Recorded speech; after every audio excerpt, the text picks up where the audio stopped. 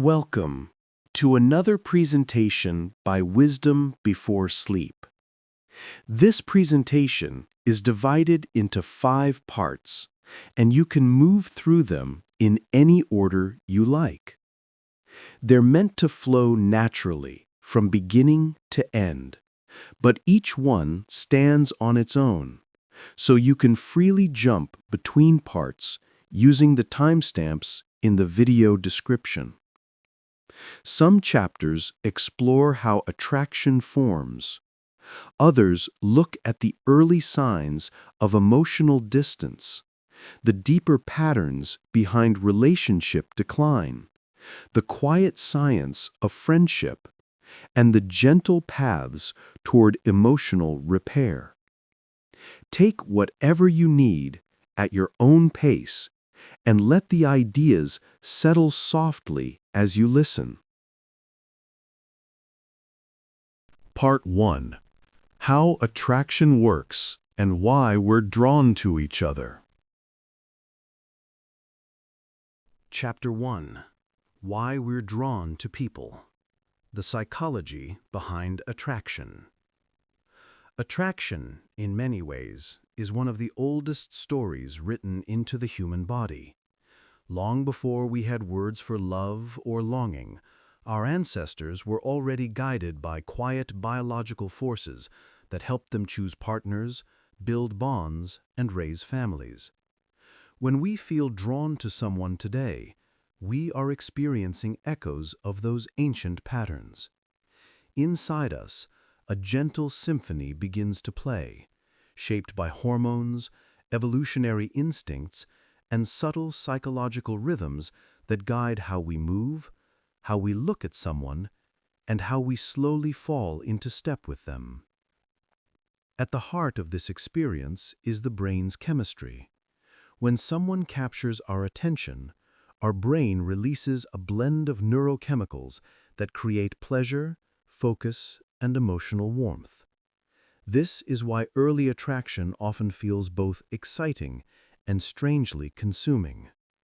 Dopamine and norepinephrine lift our energy and sharpen our attention, while oxytocin softens us into closeness.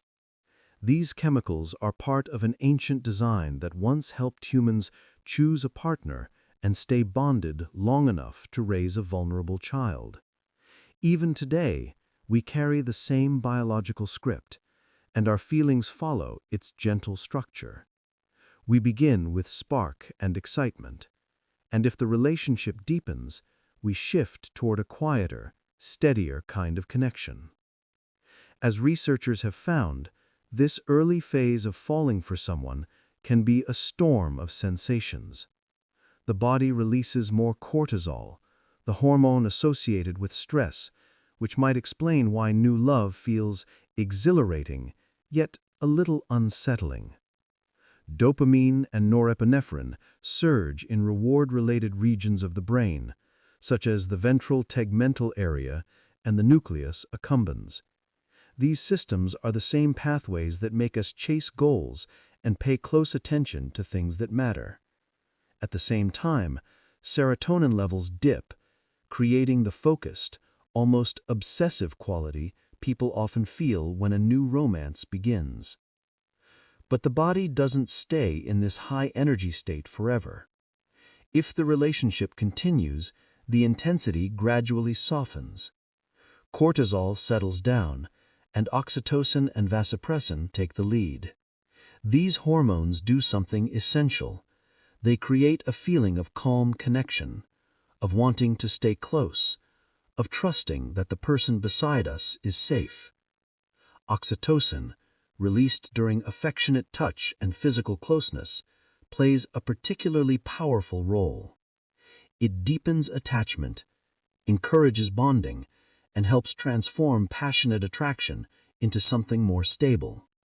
From an evolutionary viewpoint, this progression is beautifully purposeful. Intense desire brings two people together. Steady attachment helps them stay together in the long term. Evolutionary psychology suggests that the traits we find attractive today aren't random. Many of them once signaled health, fertility, or reliability to our ancestors. For example, in studies around the world, men often show a preference for youth and physical cues linked to fertility, while women more frequently value partners who demonstrate stability or the potential to provide resources. These patterns reflect the different reproductive challenges men and women faced throughout human history. Women carried and raised children for long periods, while men's ability to invest resources influenced survival outcomes. This doesn't mean attraction is purely biological or fixed, only that the roots of our preferences stretch far into the past. In fact, the very experience of romantic love may have evolved as a kind of commitment system. By filling the early stages of courtship with joy, excitement, and emotional pull, love helps create a bond sturdy enough to support the years-long process of raising human children. Anthropologists have found evidence of romantic love in virtually every culture studied, suggesting that it is not a modern invention, but a deep, universal part of being human. Biologists have even noticed remarkable similarities between human bonding and bonding in other animals, like prairie voles, who also rely on oxytocin and dopamine to form long-term partnerships. This overlap hints that romantic attachment grew from older biological systems, especially the ones that link parents and infants. In a sense, our brains treat our partners with the same protective tenderness once reserved for close kin. Yet, attraction is not just something that happens chemically or in the mind, it unfolds in the body as well. Humans naturally begin to synchronize with people they like. Without thinking about it, we mirror gestures, posture, facial expressions, even the rhythm of someone's speech. This subtle behavioral echoing, sometimes called the chameleon effect, creates an immediate sense of harmony. When two people are attracted to each other, this synchrony becomes even more noticeable. Their movements align, they fall into similar patterns of expression, and their emotional states begin to match. Research shows that this kind of nonverbal synchrony increases feelings of closeness, acting almost like a quiet feedback loop. The more in sync two people are, the more connected they feel. And the more connected they feel, the more they move in harmony. When a relationship is thriving, the movements and signals between two people feel coordinated, like an intimate dance. But when the connection weakens, this synchrony often breaks down, replaced by subtle asynchrony or emotional distance. There are other signs too, cues that our bodies give even when we try to stay composed. People often lean in toward the person they like, angle their bodies to face them more directly, or mirror their hand gestures without realizing it. They may laugh more easily, tilt their heads, or soften their gaze. Eye contact is especially powerful. When two people lock eyes, the brain's bonding circuits activate, releasing more oxytocin and creating a sense of warmth and familiarity. Open body postures, genuine smiles, and relaxed expressions communicate receptivity and interest, while closed-off postures, like folded arms or a turned torso, signal discomfort or disinterest.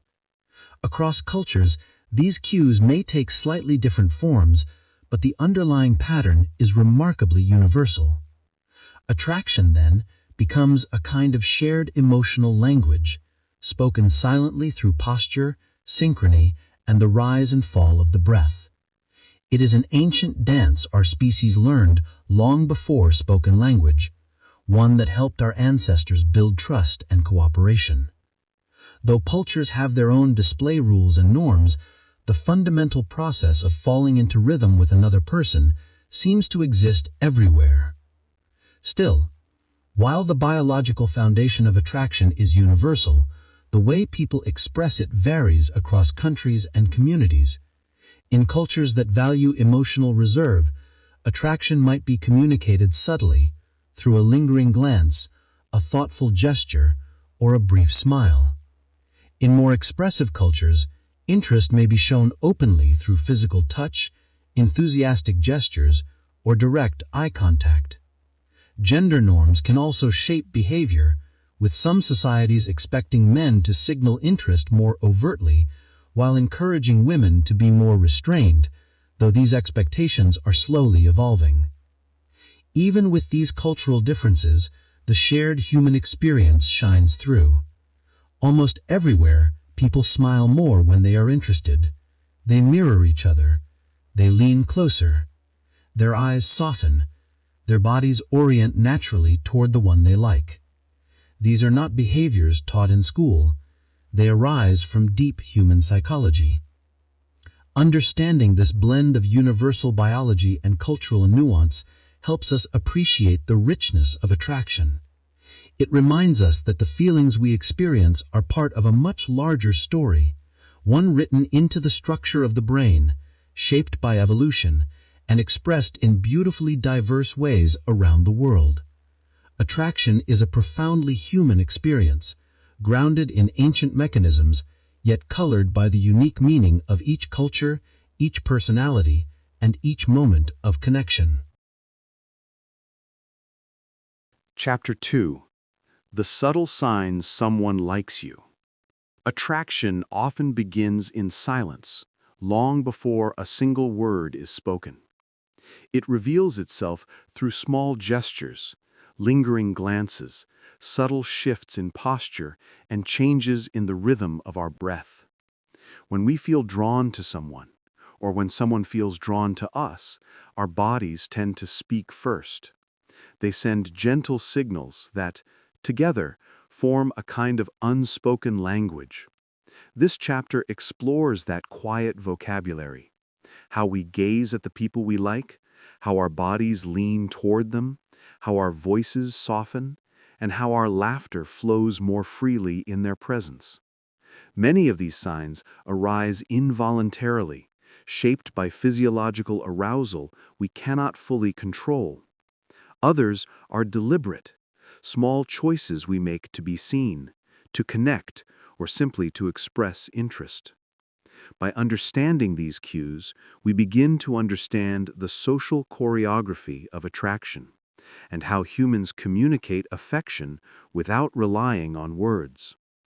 We also explore how these signals vary across genders, contexts, and cultures, and how to distinguish genuine subconscious indicators from more consciously crafted flirting. One of the clearest windows into attraction is the eyes. When two people feel drawn to one another, their gaze naturally lingers. Sustained eye contact becomes more than a polite gesture. It becomes a moment of shared focus, a soft acknowledgement that something meaningful is happening.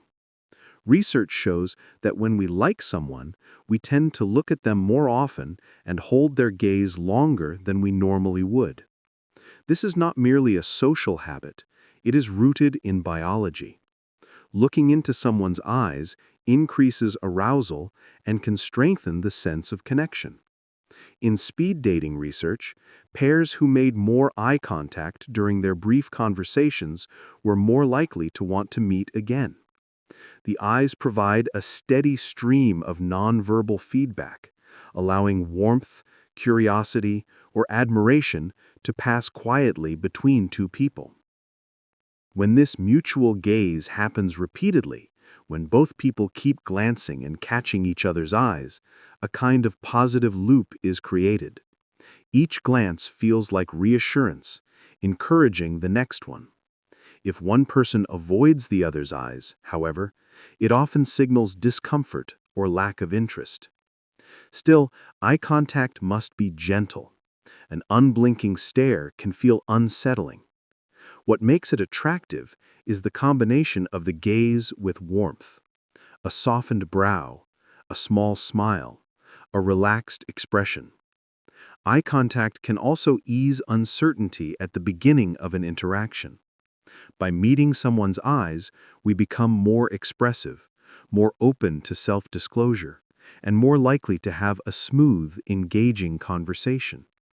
Although eye contact alone cannot create attraction, It deepens the emotional space in which attraction can grow. In this way, looking into someone's eyes becomes both a sign and a catalyst of connection. Attraction also shapes the way we move. When we feel comfortable with someone or intrigued by them, our bodies naturally begin to mirror theirs. This non-conscious mimicry, often called the chameleon effect, reflects rapport and emotional alignment. A person crosses their legs, and moments later, the other does the same. One leans in, and the other follows without thinking. This mirroring is not performed intentionally.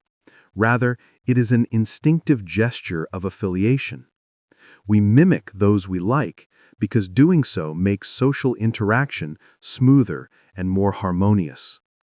In romantic settings, researchers have found that higher levels of mirroring are associated with greater attraction and even relationship satisfaction. Physical proximity also reveals attraction.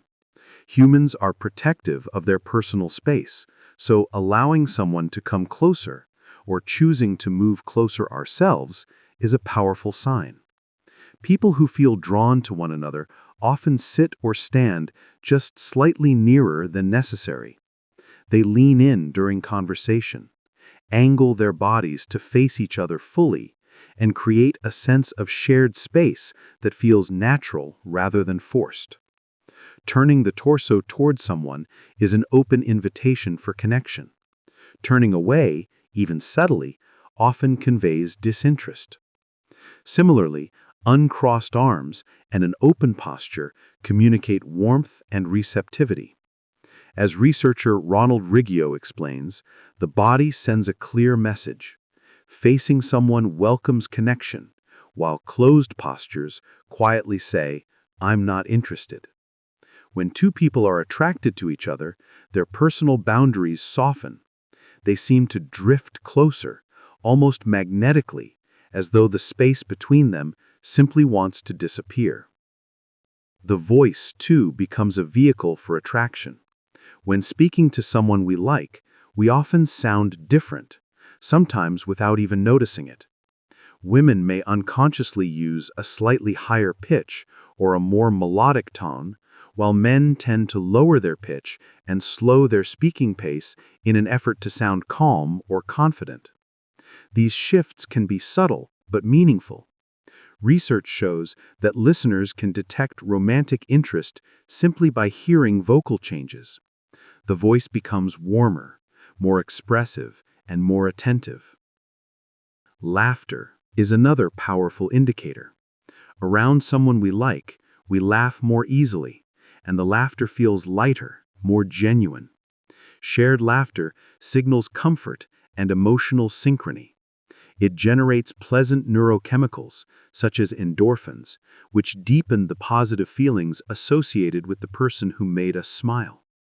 Studies suggest that when a woman laughs at a man's humor during an early interaction, and when the laughter eventually becomes mutual, there is a strong likelihood of romantic interest from both sides.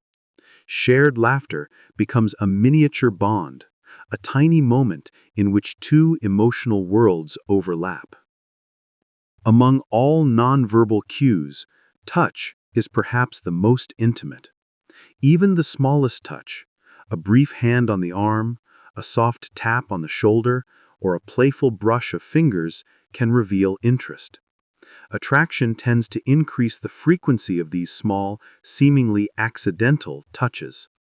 If they are welcomed and reciprocated, intimacy builds gradually. Touch triggers the release of oxytocin, deepening the sense of closeness. On a date, the slow progression of touch often reflects growing mutual attraction. Knees brushing under the table, a gentle hand at the back, a light touch while sharing a laugh. However, when someone consistently avoids physical contact or pulls away, their distance is usually a sign that they feel no romantic pull, no matter how friendly they may seem. Attraction, however, communicates through both planned and unplanned signals. Some cues are deliberate. Someone might intentionally hold eye contact, offer a flirtatious smile, or initiate a light touch as a way of expressing interest. These conscious choices are part of learned flirting behavior. People use them because they are socially recognized ways of saying, "I'm interested in you." But other cues arise involuntarily, revealing feelings that cannot be easily hidden. One such signal is pupil dilation. When we look at someone we find attractive, our pupils tend to widen naturally due to sympathetic nervous system arousal. This response is difficult to control and even harder to fake. Observers may not consciously notice the dilation, yet they often interpret it instinctively as a sign of warmth or allure. Blushing is another giveaway. A flushed face, pink cheeks, or a sudden warmth in the skin often betrays excitement or embarrassment around someone we find appealing. Nervous fidgeting, shifting weight from foot to foot, or playing with one's hair or clothing can also indicate attraction, reflecting the internal tension that comes with wanting to be seen but feeling shy or unsure. Micro-expressions, fleeting facial reactions that occur before we can mask them, add another layer. A quick eyebrow raise when seeing someone we like, sometimes called the eyebrow flash, is observed across cultures as a spontaneous sign of recognition and interest. These subtle signals create a trail of emotional breadcrumbs that the attentive observer can follow. Of course, people can also use learned flirting behaviors intentionally. Women may offer a gentle, flirtatious glance. Men may stand a little taller or use broader gestures. Compliments, strategic touches, and playful expressions all help signal interest. These tactics can be effective, but they feel most authentic when they align with true feelings. A genuine smile is unmistakable. Its warmth reaches the eyes and softens the entire face. A forced smile, however polite, never creates the same glow. Humans are surprisingly skilled at distinguishing real attraction from performances of interest. Authenticity is the quiet force that holds all these cues together. Understanding these layers, deliberate and subconscious, helps us read the emotional map of attraction. The most honest signals tend to come from the body's automatic responses, the widening pupils, the involuntary lean-in, the shared laughter that cannot be rehearsed. Context, however, shapes how these cues appear. In professional or formal environments, people often suppress overt flirting. Eye contact might be brief, touch almost non-existent, and vocal warmth restrained. Yet even in a workplace or meeting room, subtle signs can appear. Slightly increased mirroring, a quick smile that lasts a little longer, or a momentary shift in tone. In digital communication, attraction takes new forms. Faster replies, thoughtful messages, the use of expressive emojis or enthusiasm that shows through word choice. Cultural norms add another dimension. In some cultures, touching someone's arm on a first date feels natural. In others, it is considered too bold. Direct eye contact might feel confident and open in one society, while overly intense in another. These differences highlight the importance of understanding local customs. Gender norms also influence behavior, though less so than they once did. Women have traditionally been encouraged to express interest subtly, through soft laughter or gentle glances, while men have often been socialized to initiate more overtly. But personality plays an even stronger role. A shy man may hint at interest only through fleeting eye contact, while a confident woman may take the lead in initiating touch or conversation. Attraction cannot be reduced to stereotypes. Each person expresses it in their own way. Through all these variations, the underlying signs remain remarkably constant: the eyes that linger, the voices that soften, the bodies that lean just a little closer, the laughter that comes more easily, the subtle shift of energy when two people begin to attune to each other. In the end, attraction is a quiet dialogue. It lives in the moment when two people find themselves smiling at the same time, or when their footsteps fall into rhythm without planning.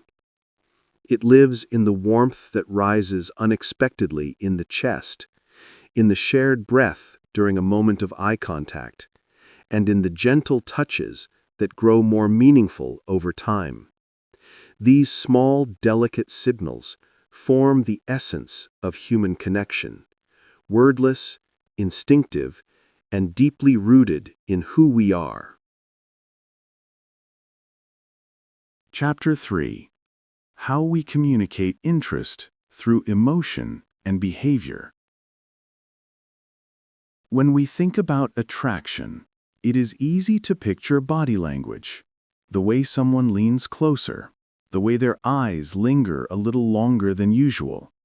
But there is another, equally important layer that often tells an even clearer story.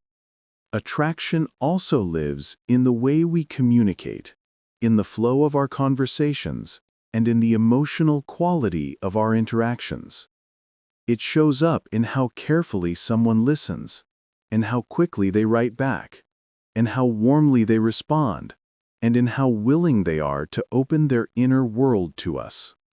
In a sense, communication is where attraction becomes visible in everyday life. It is how "I like you" is translated into attention, effort, curiosity, and emotional presence.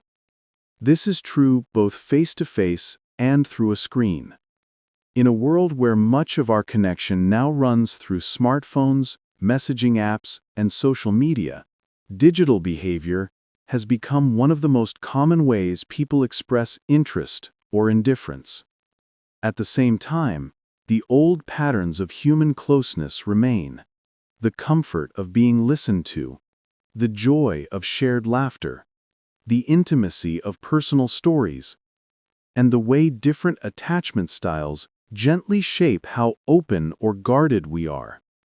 Understanding these patterns gives us a more complete picture of how attraction actually feels and behaves in real life. In modern romance, texting and digital messaging have become almost like a second nervous system for relationships. For many people, a day can be filled with small digital moments: a good morning message, a meme shared in the middle of work, a late-night text about something that reminded them of you.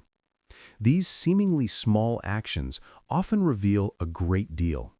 When someone is genuinely attracted to you, they tend to show it through responsiveness and initiative. Messages often come back quickly, sometimes within minutes rather than hours. They do not disappear for days at a time. Instead, they keep the thread of conversation alive, as if they enjoy the feeling of being in quiet, continuous contact. The quality of those messages matters too. An interested person rarely limits themselves to flat, one-word replies. They ask questions, follow up on things you mentioned before, and show curiosity about your day, your thoughts, or your feelings. They might remember that you had an important meeting and check in to ask how it went. Their texts often carry warmth, not just "okay," but "that sounds wonderful, tell me more." They use positive language, playful words, or laughter. Emojis and expressive punctuation can become tiny emotional signs: smiles, hearts, laughing faces, exclamation marks that add color and affection to their words. Research suggests that when two people naturally match each other's texting style, including emoji use and message rhythm, it reflects a kind of digital synchrony, similar to nonverbal synchrony in person. When your messages feel like a smooth back-and-forth exchange, as if you are emotionally in step, it is often a good sign that attraction and connection are growing on both sides. On the other hand, low investment in digital communication often signals low romantic interest or lower priority. If someone consistently takes a long time to reply, sends short, emotionless messages, rarely asks questions, and almost never initiates contact, the message beneath the messages is usually clear. It does not automatically mean they dislike you. Some people are genuinely busy or simply not very expressive over text, but when the pattern repeats over time, it often reflects a lack of emotional energy directed toward the connection. Timing can be especially powerful in the early stages of dating. A text later that same evening or the next morning after a first date tends to feel like a gentle reassurance. I enjoyed you, and I'm still thinking of you. Waiting many days to send anything, or sending a message that feels distant or formal, tends to stir doubts instead. Digital communication also reveals attraction through initiation. When someone likes you, they usually do not always wait for you to speak first. They reach out just to say hello, share a picture, or send something that made them think of you. A warm good morning or good night message, especially when it becomes a habit, suggests that you are part of the opening and closing moments of their day. On social media, attraction may show up as frequent likes, comments, and reactions to your posts, or as private messages sharing articles, videos, or songs that they believe you might enjoy. These are modern echoes of the old instinct to show attentiveness, tiny, repeated signs that you matter.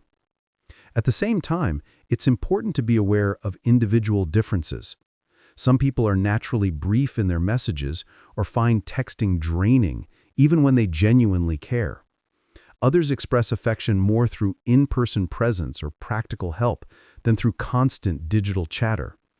Nevertheless, in general, when attraction is strong and mutual, digital conversations tend to feel lively, reciprocal, and reasonably consistent. The flow of messages resembles an easy rally in a game of gentle ping-pong, rather than the lonely feeling of serving ball after ball into silence. In contrast, certain negative digital patterns tell a different story.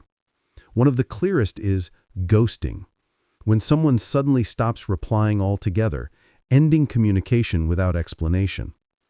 This disappearance is usually a sign of withdrawal or disinterest, and while it may sometimes reflect the other person's discomfort with confrontation rather than something about your worth, it is nonetheless a digital cue that the romantic thread has been dropped. If digital communication reveals one layer of attraction, in-person conversations reveal an even deeper one. The way someone talks with you, how they listen, respond, joke, and open up, often says more than any emoji ever could. One of the strongest signs of attraction in face-to-face interactions is active, genuine listening. When someone truly likes you, they offer you their attention as a kind of gift. They maintain comfortable eye contact, nod as you speak, and ask follow-up questions that show they are absorbing what you say. They may remember details you have shared, whether it's the name of your pet, a challenge you are facing at work, or a long-ago story about your childhood. This attentive behavior is not just politeness, it reflects emotional investment. When you are upset, they respond with concern and empathy. When you are happy, they mirror your enthusiasm and celebrate with you. Psychologists often describe this as responsiveness, the feeling that the other person really gets you, values you, and cares about what you experience. This sense of being understood is deeply attractive because it meets a fundamental human need, the need to be seen and accepted as we are. Over time, repeated experiences of being listened to and validated can transform simple attraction into genuine emotional closeness. Shared humor is another powerful sign. When two people are attracted to one another, they often find themselves laughing together more easily. Jokes bounce back and forth, inside references start to form, and little moments of silliness become cherished memories. It's not just one person performing for the other, but a mutual process, a shared rhythm of wit, timing, and playfulness. Studies suggest that couples who create and enjoy humor together tend to report higher levels of satisfaction and attraction. Laughter releases feel-good chemicals in the brain and helps create a sense of safety and joy. When you notice that conversations with someone are consistently filled with light, warm laughter and easy banter, it is often a sign that the emotional chemistry between you is strong. Another crucial communication cue is self-disclosure, the willingness to share personal thoughts, feelings, and experiences. At the beginning, conversations may stay on safe, neutral topics: work, hobbies, news, or casual small talk. As attraction grows, people often begin to open up more. They talk about their hopes and fears, their past relationships, their family history, their dreams for the future. They share stories that reveal vulnerability or deeper values. This gradual opening is a way of saying, "I trust you with more of who I am." Research has long shown that mutual self-disclosure fosters feelings of closeness and attraction. We tend to like those who confide in us, and we tend to confide more in those we like. This creates a gentle cycle. Attraction encourages openness, and openness strengthens attraction. Alongside disclosure, there is empathic communication. The way someone responds to your emotional world. They might send a supportive message before your exam, ask how you're feeling after a difficult day, or remember to ask about something you were worried about the last time you spoke. They may naturally use phrases that show alignment and validation, such as, "I can see why you felt that way," or "That makes a lot of sense." Sometimes they begin to use we language, referring to the two of you as a unit, even in small ways, like, "We both love that kind of music," or "We should try that cafe sometime." These subtle shifts hint at a desire to imagine a shared future, even if it's just in simple outings or small plans. Of course, good listening, humor, and openness are also part of strong friendships. The difference in romantic attraction often lies in the intensity and focus of the attention. When someone is romantically interested, they are more likely to give you undivided attention, to let conversations stretch longer into the evening, and to want to know not just what you do, but who you are at a deeper level. They show curiosity about your inner world, your opinions, your quirks, your perspectives on life. If instead, conversations remain consistently shallow, perfunctory, or distracted, with little desire to explore your thoughts or feelings, it may suggest that the person is not trying to build a deeper romantic connection. All of these communication patterns, the texts, the listening, the laughter, the self-disclosure, are also influenced by something quieter but very powerful: attachment style. Attachment style is a kind of inner blueprint that shapes how we approach closeness, formed from our early experiences of safety, care, and dependence. In adulthood, it often emerges most clearly in romantic relationships. Three broad patterns are commonly discussed: secure attachment, anxious attachment, and avoidant attachment. Each one has its own way of sending signals in the early stages of attraction. Securely attached individuals generally feel comfortable with intimacy and trust. When they are attracted to someone, they tend to show it in clear, balanced ways. They usually communicate openly. They reply in a timely manner, initiate contact without playing games, and express liking without overwhelming the other person. If they enjoy a date, they say so. If they want to meet again, they suggest it directly. They also respect boundaries and understand that both people need space at times. When a secure person does not receive an immediate reply, they may feel a little curiosity, but they usually do not spiral into panic or withdraw in retaliation. Their signals of attraction are steady and predictable, which helps create a feeling of safety. Anxiously attached individuals often experience attraction with greater intensity and worry. They crave closeness and fear rejection, so their communication can be more frequent and urgent. When an anxious person likes someone, they may text very often, sometimes more than the other person, and may keep checking for replies. A small delay in response can trigger a wave of anxious thoughts. Did I say something wrong? Are they losing interest? Are they ignoring me? To soothe this anxiety, they might send additional messages or seek repeated reassurance. They may also self-disclose quickly, sharing deeply personal details early in the connection in hopes of fast-tracking intimacy. Their attraction signals can feel like a bright, constant light. Many messages, strong words, clear expressions of longing or excitement. This intensity can be touching and genuine, but it can also feel overwhelming if it is not matched. When anxiously attached people feel insecure, they sometimes resort to protest behaviors.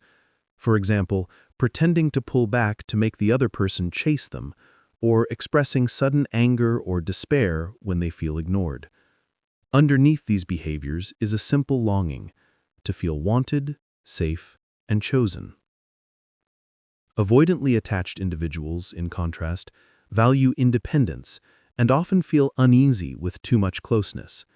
They do experience attraction, sometimes very strongly, but their instinct is often to manage or limit that closeness to avoid feeling engulfed or vulnerable.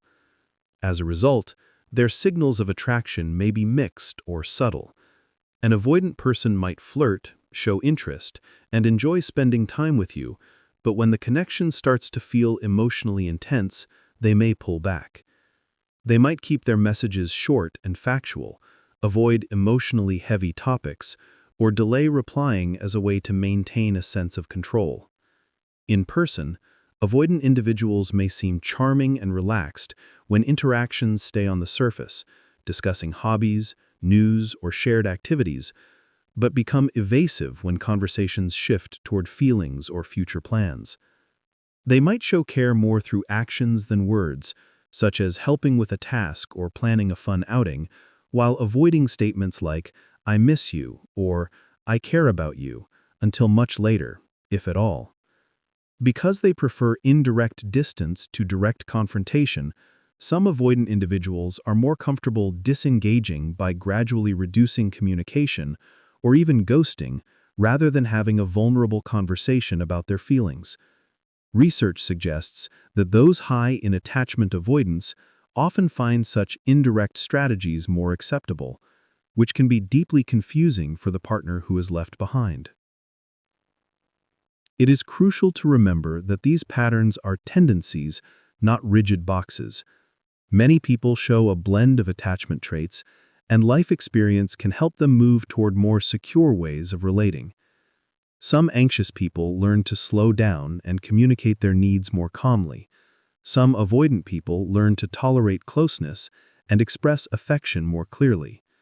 Secure partners can often help moderate the extremes, offering steady reassurance to an anxious partner or gentle invitations to open up to an avoidant one. In early attraction, however, these attachment patterns often color the pace and style of communication. An anxious partner might declare strong feelings quickly. An avoidant partner might take a long time to put emotions into words, even if they are felt. Culture, personality, and context all add further layers of nuance. In some cultures, direct verbal expressions of attraction are considered bold, even inappropriate, so people communicate interest through subtler forms of politeness, attentiveness, and reading between the lines. In other cultures, especially those that value individual choice in relationships, saying, "I like you," or "I would love to see you again," is more normal and encouraged. Some people are much more comfortable speaking from the heart in person, while others express themselves more freely over text, where they have a moment to think before responding. Gender expectations can also shape how people signal attraction. In many societies, women are encouraged to be more emotionally expressive and attentive, and men are socialized to show care through practical actions or problem solving. However, these patterns are changing, and many individuals diverge from traditional roles. Some men are deeply verbal and nurturing, some women are more reserved and indirect. In the end, each person has their own accent in the language of attraction. Some express love through words, others through actions, others through quality time, gestures of service, or physical affection. With so many variations, it is easy to misread signals. A quiet person might be deeply attracted, but show it in small, steady ways. A talkative person might seem very enthusiastic, but treat many people with similar warmth.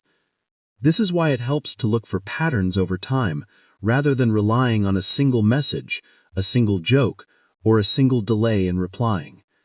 Does this person in general move toward you or away from you?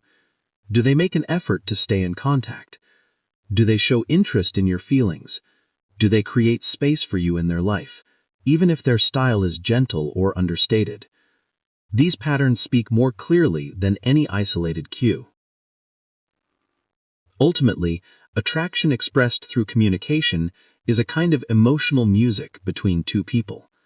Sometimes it is loud and lively, anxious, enthusiastic, full of constant messages and intense conversations. Sometimes it is soft and subtle, small acts, careful listening, shy smiles, and simple check-ins. But beneath all the variation lies a common thread. When we are attracted to someone, we pay attention, we remember, we respond, we care about how they feel. Understanding these communication and emotional cues does not give us perfect certainty about another person's heart, but it does help us navigate the early stages of connection with more clarity and kindness. It reminds us that words, timing, tone, and openness are not random. They are the gentle ways in which attraction reaches out, hoping to be met, hoping to be understood, and perhaps over time, hoping to be returned. Chapter 4. How Different Cultures Express Attraction. Attraction is one of the most universal experiences we share as human beings. Hearts beat a little faster, thoughts drift toward a particular person, and a quiet longing begins to form. Yet the way this inner feeling shows itself on the outside can look very different from one part of the world to another. What counts as bold flirtation in one culture may be seen as simple friendliness in another. A gesture that feels modest and respectful in one place might be read as distant or cold somewhere else. In this gentle chapter, let us walk slowly through these differences. We will explore how cultures shape the display rules that govern emotion and affection, how collectivist and individualist values influence courtship, and how people across the world find ways to express love within the boundaries of their communities. When we understand these nuances, we become better at reading signals in cross-cultural settings and more compassionate when misunderstandings arise. Every society teaches its members, often without words, how much emotion is acceptable to show. These are called display rules, and they influence everything from how loudly we laugh to how openly we flirt. In cultures that value emotional restraint and modesty, people are often encouraged to keep strong feelings, especially romantic ones, relatively private. Think, for example, of many East Asian cultures, such as Japan or China.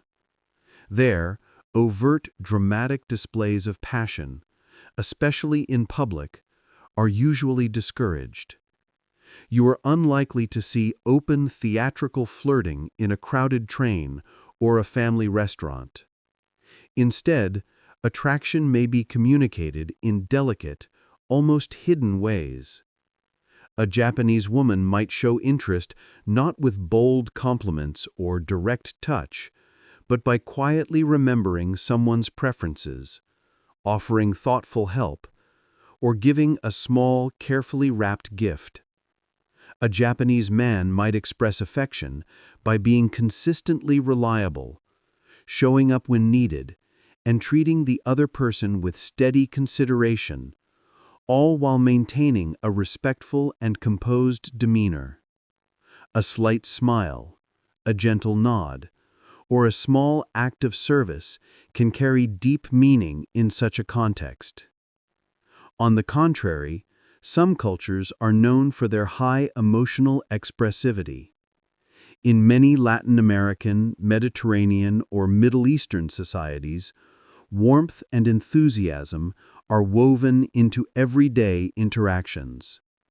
In Italy or Brazil, for instance, it is quite common to use vivid body language when showing romantic interest. Wide smiles, animated gestures, expressive eyes, affectionate compliments, and a lively tone of voice. People may stand closer, touch an arm lightly while talking, or laugh loudly and openly. These gestures do not necessarily signal romantic interest by themselves, because the baseline of expressivity is higher in general. But in the dance of attraction, they become more intense, more frequent, and more focused on one particular person. Even something as simple as eye contact changes meaning across cultures. In many Western societies, like much of North America and Western Europe, making eye contact is often seen as a sign of confidence, honesty, and openness. It can be a clear green light in flirting.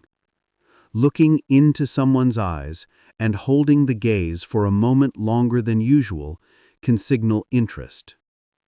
Yet in other parts of the world, prolonged eye contact may feel too direct or even disrespectful, especially between men and women who are not married or closely related.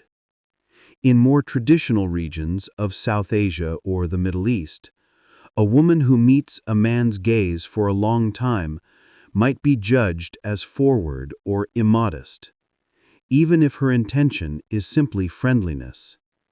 In such contexts, attraction tends to be signaled through more modest gestures, a brief glance that quickly drops to the floor, a shy smile followed by looking away, or a quiet, respectful conversation that hints at warmth without any grand display. Smiling, too, is universal in its basic meaning, but culturally specific in its use. In the United States, for example, smiling at a stranger or someone attractive is relatively common and signals openness and friendliness. In other societies, people do not smile as readily at strangers, especially in formal situations. So when a smile does appear in those contexts, it often carries more weight.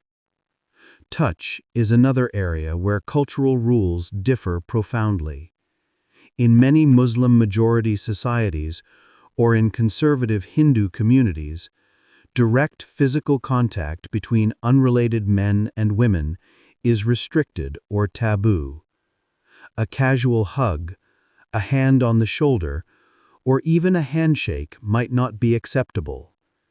In such places, romantic interest must find other channels: words, glances, small acts of kindness, or messages passed through trusted intermediaries, rather than touch. In contrast, in many Latin cultures or some European contexts, friendly cheek kisses, hugs, or a hand on the arm during conversation are part of normal social behavior. There, distinguishing romantic touch from friendly touch often depends on context, duration, and emotional tone. A slightly longer embrace, a lingering hand, or a gentle caress may carry meaning beyond everyday contact. Behind all these differences lies a deeper layer of cultural values. Broadly speaking, collectivist societies and individualist societies foster different ways of displaying attraction. In collectivist societies, many of which are found in Asia, the Middle East, Africa, and parts of Latin America, the focus is on family, community, and social harmony. Romantic relationships are not seen as entirely private. They are woven into the fabric of the group. In these contexts, open flirtation in public may be frowned upon, not only because it draws attention, but because it can risk the reputations of both people involved. To lose face, to experience public embarrassment or rejection, is something to be avoided. So attraction is often signaled indirectly. A person may use a go-between, perhaps a cousin, a friend, or an elder, to quietly communicate interest. Group activities are common. Instead of going out on private dates, two people might spend time together in mixed groups, allowing them to talk and observe each other within the safety of a social circle. Imagine a young man in India who starts taking the same bus as a young woman every day, making sure to offer his seat, to help with her bag, or to greet her politely. Nothing is explicitly said, but over time, these small acts add up to a clear pattern. The interest is there, yet wrapped in courtesy and caution.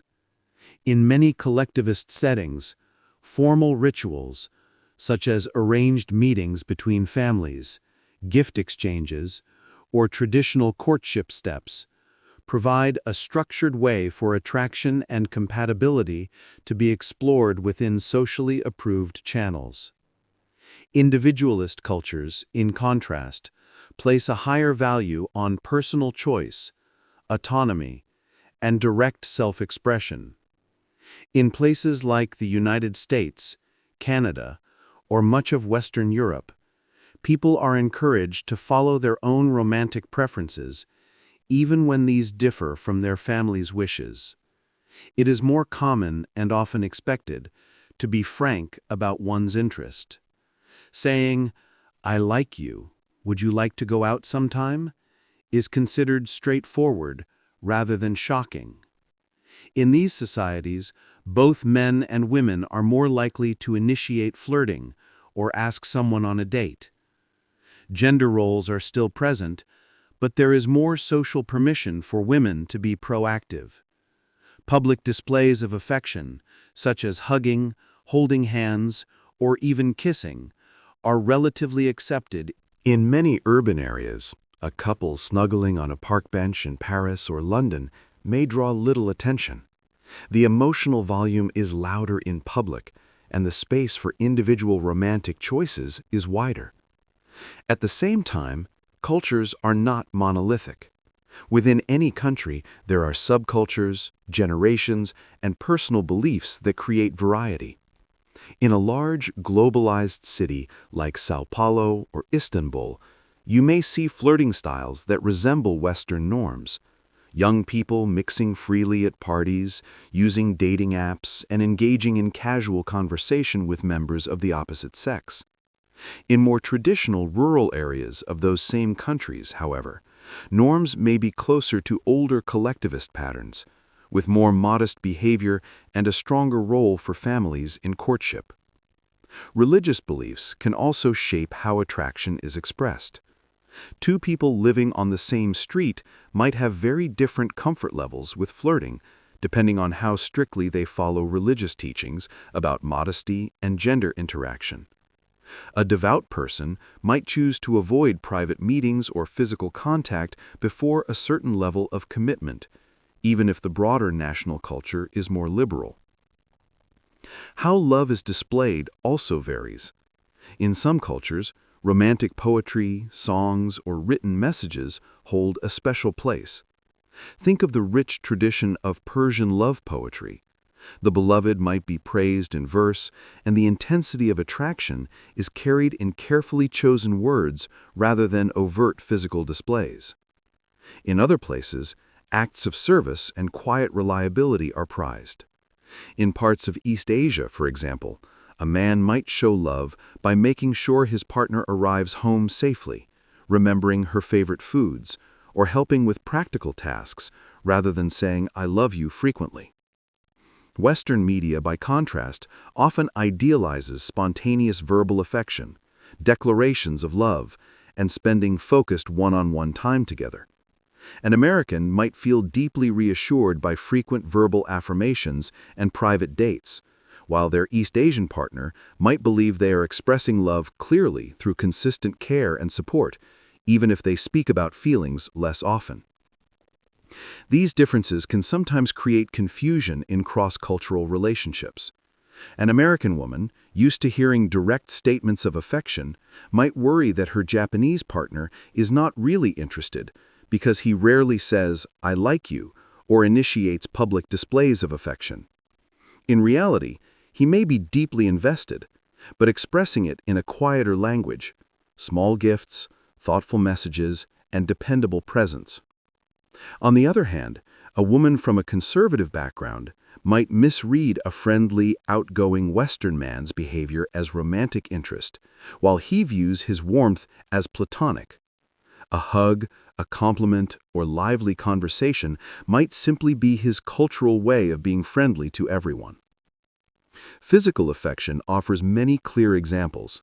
A couple sharing a hug and gentle kisses in a park in France or Italy may be seen as sweet and ordinary, a simple expression of l'amour in daily life.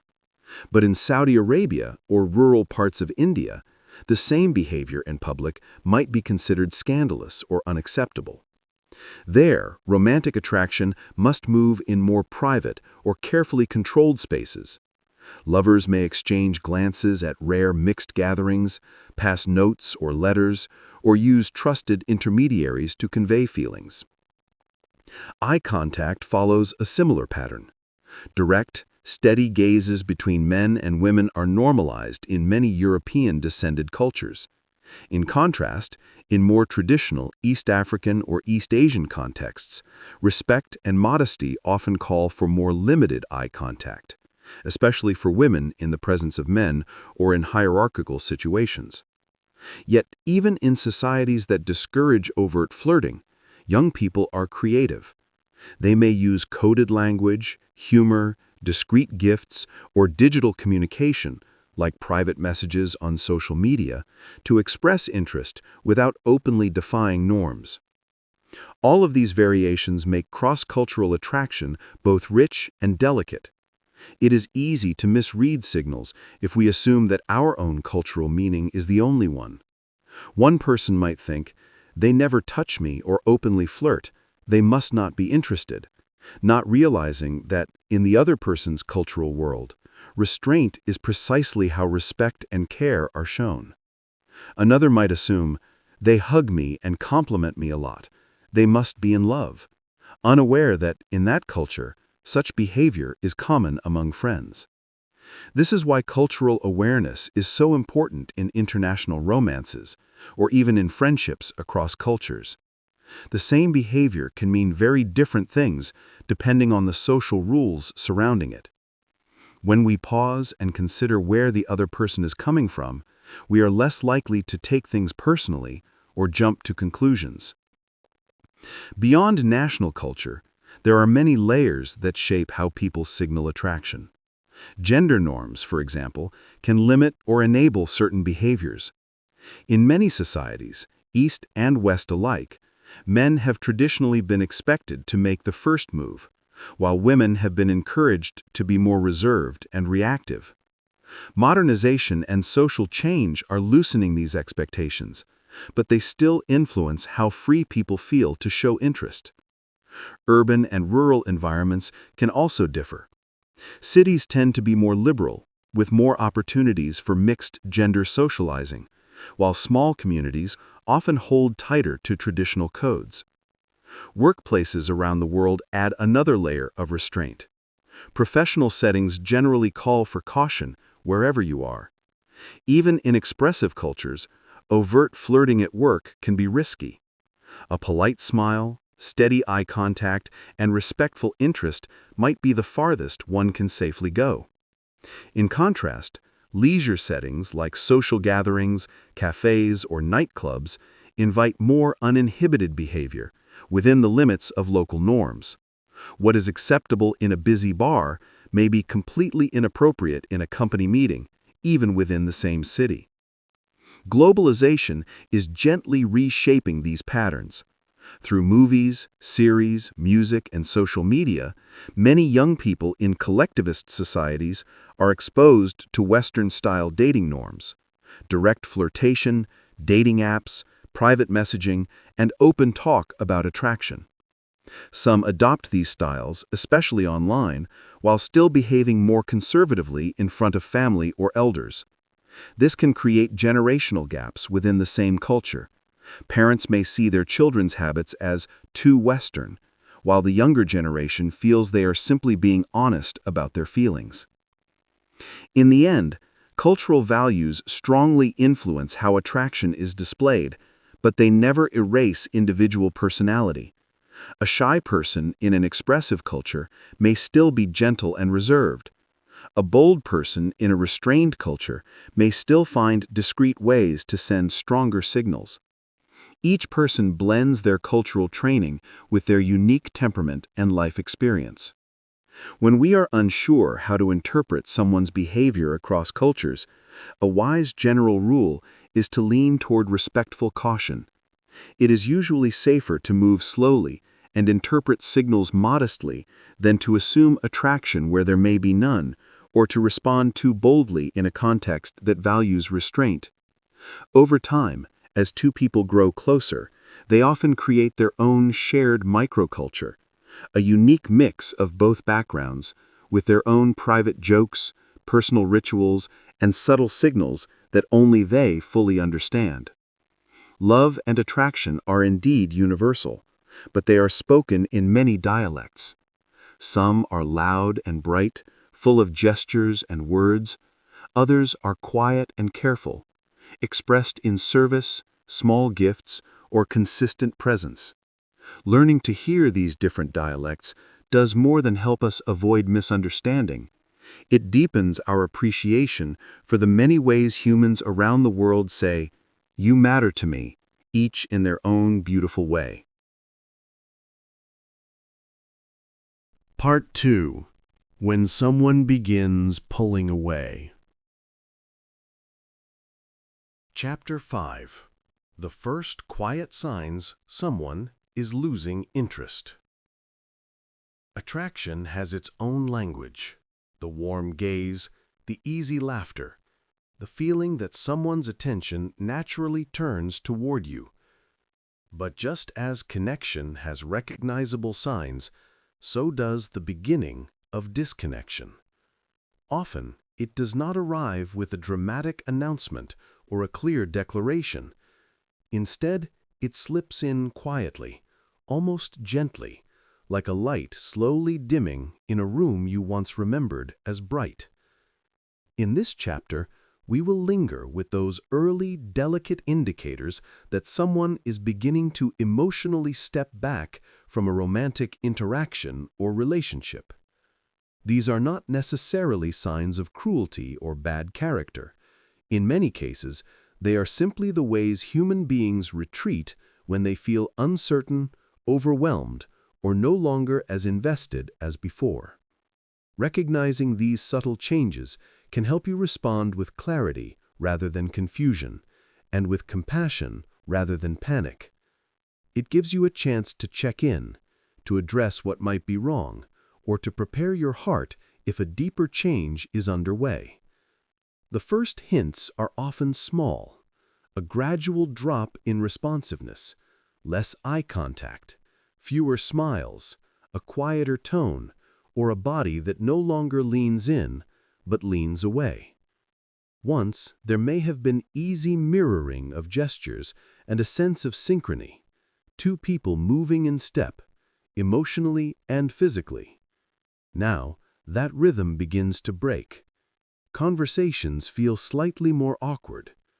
Where there used to be warmth and shared excitement, there are longer pauses, distracted nods, and a sense that the other person's mind is somewhere else. One of the most important places to look is attention. In the early days of attraction, attention feels like a gift freely given. The other person listens carefully when you speak, asks curious questions, remembers your stories, and follows up later. How did that meeting go? Or, you mentioned you were nervous yesterday. How are you now? Their interest is not just in the facts, but in your inner world. When interest begins to fade, that attentiveness is often the first thing to thin out. A partner who once leaned forward eagerly during your stories may now seem distracted, glancing at their phone, staring past you, or responding with only short automatic sounds like, uh-huh, or, Instead of asking, tell me more, they might change the subject back to themselves or to something neutral. It is not that they never respond, but the responses feel perfunctory, as if they are fulfilling a social obligation rather than truly engaging with your thoughts and feelings. You may notice that they stop asking questions about your day, your projects, or your emotions. Where you once felt seen and understood, you now feel like you are talking into a space that doesn't fully answer back. The natural curiosity that accompanies affection, the desire to know how you are, what you think, what you dream about, seems to dry up. These changes, when they persist over time, point to a decrease in emotional investment. Relationship researchers have described something called bids for connection. These are the small, everyday attempts we make to share ourselves with a partner. Listen to what happened at work. Look at this funny picture. I'm feeling a bit sad today.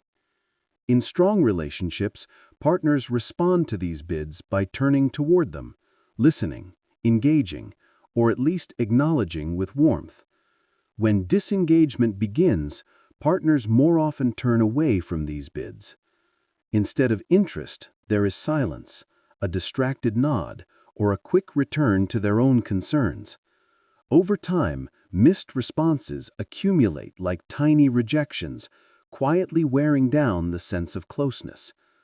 Another early shift appears in who initiates contact. During attraction, both people usually contribute. Each sends messages, suggests plans, and reaches out just to say hello. When one person starts to disengage, they often stop initiating. Messages may still come, but only as answers, not as beginnings. You might find that you are the one who always texts first, always suggests meeting, always tries to keep the thread of connection alive. If you pause your efforts, you may notice long periods of silence where there once was regular communication. In person, the same pattern can appear. A partner who previously suggested activities like, let's try that restaurant, or let's go for a walk this weekend, no longer brings up shared plans. They may agree if you propose something, but they rarely create opportunities themselves. Cancellations might become more frequent, or plans might be left vague and unconfirmed. There is less energy directed toward building shared experiences. Tone and emotional color shift as well. Someone who is slowly losing interest may sound bored, impatient, or emotionally flat. They may stop laughing at your jokes, or their laughter feels forced. Their messages become shorter, more factual, and less affectionate. Expressions that once carried warmth, like, can't wait to see you, or I loved our time together, are replaced by neutral phrases that could be sent to almost anyone. You might sense that even when they are physically present, their mind seems to be somewhere else. Sometimes, this early stage of disengagement shows up as inconsistency. There may be occasional stretches of normal closeness, perhaps out of habit, guilt, or genuine ambivalence, followed by periods of obvious distance. One week they're chatty and responsive, the next week withdrawn and minimal. This fluctuation can be especially confusing because it creates hope and doubt at the same time. It may reflect an internal struggle. Part of them still remembers the bond, while another part is pulling away. It's important to remember that everyone goes through stressful periods, busy weeks at work, family crises, health issues, when they may temporarily seem distracted or tired. A single evening of low energy doesn't mean someone no longer cares. The key is not isolated incidents, but patterns over time.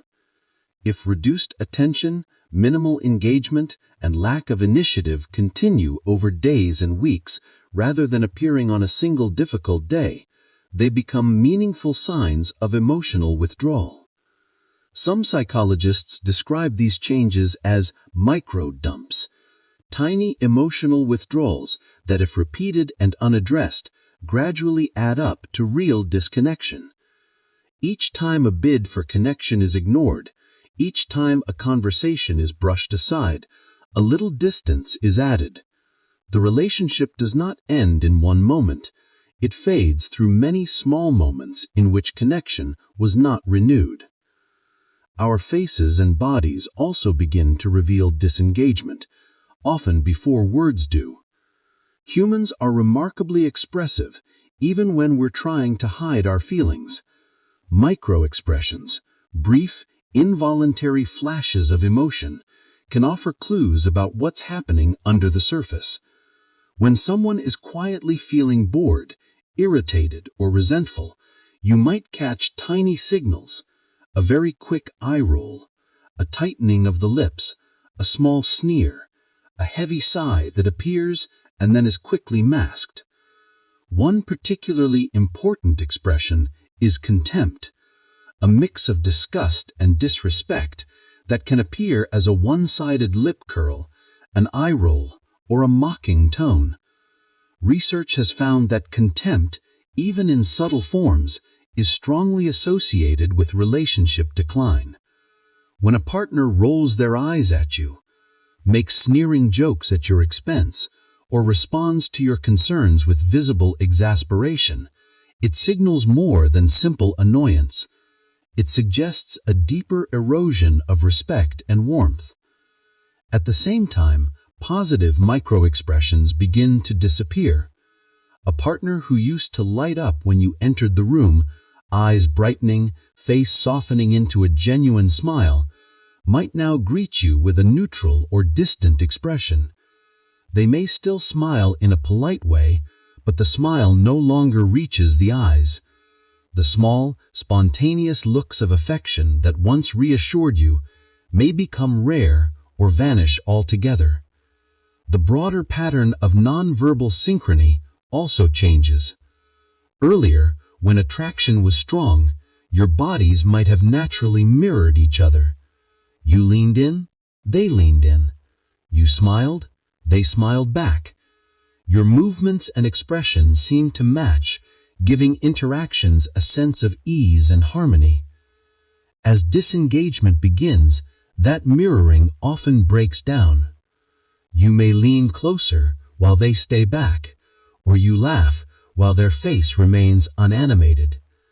Your emotional expressions no longer find a reflection in them, and conversations feel a little offbeat, as if you are dancing to different tempos. This loss of synchrony can show up as more interruptions, more awkward silences, or a general sense that conversations do not flow the way they once did. The withdrawing partner might turn their body away during discussions, cross their arms, or physically place objects like a phone or bag between you. They may avoid eye contact, looking at their screen or scanning the room instead of meeting your gaze.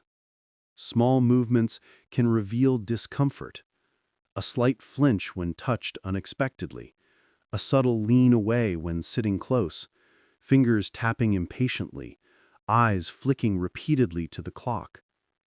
Individually, any of these movements could be harmless. Taken together, and compared to how they once behaved with you, they form a picture. A body that is making space, creating distance, protecting itself from closeness that it no longer fully welcomes. The emotional temperature in the relationship drops. It may be hard to name exactly when it began, but over time, you feel the room grow cooler. Consider a simple example. Perhaps you excitedly suggest a weekend plan, something you both used to enjoy. In the past, your partner's face might have brightened. They might have added ideas, and you would plan together. Now, you see a brief micro-frown, or no expression at all, followed by a flat response, if you want. There is no enthusiasm, no shared anticipation. A few such moments might be explained away. Many such moments, repeated, send a clear message. Their eagerness to share time with you is fading. It is painful to notice these changes, and many people try not to see them at first. It is natural to explain them away as stress, busyness, or a temporary mood. Sometimes that is true. But there is value in gently acknowledging what you sense rather than silencing your intuition. Recognizing early signs of disengagement does not mean jumping straight to blame or panic. Instead, it can be an invitation to pause, to reflect, and, if appropriate, to reach out. Sometimes, naming what you feel can open a meaningful conversation. Lately, I've felt a little distance between us. I noticed you seem distracted or less interested when we talk. Is something on your mind? Said calmly and kindly, such a question can give the other person space to share stress you did not know about, or to admit that something in the relationship feels off. In the best case, this awareness can lead to repair. Both partners can listen, adjust, and try to rebuild the connection. In other cases, it may confirm that their feelings have indeed shifted, allowing you to respond with honesty rather than denial. It is also important to remember that disengagement does not look the same for everyone. Some people are conflict-averse.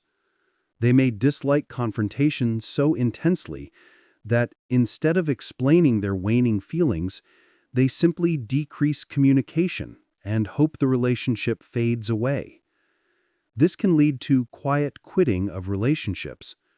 Fewer messages, fewer plans, fewer emotional exchanges, until there is almost nothing left. Others express early dissatisfaction in a more active way. A usually kind partner may become sarcastic or increasingly critical, making cutting remarks that were not part of their behavior before. Behind the irritation may be disappointment or unmet needs that they don't know how to express constructively. Cultural norms influence this as well. In societies where politeness and social harmony are highly valued, a person may continue to behave courteously, even when their interest is gone. They may hide negative facial expressions more carefully, but you might notice a different sign. They no longer go out of their way to be friendly or engaged. Their messages become formal. Their presence feels more like obligation than desire. In cultures that encourage directness, disengagement might show more clearly as blunt statements, visible frustration, or openly reduced contact. Gender roles and personality can also shape early disengagement. In some heterosexual relationships, research has observed a pattern where men tend to withdraw or stonewall when unhappy, while women are more likely to initially seek discussion or express complaints. That means early disengagement from a male partner might look like silence, minimal responses, or emotional shutdown, while from a female partner, it might manifest initially as more critical comments or protests before withdrawal. Introverts and extroverts differ too. An extroverted person pulling back may become quieter, attend fewer shared activities, and stop sharing as much. An introverted person might simply stop opening up emotionally, even if they are still physically around. Context matters as well. In workplace relationships, people often remain polite and professional, even if they are no longer romantically interested. So the signs might be subtle. Short, impersonal messages, avoiding informal chats, or keeping interactions strictly task-focused. In casual dating, disengagement can show up as increasingly delayed replies, non-committal answers about future plans, or a vague, persistent busyness that never clears. Through all of this, the most reliable compass is change from a person's own usual pattern. It's less about whether they, in absolute terms, talk a lot or little, laugh loudly or softly, but more about how their behavior toward you has shifted. A drop in warmth, a steady increase in emotional distance, a growing lack of participation in those small, everyday moments of connection. These are the threads that, woven together, signal disengagement. At the same time, it is essential to distinguish between relationship issues and personal struggles, such as depression, anxiety, or burnout. Someone dealing with internal pain may withdraw from everyone, not just from you. In those cases, the early signs of disengagement may be less about the relationship and more about their own mental state. That's why observation should be paired with gentle inquiry and compassion. "I've noticed you seem distant lately. Are you okay? Is there anything you're going through that you want to talk about?" This approach honors both possibilities, that something is wrong in the relationship or that something is wrong in their inner world, or both. Over time, if the pattern remains, less attention, less mirroring, more distance, more negative micro-expressions, it usually indicates smoke from a deeper fire. The relationship may be moving from early disengagement towards more obvious signs of disinterest, and eventually, perhaps, towards an explicit end. Seeing this is painful, but it also gives you a chance to choose how you will respond, with denial and confusion, or with awareness and self-care. The core theme, across cultures and personalities, is simple. When someone begins to disengage, they stop investing in the small, everyday threads that keep a relationship alive. The quick reply becomes a delayed one. The curious question becomes a polite nod. The eager smile becomes a distant look. Where there was once a steady stream of tiny bridges built between two hearts, there are now fewer and fewer. Recognizing these early currents does not mean you must accuse, cling, or panic. It means you are listening carefully to the emotional climate of your connection. From that awareness, you can decide whether to reach out for repair, to set boundaries, to seek support, or to begin gently preparing your heart for change.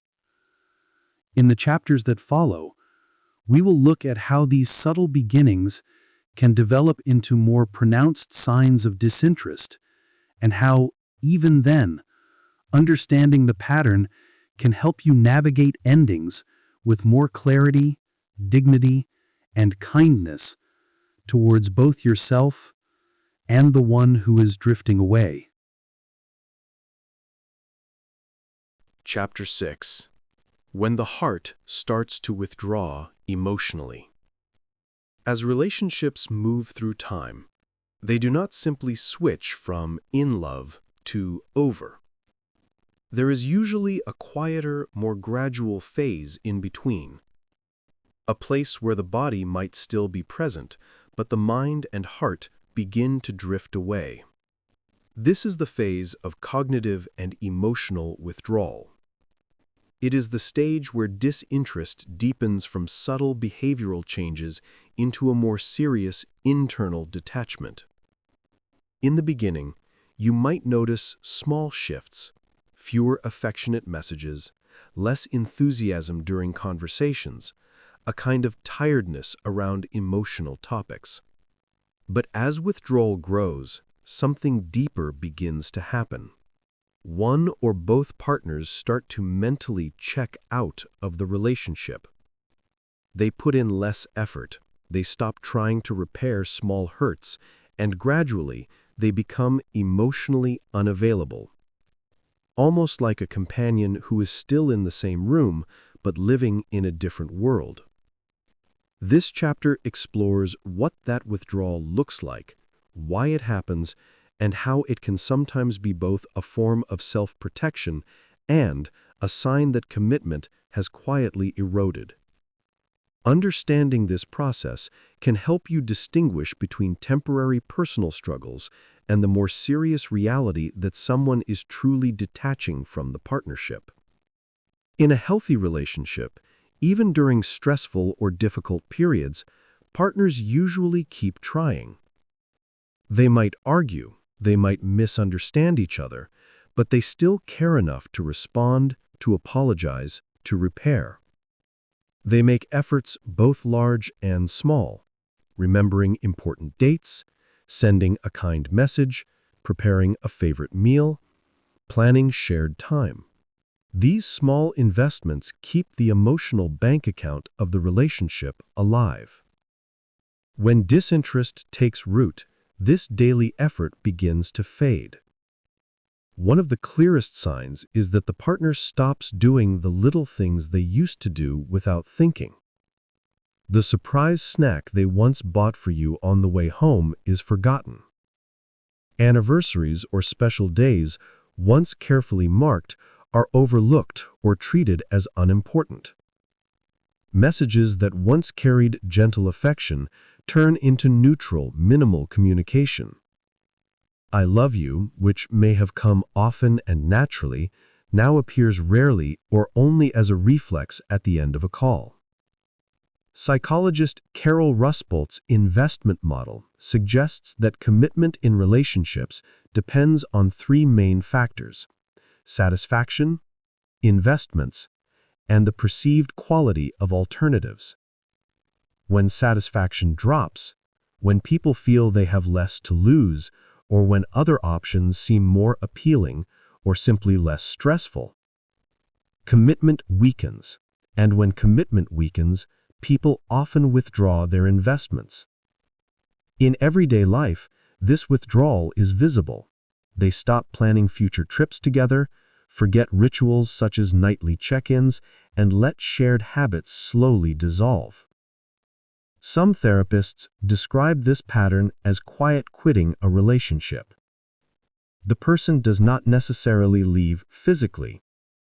They may still share the same home, sleep in the same bed, or sit at the same table. From the outside, nothing dramatic seems to have changed. Inside, however, they have stepped back.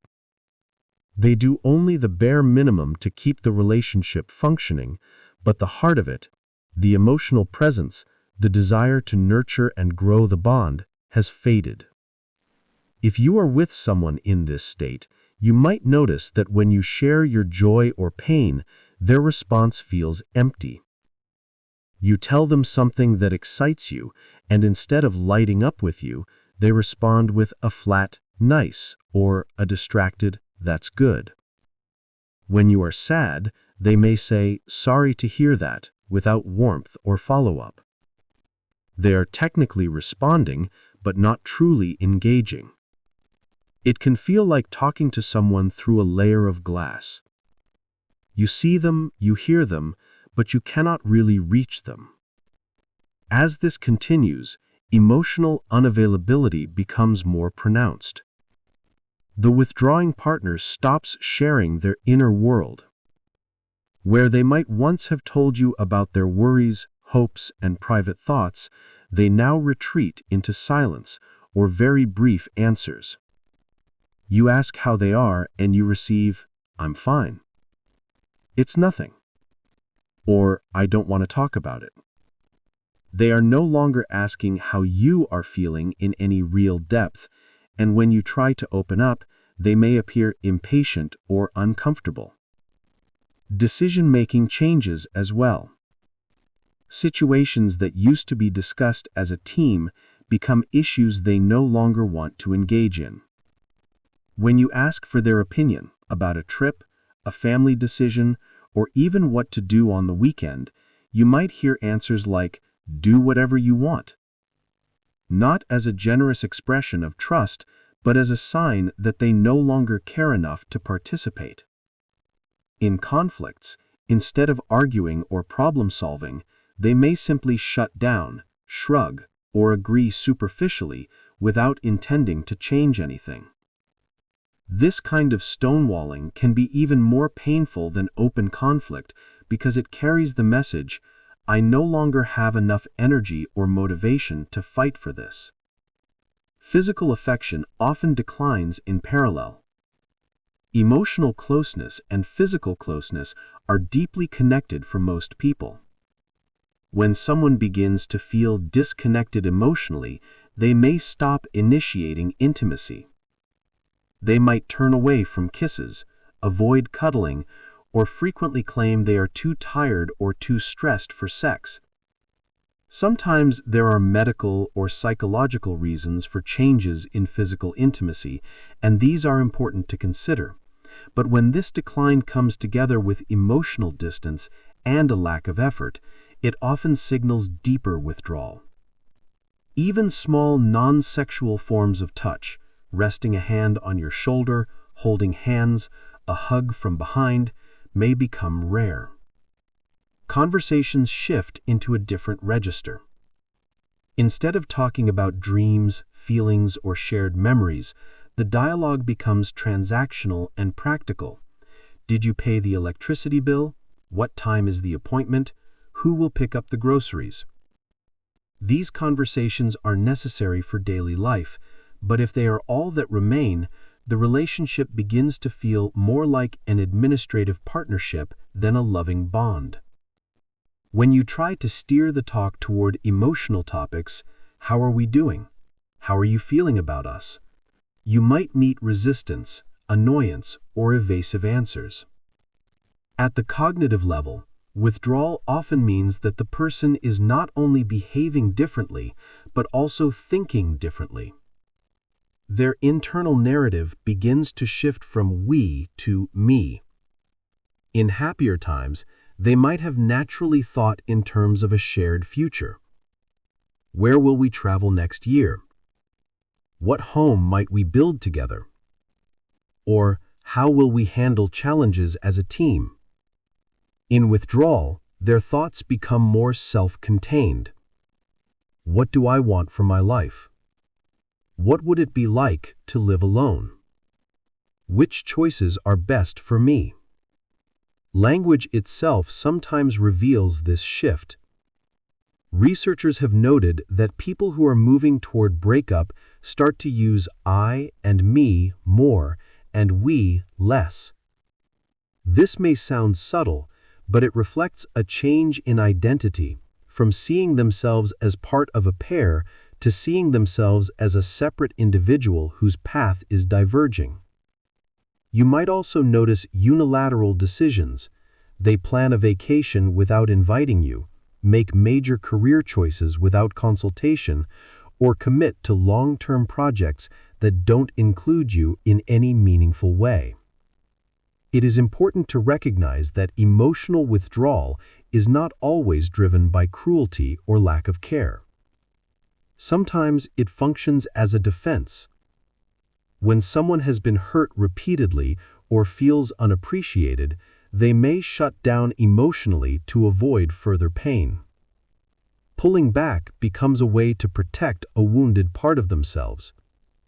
In such cases, they may stop doing kind things not because they never cared, but because doing those things while feeling unseen or rejected became too painful. The problem is that, regardless of the motive, the effect on the relationship is the same. Less warmth, less connection, less shared life. For the partner on the receiving end, the experience of loneliness and confusion is real, whether the withdrawal is rooted in hurt, apathy, or the pull of a life imagined elsewhere. Psychological distancing often expands beyond emotions into daily routines. The withdrawing partner may start spending noticeably more time away from the relationship, both physically and mentally. They might take on extra work hours, dive deeply into solo hobbies, or spend many evenings out with friends without inviting you along. At home, they might retreat into another room, use headphones frequently, or immerse themselves in screens.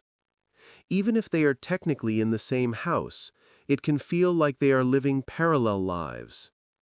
This distancing also shows up in how they prioritize the relationship. In earlier stages, decisions are filtered through the question, "How will this affect us?" Later, that filter weakens. Faced with a promotion that would require moving away or traveling constantly, a committed partner usually wants to discuss it, weigh it, and consider its impact on both people. A partner who is mentally disengaging might accept such an opportunity with minimal consultation, as if the relationship is only a small factor in their choices. In everyday matters, they may resist compromise more often, insisting on what suits them and showing less willingness to adjust for your needs. Research on commitment and maintenance behaviors suggests that invested partners tend to do small, constructive things even in times of tension. They offer kind words, share responsibilities fairly, show appreciation, and look for solutions during conflict. When these behaviors disappear or are reduced to a bare minimum, it signals a real loss of investment. A person who once sent you a kind message at lunchtime or regularly took the time to fix things around the house may now let those gestures slip away. This does not automatically mean they are malicious. It often means they no longer feel emotionally rewarded by maintaining the bond. Sometimes cognitive withdrawal brings with it a quiet rewriting of the story. To justify detaching, the person may begin to focus more on your flaws and less on your strengths. Memories of good times may be minimized or dismissed. "It wasn't really that great," or "I was never truly happy anyway." This mental reframing makes it easier for them to accept the idea of leaving, or, in some cases, to tolerate staying in an emotionally empty arrangement. You might hear more snippy remarks, more eye rolls, or less basic respect in the way they speak to you. Across many studies and cultures, one pattern appears again and again. When relationships struggle, one partner often withdraws emotionally, while the other becomes more demanding or anxious. The more one pulls back, the more the other chases for answers and closeness. And this demand-withdrawal cycle can intensify the drift instead of healing it. It is a widely recognized pathway toward breakdown. From the inside, cognitive and emotional withdrawal often feels like living with someone whose mind is elsewhere, someone who used to be an intimate companion and now resembles a polite roommate or an absent neighbor. You might look back and realize you have not had a truly heartfelt conversation in weeks or months. You may remember a time when you laughed in bed, shared secrets late into the night, or planned adventures together. Now the days pass with only logistical exchanges and long silences. However, it is essential to interpret these signs with care. Emotional withdrawal can sometimes mimic other conditions. Depression, for example, can cause a person to pull back from everyone, including their partner. In such cases, their withdrawal is not a statement about you, but a symptom of their own suffering. A depressed person may still want your support, but feel too numb or tired to show it. Stress from work, illness, or family responsibilities can also temporarily reduce a person's capacity to be emotionally present. The key is to look at where the withdrawal is directed and how it fits into the broader picture. If your partner is distant with everyone, struggles to enjoy anything, and shows other signs of low mood or anxiety, there may be a mental health issue at the root. If, however, they seem engaged and lively with friends or colleagues, and emotionally flat only with you, it more likely reflects relationship-specific disengagement. Individual histories and attachment styles add further nuance. Someone with an avoidant attachment style may always have been somewhat reserved and self-contained. In that case, a degree of emotional distance might be their baseline rather than a new warning sign. By contrast, when a person who once shared freely and cared visibly becomes closed off, that change carries significant meaning. Cultural expectations can also prolong the outer shell of a relationship, even after emotional withdrawal has taken place. In some collectivist or highly traditional societies, couples may remain together legally and socially because of family, financial, or religious pressures, even when they are internally emotionally divorced. They may perform their roles in public, attend events together, and maintain the appearance of a partnership, while privately living as parallel lives with minimal emotional exchange. Personality adds its own shading to the picture. A conflict-avoidant person may withdraw quietly to avoid confrontation, instead of explaining their feelings. They may slowly reduce conversations, affection, and shared activities, hoping the relationship will dissolve on its own. A more volatile person, on the other hand, might alternate between intense engagement and dramatic cutoffs, creating a stormy pattern of closeness and distance, until one day they detach for good. Understanding withdrawal as a process rather than a single event can be oddly calming. It reminds us that relationships often drift apart gradually. That means there can be windows where reconnection is still possible, if both partners are willing to notice what is happening and to work together. Sometimes seeing the signs early and speaking about them openly brings both people back to the table. With effort, empathy, and possibly professional support, emotional warmth can be rekindled, and cognitive we-ness can be restored.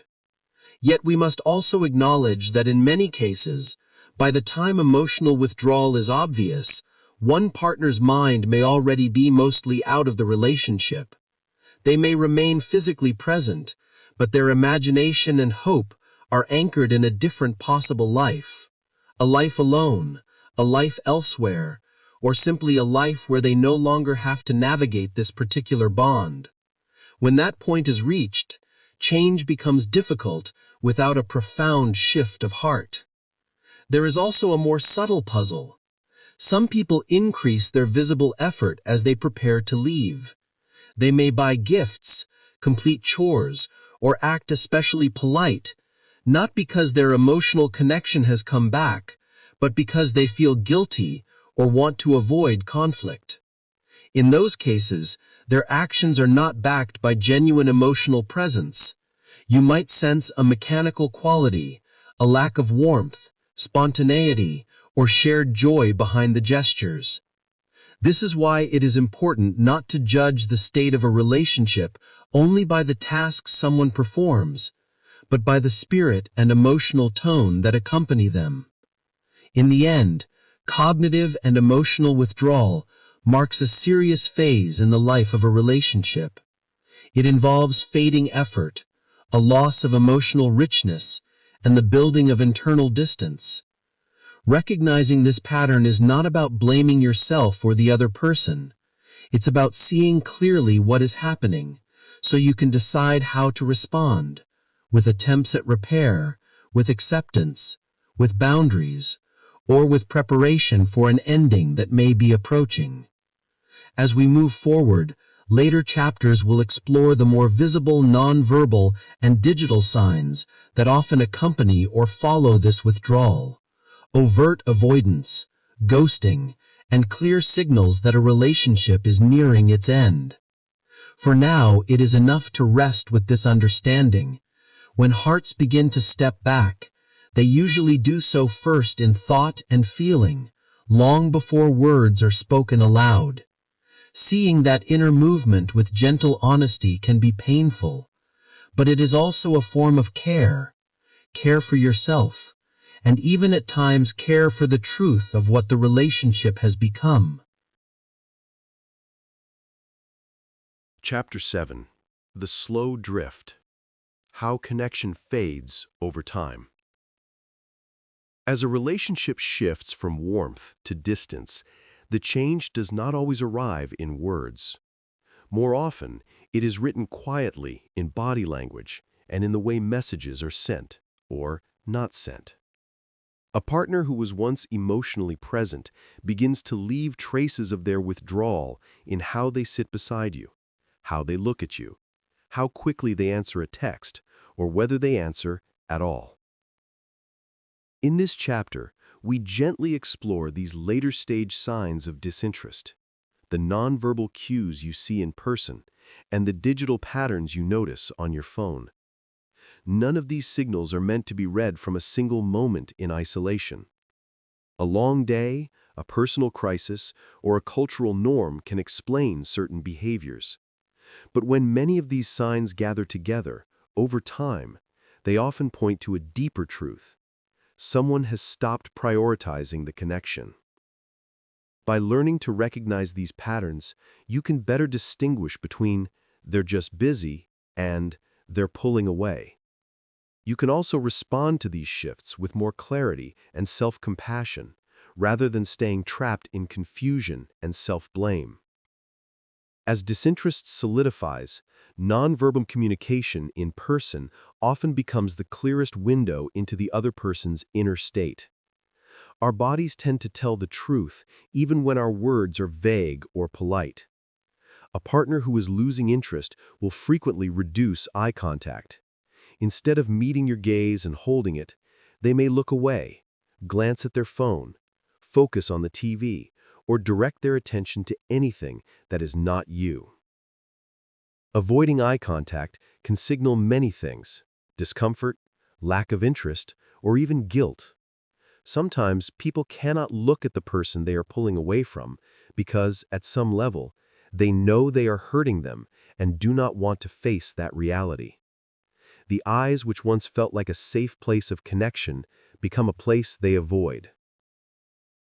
Body orientation tells a similar story. A partner who is engaged tends to turn toward you, shoulders angled in your direction, feet pointing your way, posture open and receptive. As disinterest grows, the body subtly rotates away.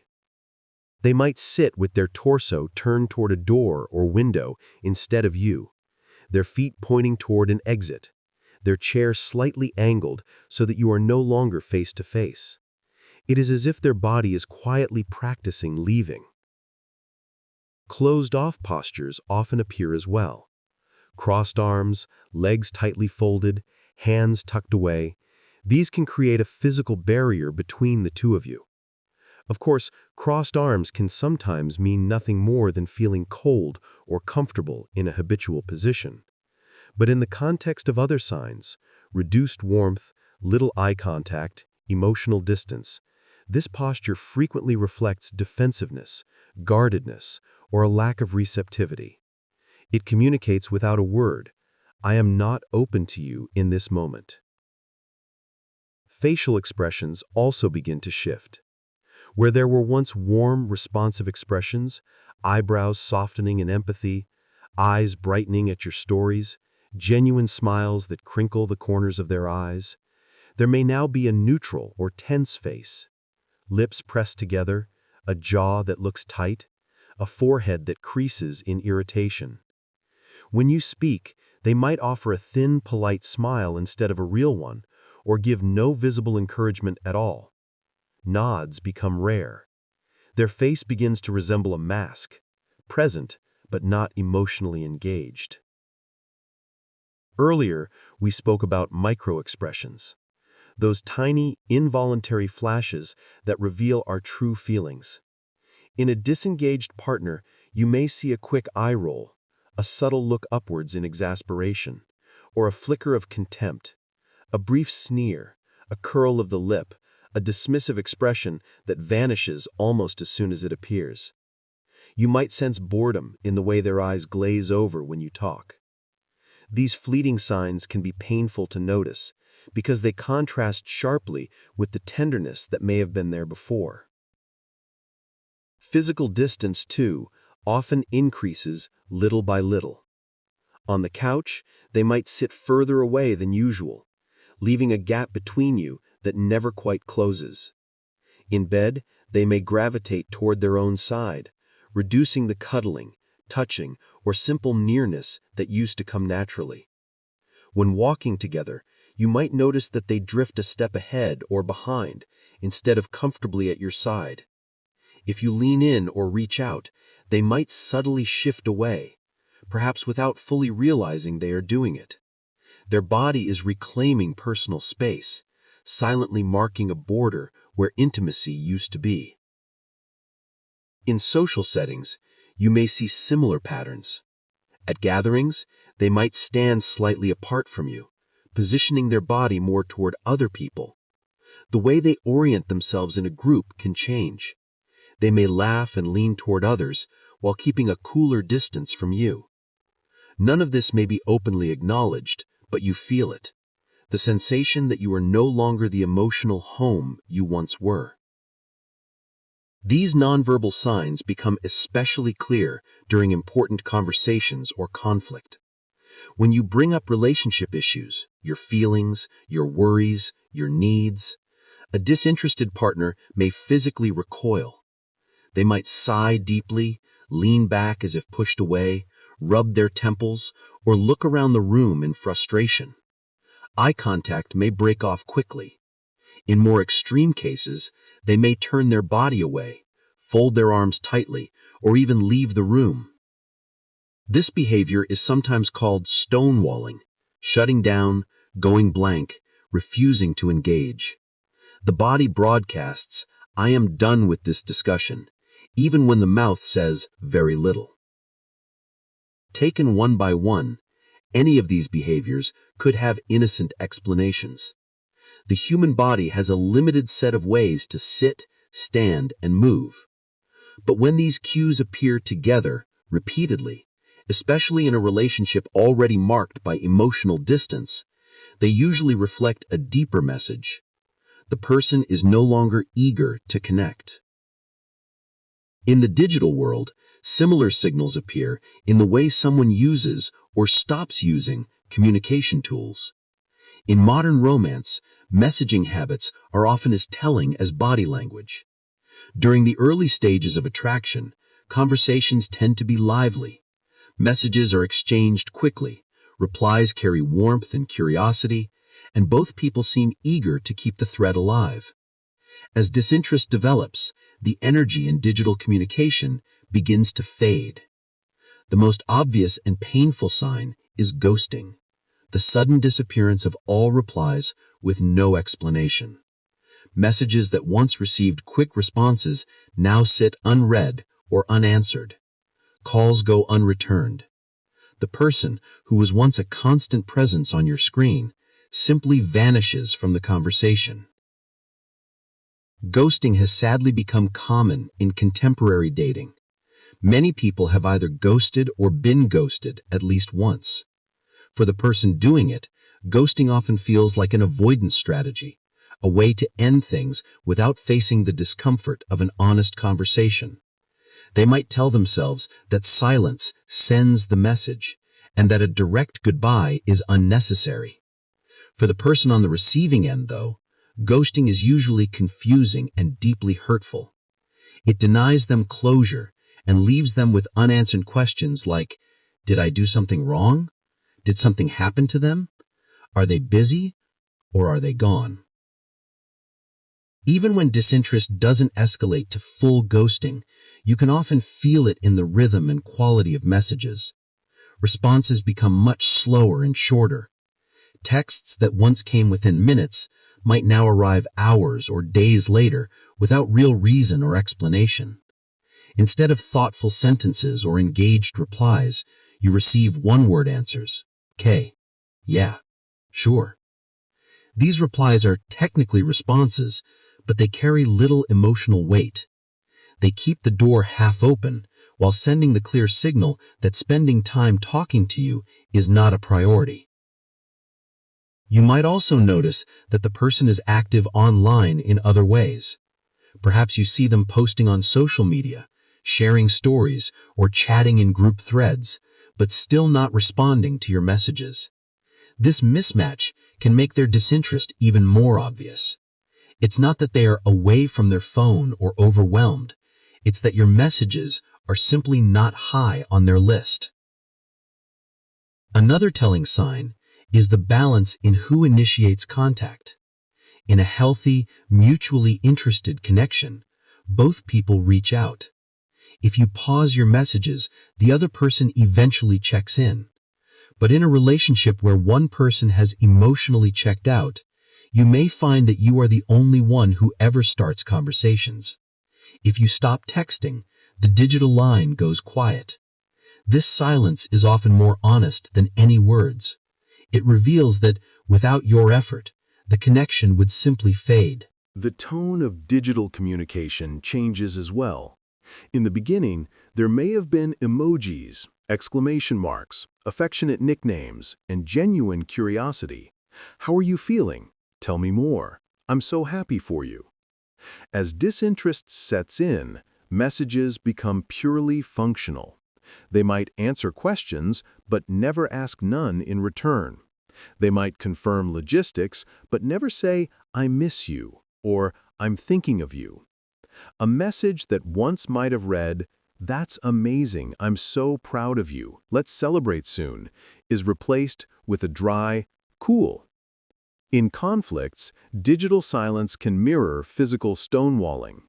A partner might suddenly stop replying in the middle of a serious discussion, using long gaps in communication as a way to avoid resolution.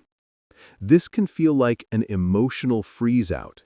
You are left staring at a screen, rereading your own last message, wondering why the conversation simply stopped. On social media, disinterest can appear in smaller but still telling ways. Maybe they used to like your posts or comment on your photos, and now they rarely interact. In some cases, they might untag themselves from couple pictures, change or hide their relationship status, or start publicly interacting in flirtatious ways with others. These shifts can be subtle or bold, but they often indicate a movement away from publicly owning the relationship. Of course, not everyone has the same digital habits. Some people are naturally slow texters, not very expressive online, or overwhelmed by busy schedules. Slow replies by themselves do not prove disinterest. The crucial difference is context and consistency. Someone who genuinely cares will usually find ways to let you know they are busy. This week is hectic, but I'm thinking of you. I'll message properly later. They will show warmth when they do respond, even if briefly. A person who no longer cares tends to offer no such reassurance. The pattern feels cold, not just slow. In longer-term relationships, complete digital disappearance may be rare. Instead, you may see what could be called emotional ghosting. The partner is physically present in the relationship, but has stopped meaningfully communicating or expressing affection. Messages become practical and empty, and emotional intimacy migrates out of shared chats into their internal world or other connections. Facing these nonverbal and digital signals can be painful.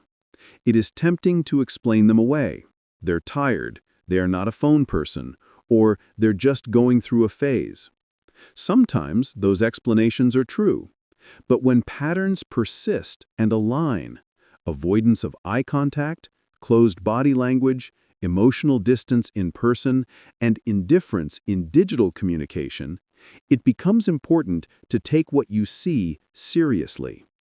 Cultural norms can shape how people express disinterest. In some cultures, direct rejection is seen as harsh or impolite, so avoidance and fading communication become socially accepted ways of saying no. Gender expectations can play a role as well. Some studies suggest that men, who are often socialized to avoid emotional confrontation, may ghost slightly more often, ending things by disappearing rather than discussing. Women might more often reduce communication gradually or send indirect signals, though both genders engage in both patterns. None of these tendencies justify hurtful behavior, but they can help you understand that these patterns often say more about the other person's fears and habits than about your worth. Being on the receiving end of ghosting, slow fading, or chronic digital indifference can stir intense self-doubt. You might scan old messages, replay conversations, or wonder which exact moment ruined things. Yet research and clinical experience suggest that people who ghost are typically trying to avoid their own discomfort. Their silence is not evidence that you deserved such treatment. It reflects their difficulty facing difficult emotions. Recognizing these signs early gives you choices. You might decide to open a calm, honest conversation. "I've noticed you've been distant, both in person and in messages. I care about you, and I value clarity. How are you feeling about us?" This kind of question can sometimes wake up someone who was drifting without much awareness, inviting them back into the relationship with more intention. Other times, it gives them a chance to tell you honestly that their feelings have changed. Both outcomes are kinder than waiting indefinitely in uncertainty. There is also a pattern known as slow fading, a deliberate, gradual withdrawal from communication so that the relationship dies without a clear ending. The person replies less, cancels more, becomes less available, hoping you will eventually get the hint and stop reaching out. This can stretch out your confusion and pain for much longer than a clear conversation would. When you recognize slow fading, you gain the power to stop waiting for someone who is not willing to meet you halfway. You can decide to ask directly how they feel, or to gently withdraw your own energy and protect your dignity. In the midst of all these signals, your own emotional sense is a valuable guide. If you regularly feel unwanted, ignored, or sidelined, that feeling itself is meaningful. Our nervous systems are often better at reading patterns than our rational mind is. Instead of dismissing your perception, you might treat it as data. You deserve relationships in which your presence is welcomed, your messages are answered with care, and your attempts to connect are met with genuine response. Learning to recognize nonverbal and digital signs of disinterest does not mean becoming cynical or suspicious. Rather, it means learning to see reality more clearly, so that you do not spend months or years clinging to a connection that someone else has already left in their heart. It can also shape your own behavior. You might choose, from this understanding, to be more honest and kind when you yourself lose interest, instead of ghosting or slow fading others. In the larger story of relationships, these signs of late-stage disinterest are often the final steps before an ending, whether that ending is spoken out loud or allowed to quietly arrive as a slow, quiet dusk after a once bright connection. For now, it is enough to remember, your longing for clarity and reciprocity is not a weakness. It is a sign of the kind of love you are capable of giving and deserving to receive. Chapter 8. Behavioral Clues That Someone Has Stopped Trying. As relationships change, the way people pull back is rarely identical from one person to the next. Two partners can feel the same cooling of emotion, yet express it in completely different ways. One might grow quiet and withdrawn. The other might grow more vocal and critical before finally going silent. Underneath, the core experience is similar: a loss of energy for the relationship, a fading desire to connect. But on the surface, it can look very different. In this chapter, we gently explore how gender roles, personality traits, and attachment styles influence the ways people show disinterest. The aim is not to box anyone into stereotypes, but to offer a soft framework that helps you understand the patterns you may have seen in your own life or in the lives of those around you. Across many studies of couples, one pattern appears often enough that it has a name: the demand-withdraw pattern. In this dynamic, one partner pushes for conversation, raises issues, and asks for change, while the other retreats, avoids, or shuts down. In heterosexual couples, research has frequently found that women are more likely to be in the demand role and men more often in the withdraw role during conflict. This does not mean men never demand or women never withdraw. It simply reflects a tendency seen over large groups of people. What does this look like in daily life? When a man is dissatisfied or beginning to lose interest, he might become more silent and emotionally unavailable. He stops engaging in difficult conversations, answers with very few words, or spends more time distracted by work, hobbies, or screens. Problems are pushed aside rather than talked about, and his inner world becomes more private, less shared. A woman in the same situation, especially in the early stages of disillusionment, may do the opposite at first. Instead of going quiet, she might speak up more. You may hear more complaints, more attempts to fix the relationship, more efforts to start serious discussions. We need to talk. Something isn't working. I feel lonely. Interestingly, this increase in criticism or protest does not necessarily mean she cares less. It can mean she still cares enough to fight for change. Over time, though, if she feels unheard or exhausted, even the most communicative woman may reach a point where she shifts from demanding to withdrawing. Many people who work with couples see this moment as deeply significant. The person who once fought to be heard stops trying.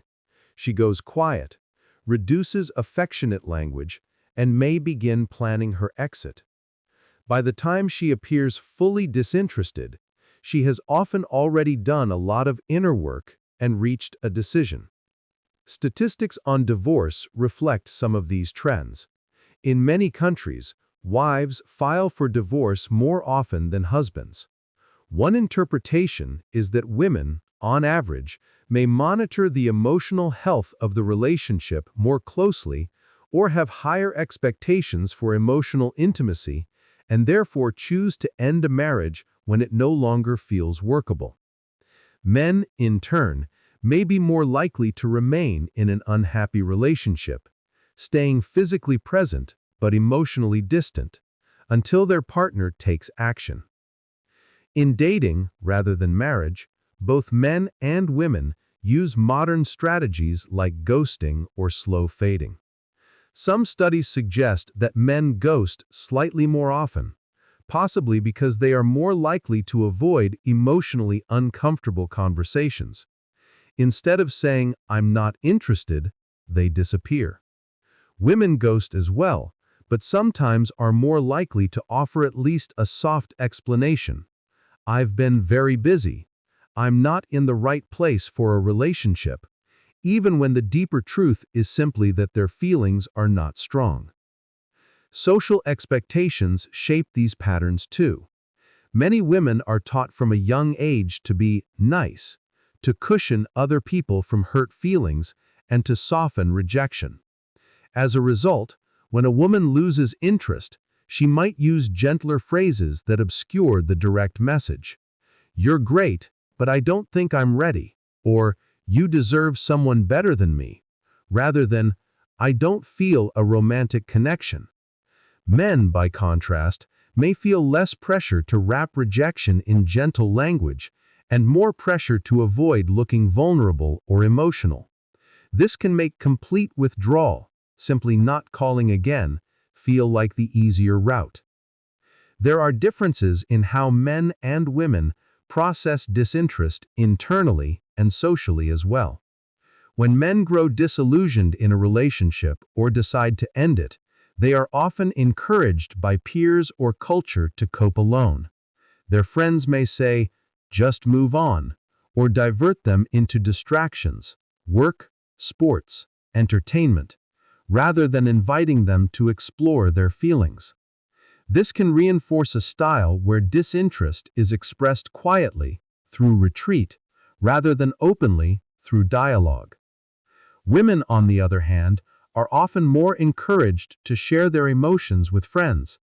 When they begin to lose interest or feel unhappy, they may talk about it repeatedly with people they trust, receiving validation that their dissatisfaction is legitimate. By the time a woman clearly expresses disinterest or initiates a breakup, she may have already processed the decision in a community of support. She might cry openly in those conversations, but feel more resolved when she actually ends the relationship. One interesting twist appears after breakups. Men who seemed distant and emotional before the relationship ended sometimes feel the emotional impact more slowly but intensely afterwards. Because they did not fully process their feelings during the decline, the reality of loss may strike later when the relationship is already over. Women, especially those who initiated the ending, may grieve earlier and more openly, but feel clearer about their decision by the time the formal separation happens. So the surface behavior during disinterest, who looks colder, who looks more upset, does not always reveal who is hurting more deeply or for longer. Gender, however, is only one layer in how disinterest is expressed. Personality traits, especially attachment patterns, add another rich layer of variation. An avoidant attachment style is often associated with discomfort with closeness and a strong need for independence. Avoidant individuals, whether men or women, may respond to dissatisfaction by pulling away rather than confronting. Their style of disinterest often involves more distance and less direct talk. Messages go unanswered for longer periods, emotional topics are deflected, and invitations for deeper connection are quietly declined. In some cases, they might behave indifferently or even coldly, hoping the other person will be the one to end the relationship. Ghosting, slow fading, or creating emotional distance are all familiar strategies for those who feel safest when they are not too entangled. Anxious attachment shows up differently. People with high attachment anxiety crave closeness and fear abandonment. Even when they are unhappy, they may not show disinterest right away. Instead, they protest. They ask for more reassurance, send many messages, or create conflicts they hope will lead to repair. Their behavior can seem intense or dramatic, but underneath is a deep fear of being left behind. If an anxious person does begin to lose interest or shift their focus to someone else, their signals may become very mixed. They might keep contacting their current partner, but with less warmth, maintaining a connection as a backup while emotionally exploring other options. One day they may sound affectionate, the next they appear distant or irritable, as they wrestle internally with their conflicting needs, the desire for security and the wish to move on. From the outside, this can look like erratic disinterest, but inside, it often reflects confusion and fear. Beyond attachment, traits like introversion and extroversion shape the style of disengagement. A deeply introverted person may withdraw by sinking further into their inner world. They spend more time alone, share fewer thoughts, and become even quieter than usual.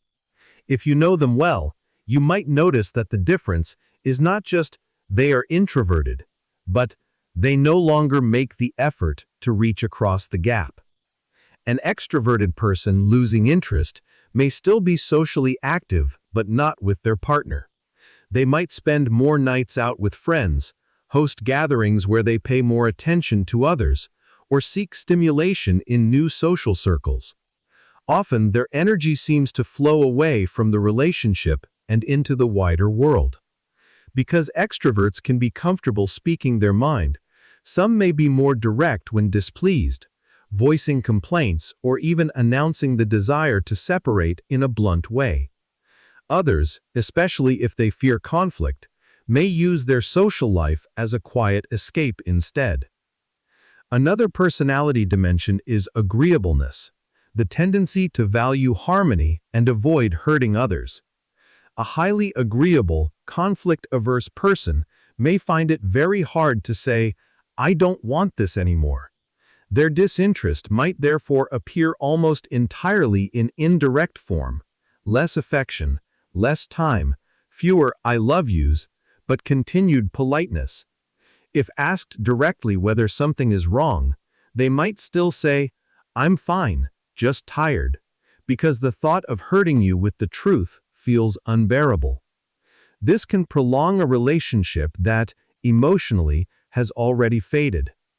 Someone lower in agreeableness, more blunt, more comfortable with confrontation, may express disinterest through open criticism, sharp remarks, or explosive arguments.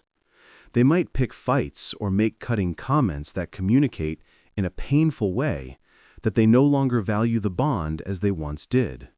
For them, the path to ending things might involve conflict rather than quiet disappearance.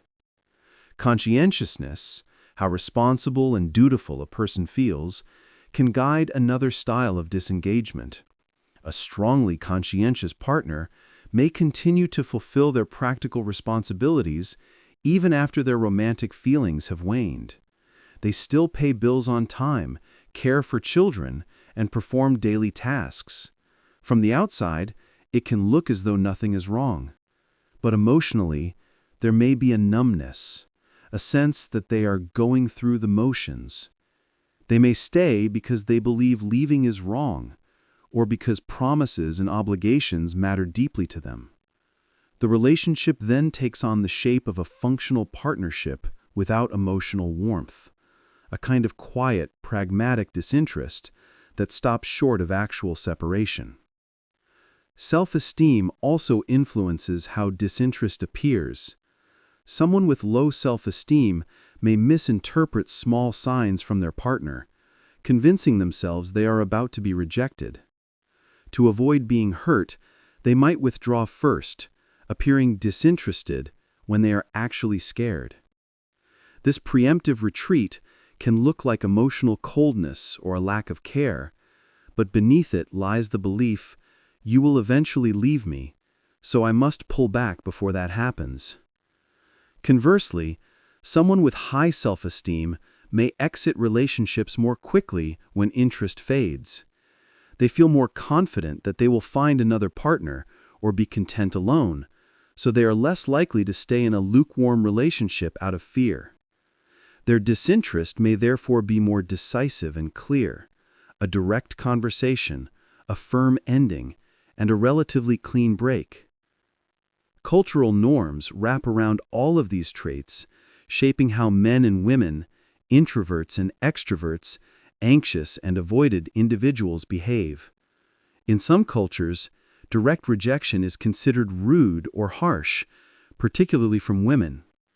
A woman may therefore rely on polite excuses: "My family would not approve. I must focus on my studies, I'm busy with work, as a culturally acceptable way to show disinterest while protecting the other person's feelings and her own reputation. Men in those same cultures might use obligations like work, military service, or family duty as socially acceptable shields for withdrawal.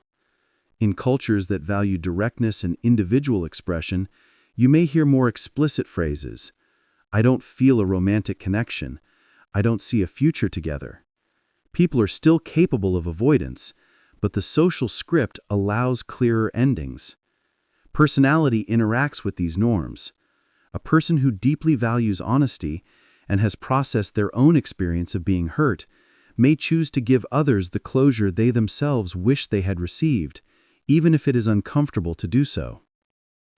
All of these factors, gender roles, attachment styles, introversion or extroversion, agreeableness, conscientiousness, self-esteem, culture, combine into a unique signature of how someone shows disinterest. The core content of disinterest remains similar: less effort, less emotional presence, less desire to share a life. The differences lie in whether this shows up as silence or arguments, as ghosting or long talks, as subtle fading or sharp breaks.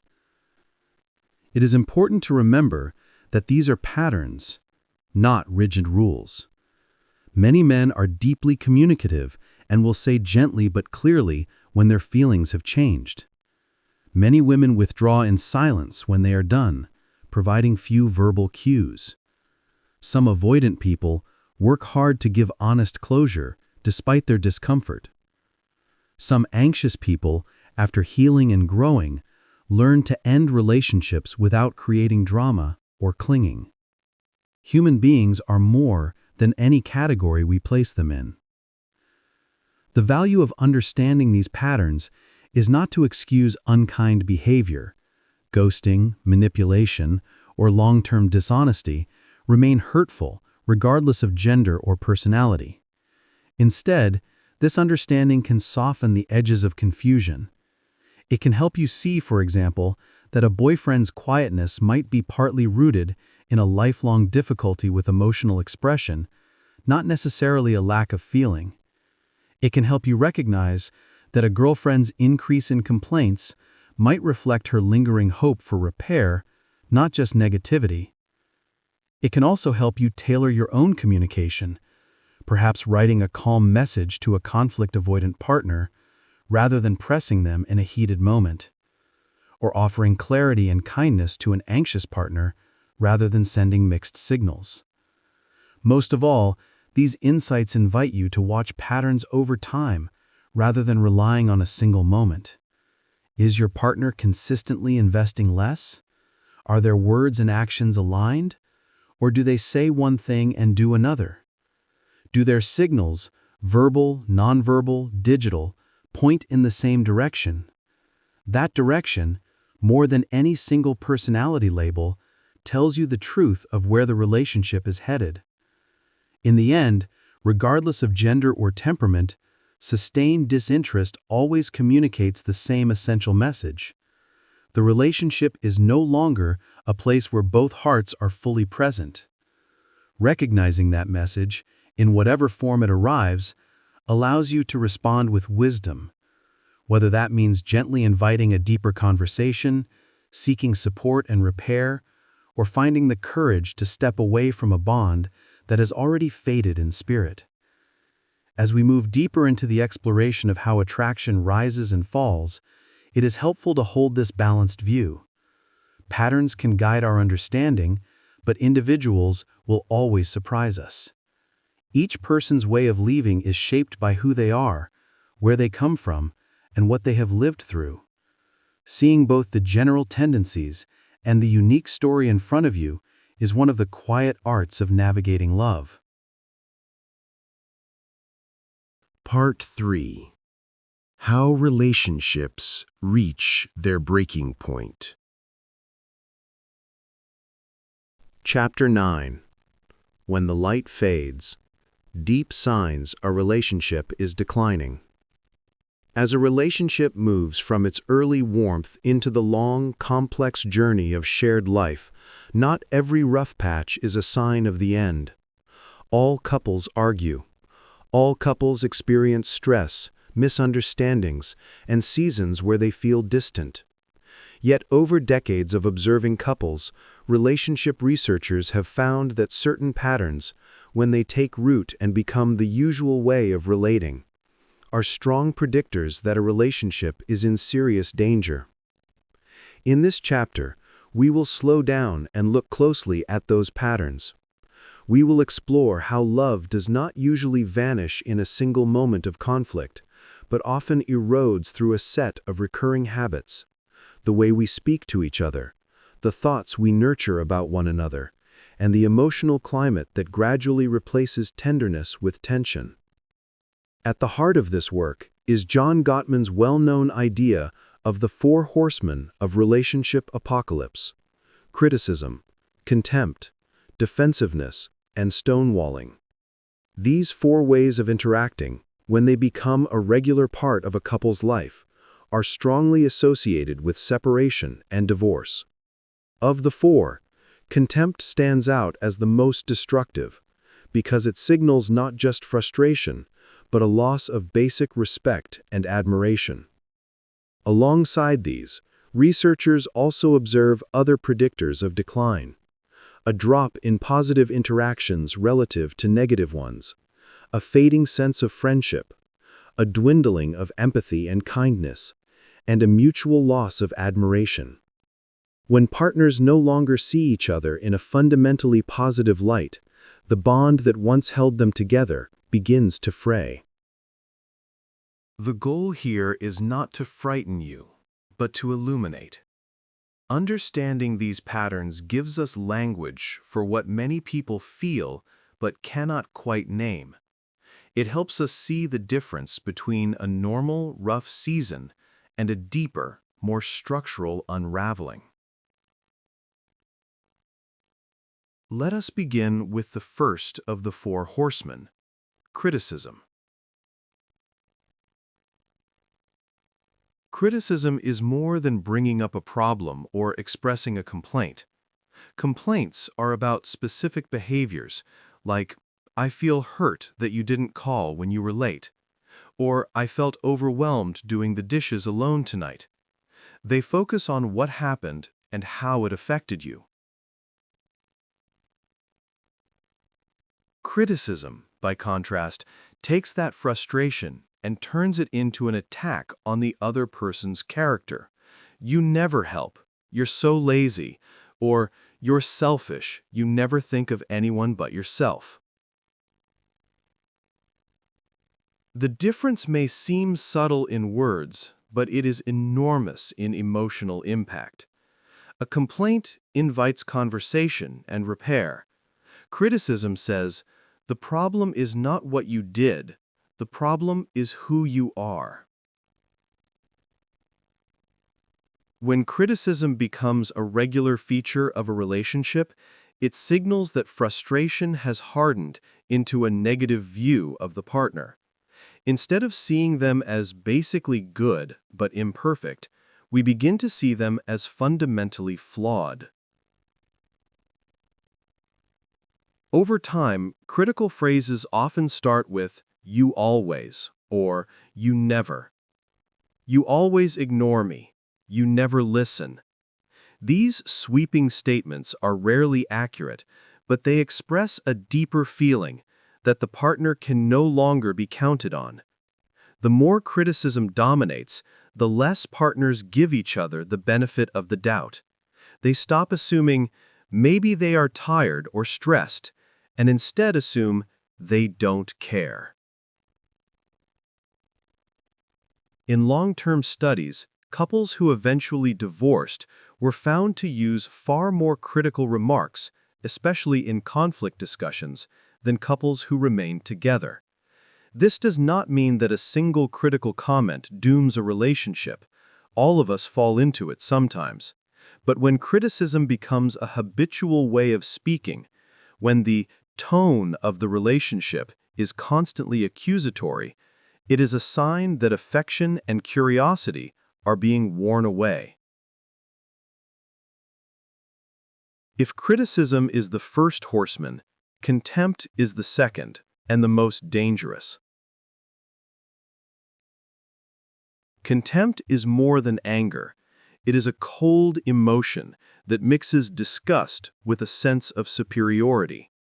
It says, "I am above you, I find you ridiculous," or even, "I am ashamed of you."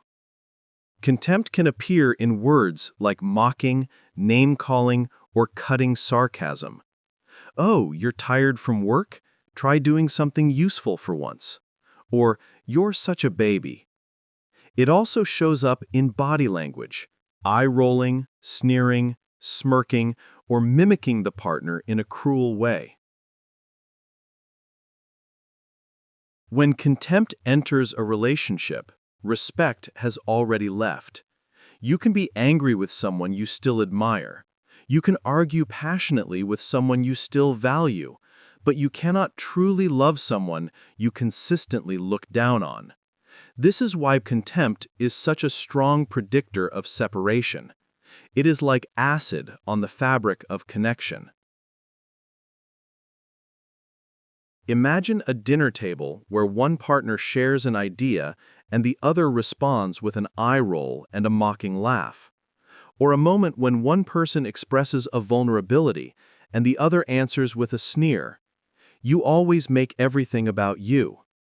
After enough of these moments, the person on the receiving end begins to feel small, unworthy, or simply exhausted. The presence of contempt tells us that positive feelings, admiration, fondness, appreciation, have been replaced by disdain. It's especially troubling because it often hides in jokes or teasing. A partner may say, "I was just kidding," but the hurt lingers. In healthy relationships, even during conflict, partners protect each other from humiliation. They may disagree intensely, but they avoid weaponizing mockery. Gottman's research has shown that couples who express contempt regularly are far more likely to separate than those who do not. In fact, contempt is often described as the single strongest predictor of divorce. When someone consistently treats their partner as beneath them, the emotional ground for reconciliation becomes very thin. The third horseman, defensiveness, may feel more familiar to many of us because it often shows up when people feel attacked. To some degree, it's a natural response to criticism. If you feel blamed, you defend yourself. But when defensiveness becomes chronic, it blocks the possibility of understanding and change. A defensive response might sound like, "It's not my fault," or "You're overreacting," or "Yes, but what about what you did?" Instead of listening to the partner's concern, the defensive person makes excuses, minimizes the issue, or counterattacks. If one partner says, "I felt hurt when you joked about me in front of your friends," a defensive reply might be, "You're too sensitive, and anyway, you embarrassed me last week, so you're one to talk." On the surface, defensiveness may seem like simple self-protection. Beneath the surface, though, it reveals that the person is no longer willing to truly consider the other's experience. They are more invested in not being wrong than in understanding why their partner feels hurt. Over time, this creates a climate where problems cannot be resolved. Every attempt to bring up an issue hits a wall of excuses and counterattacks. In relationships on the decline, partners often expect criticism and contempt. They enter conversations already braced for attack, so they become defensive before they even hear the full message. This state of permanent self-protection makes genuine listening, and therefore repair, almost impossible. Defensiveness can also show up in a victim stance, like, "Whatever I do, it's never enough for you," or "I can't win with you." While these feelings can be sincere, when they become the default response, they avoid responsibility and place all the weight on the other person. Instead of asking, "What part of this might be mine?"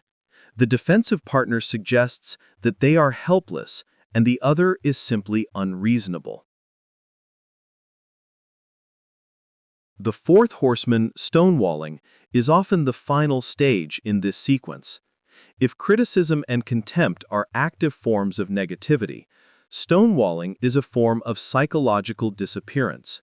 It is when one partner shuts down, stops responding, or removes themselves physically or emotionally from the interaction. Stonewalling can look like silence during an argument, minimal one-word responses, staring away without eye contact, or leaving the room while the other is still speaking. On the inside, the stonewalling partner is often feeling overwhelmed, flooded, or emotionally numb. Their nervous system may be in a state of high stress, and they cope by shutting down. On the outside, however, it appears as indifference. "I don't care enough to engage." In many studies, stonewalling has been observed more often in men than in women in heterosexual couples, though any gender can stonewall. It is particularly damaging because it sends a powerful message: "You do not matter enough for me to even talk to you." For the partner trying to reach out, even with anger or desperation, being met with a blank wall can feel deeply painful and rejecting. In earlier chapters, we described emotional withdrawal as a gradual process: less openness, fewer shared feelings, more internal distance. Stonewalling is like the acute, conflict-focused version of that withdrawal. When it becomes the usual response to difficult conversations, the relationship loses its ability to repair itself. There is no longer a bridge across which apologies, explanations, or reassurances can travel. It is important to emphasize that none of the four horsemen in isolation are rare. Nearly all couples will criticize at times, become defensive, or shut down occasionally. What predicts decline is not the occasional appearance of these behaviors, but their repetition, intensity, And the absence of balancing positive behaviors, like gentle startups, sincere apologies, humor, affection, and repair attempts. This brings us to another powerful predictor of relationship health: the balance between positive and negative interactions. In stable, satisfying relationships, positive moments far outnumber negative ones. Even in conflict, couples who stay together tend to maintain a rich background of kindness, shared jokes, small acts of care, and daily appreciation. The ratio is not perfect, but it leans clearly toward warmth. There is enough emotional savings in the bank that when a withdrawal happens, a sharp word, a misunderstanding, the account does not go into crisis. When decline sets in, this balance shifts. Compliments become rare. Small kindnesses disappear. Shared laughter is replaced by sighs and eye rolls. Instead of affectionate touches in passing, there is distance or tension. The negative moments begin to dominate both partners' memories of the relationship. Even neutral events may be interpreted in a negative light. A forgotten message becomes, "You never think of me." A mistake becomes, "You always fail me." Researchers sometimes describe this as a drop in the positivity ratio. The exact numbers matter less than the overall pattern. When negative interactions overshadow positive ones day after day, the relationship feels increasingly unsafe and unpleasant. People naturally withdraw from spaces where they feel constantly criticized or dismissed. Connected to this is the concept of friendship and admiration. In the early phases of love, many people feel a sense of deep fondness for their partner. They enjoy their company, respect their strengths, and notice their good qualities. Even when annoyed by certain habits, there is an underlying sense of, "I like who you are." Gottman's work highlights that couples who remain strong over time maintain what he calls a system of fondness and admiration. Even when they are going through a hard time, they still retain a basic respect for each other. They still notice what the other does right. They remember, and sometimes talk about, why they first fell in love. This reservoir of goodwill cushions them in times of conflict. When this fondness disappears, the picture changes drastically. Partners stop seeing each other in a positive light. Instead of thinking, "She's thoughtful, even though she can be late," one might think, "She's selfish and irresponsible." Instead of, "He works hard, even if he forgets things," it becomes, "He never cares about anyone but himself." The story they tell themselves about each other shifts, and with it, the entire emotional tone of the relationship. Mutual loss of admiration or respect is therefore a crucial predictor of decline. You can work through many issues if you still basically like and respect each other. But if you no longer see your partner as someone worthy of respect, the connection is in serious danger. Contempt and ongoing criticism are both expressions of this deeper loss. Interestingly, these patterns, criticism, contempt, defensiveness, stonewalling, loss of positivity, fading admiration, have been observed across many different cultures. The exact words, gestures, or customs may differ from place to place, but the underlying dynamics remain strikingly similar. Treating a partner with superiority and ridicule, or shutting down and refusing to engage, damages relationships whether it happens in a small village, a busy city, or any community in between. In long-term research, just a brief sample of how couples handle conflict, whether they lean toward the horseman or toward softer, more respectful communication, has been used to predict with high accuracy which relationships are likely to endure and which are likely to dissolve. This does not mean that any relationship with these patterns is automatically doomed. Some couples become aware of them, seek help or change their approach, and gradually build new habits. But the presence of the four horsemen, especially contempt, and the absence of positive connection are powerful warning signs that should not be ignored. Understanding these predictors can serve two purposes. For those still inside a struggling relationship, they can act as a wake-up call.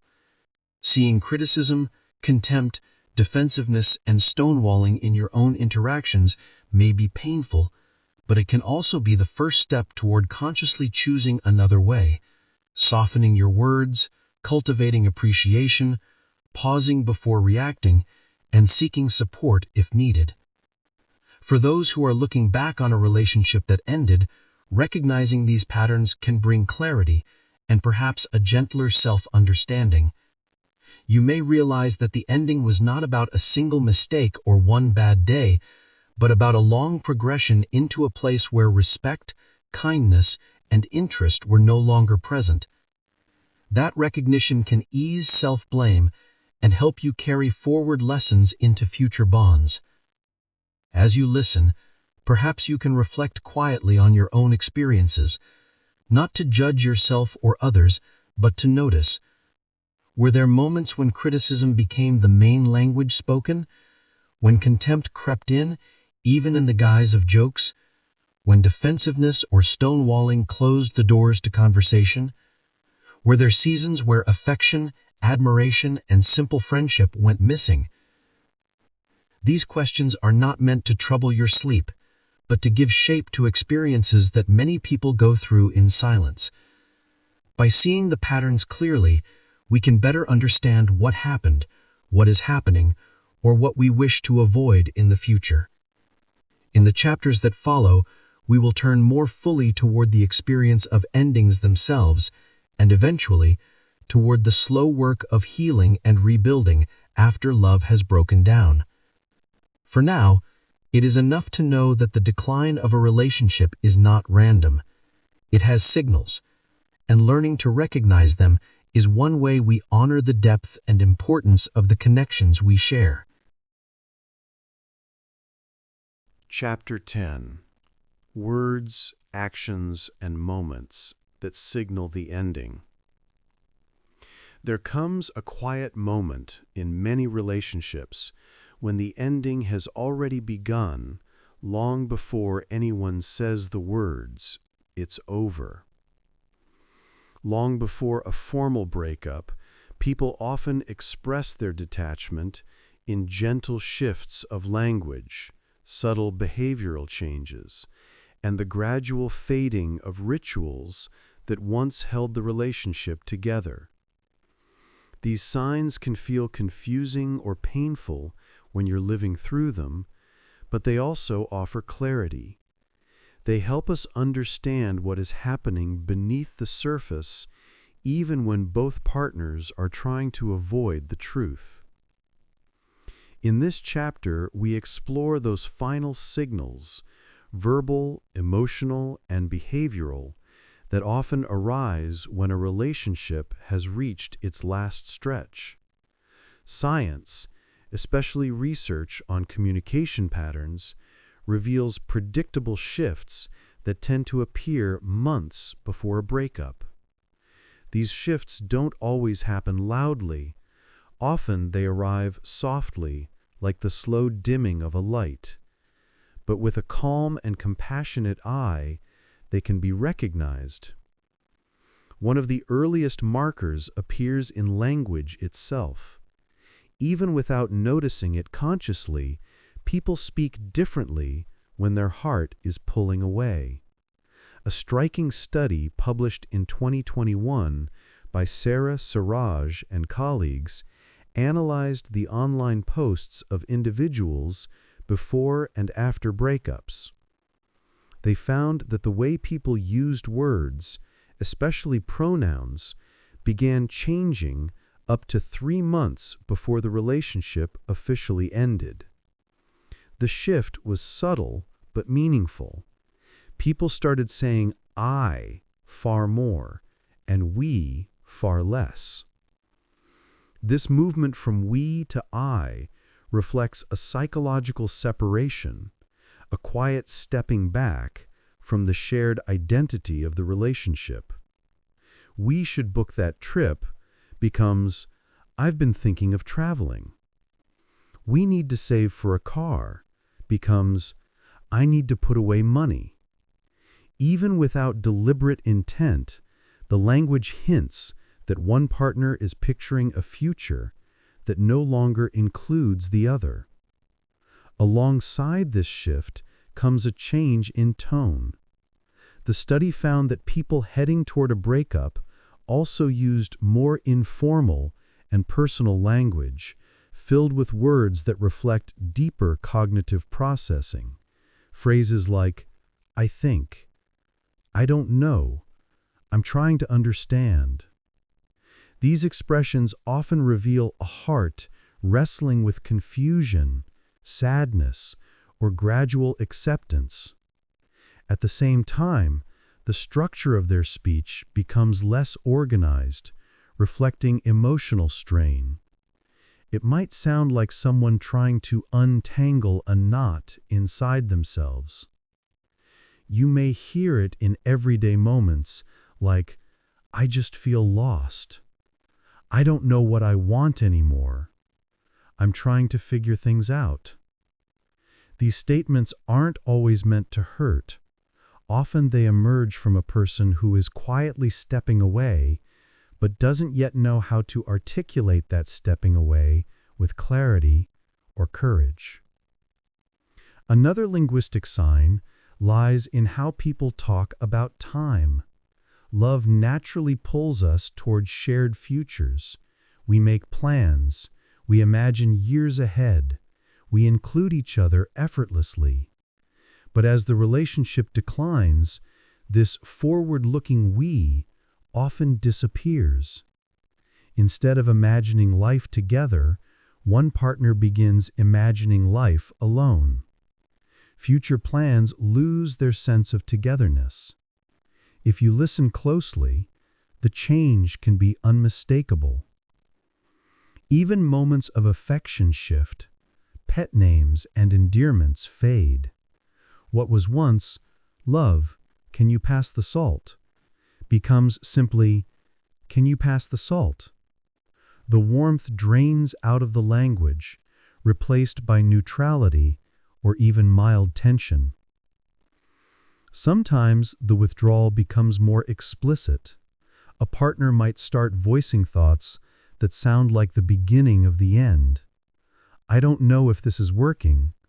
I don't feel the same anymore. Maybe we should take a break." Even if these statements are said in the heat of an argument, repeated mentions reveal that the idea of breaking up is no longer unthinkable. They are mentally rehearsing it, perhaps preparing for it. Persistent use of the past tense is another emotional clue. Someone might say, "We had something good," instead of, "We have something good." That subtle shift signals that, in their heart, they're already looking back at the relationship rather than standing inside it. But words are only half the story. As a relationship reaches its final stage, behavior often speaks even louder. One of the clearest signals is the quiet collapse of affection. Not a sudden stop, but a slow, steady fading. Touch becomes rare, warmth becomes distant, and expressions of love dry up. "I love you," once natural and frequent, may now only appear out of habit or disappear entirely. A partner might reply to an "I love you" with a flat "you too," or with silence that feels heavier than any argument. Physical closeness changes.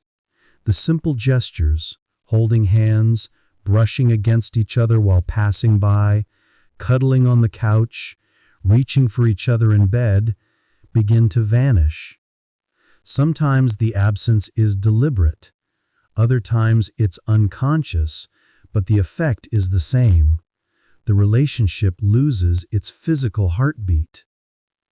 Shared rituals, the small routines that once created a sense of rhythm and home, often fall apart too. Weekly date nights stop. Morning coffee together becomes separate mornings lived in silence.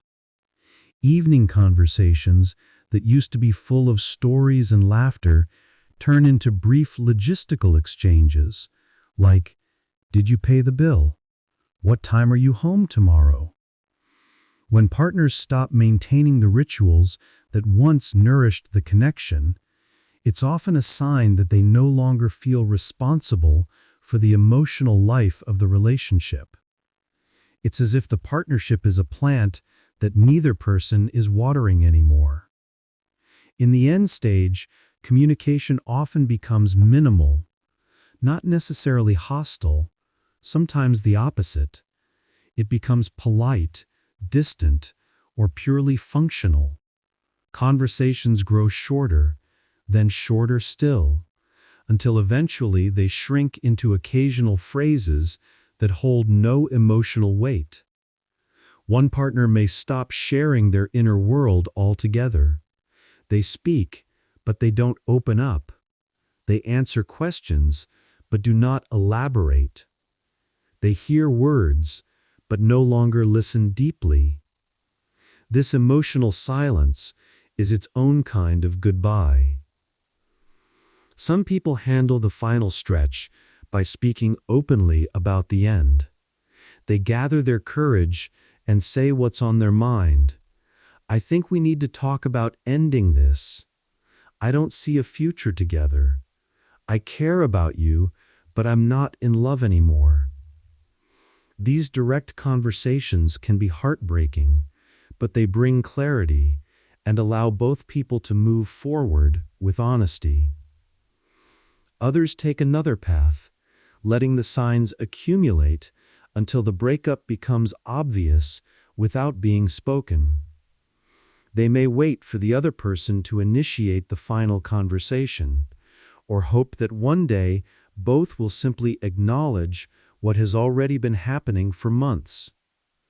In some cases, a partner drifts so far emotionally that the departure feels almost complete long before they physically leave. Recognizing these final signals, whether in language, behavior, or both, can be painful, but it can also bring a quiet kind of strength. It allows you to see the situation clearly instead of clinging to confusion. It helps you prepare emotionally or begin to ask the difficult questions that might bring closure or lead to a thoughtful ending. Prolonging a relationship that is already ending often brings more hurt than necessary. When the signs are clear, when words grow distant, affection fades, rituals dissolve, and the emotional bond falls silent, it may be time to acknowledge that the relationship has reached its final chapter. And while endings are rarely easy, understanding them can help us soften the experience. It allows us to step into the truth gently, with compassion for ourselves and for the person we once loved. In that honesty, even the final goodbye becomes part of the story of how we grow, how we heal, and how we eventually find new beginnings. As a relationship approaches its final stretch, the softest signals often speak the loudest. They don't always arrive as dramatic declarations or sudden shifts. More often, they appear quietly, woven into the rhythms of daily life. The absence of a shared ritual, the fading of a familiar gesture, the slow drifting of two lives that once moved in sync. One of the early signs emerges in the couple's routines. Every relationship has its small traditions, the rituals that act like binding threads. Perhaps it was a Sunday morning breakfast you always made together, a gentle ritual that once marked the start of each week. Or maybe it was an evening routine, watching a favorite show, taking a short walk after dinner, sharing a cup of tea before bed. These simple habits aren't grand gestures, but they create a sense of us, a shared identity shaped by comfort and familiarity. When one partner begins stepping out of these rituals, choosing to sleep in instead of joining breakfast, watching the show alone, or quietly dropping traditions that once mattered, the meaning runs deeper than the act itself. It signals that the relationship is no longer the space where they instinctively place their energy. Sometimes they forget important dates or skip meaningful anniversaries that once felt special. Even sentimental things like a shared song or a favorite place may suddenly feel irrelevant to them. These are quiet withdrawals from the shared world you once built. Another profound shift happens in emotional sharing. In a thriving relationship, emotional exchange is steady and natural. People share their joys and frustrations, their plans and worries. They invite one another into their inner world. But as interest wanes, that flow begins to slow. A partner who once told you everything may now say very little. The details of their day go unspoken. Their triumphs or struggles might reach your ears from someone else, long after the moment has passed. They stop seeking your advice or your comfort. Decisions they once would have discussed with you are now made alone.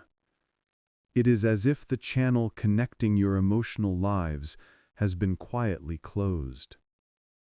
Sometimes these emotional shifts are accompanied by practical changes, behaviors that almost resemble preparation for a separate life.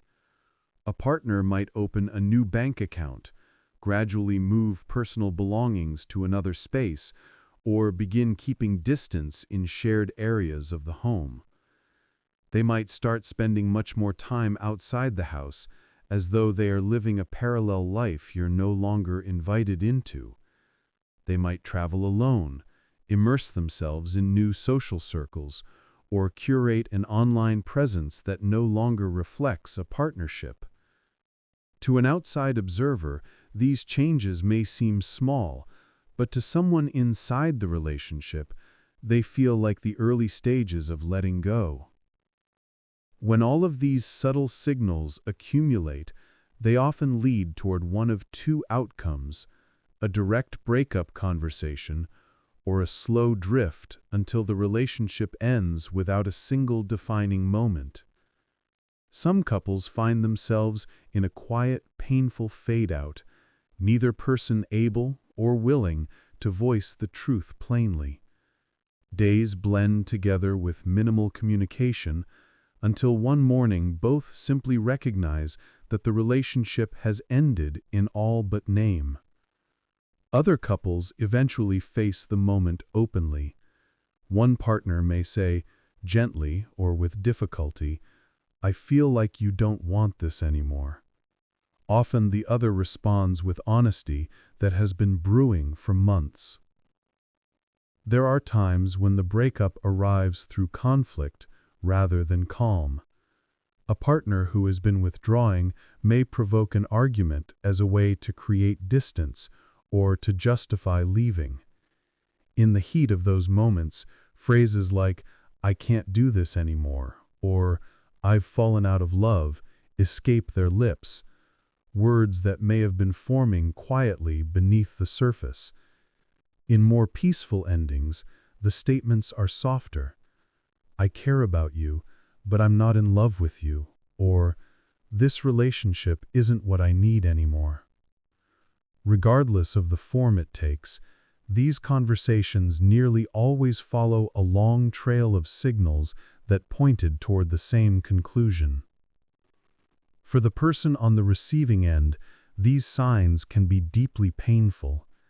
Many go through phases of denial, holding on to hope that things will shift back, trying harder to reconnect, reaching for closeness that the other person no longer reciprocates. It's an emotional instinct. When something precious slips away, we grasp for it. But sometimes trying harder only widens the gap because the partner who is disengaging feels even more pressure to retreat.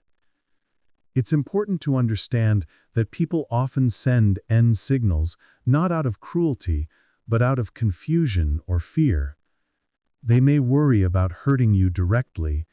They may hope that by pulling away, you will be the one to initiate the ending. Or they may be uncertain, still caring in some ways, but no longer willing to invest in the relationship's future. Many people quietly hope the other will get the message, even though such silence often hurts far more than the truth. Of course, not every withdrawal is an ending. Sometimes people pull away because they are overwhelmed, depressed, or going through personal challenges. Occasionally, a partner might withdraw as a protest behavior, hoping you will chase them or notice their pain. But true end signals tend to feel different. They come with a heaviness, a consistency, and a sense of finality. Across cultures, end signals may look slightly different, depending on norms around affection or privacy. Some cultures are not expressive in daily affection, so a lack of touch might not mean the relationship is ending.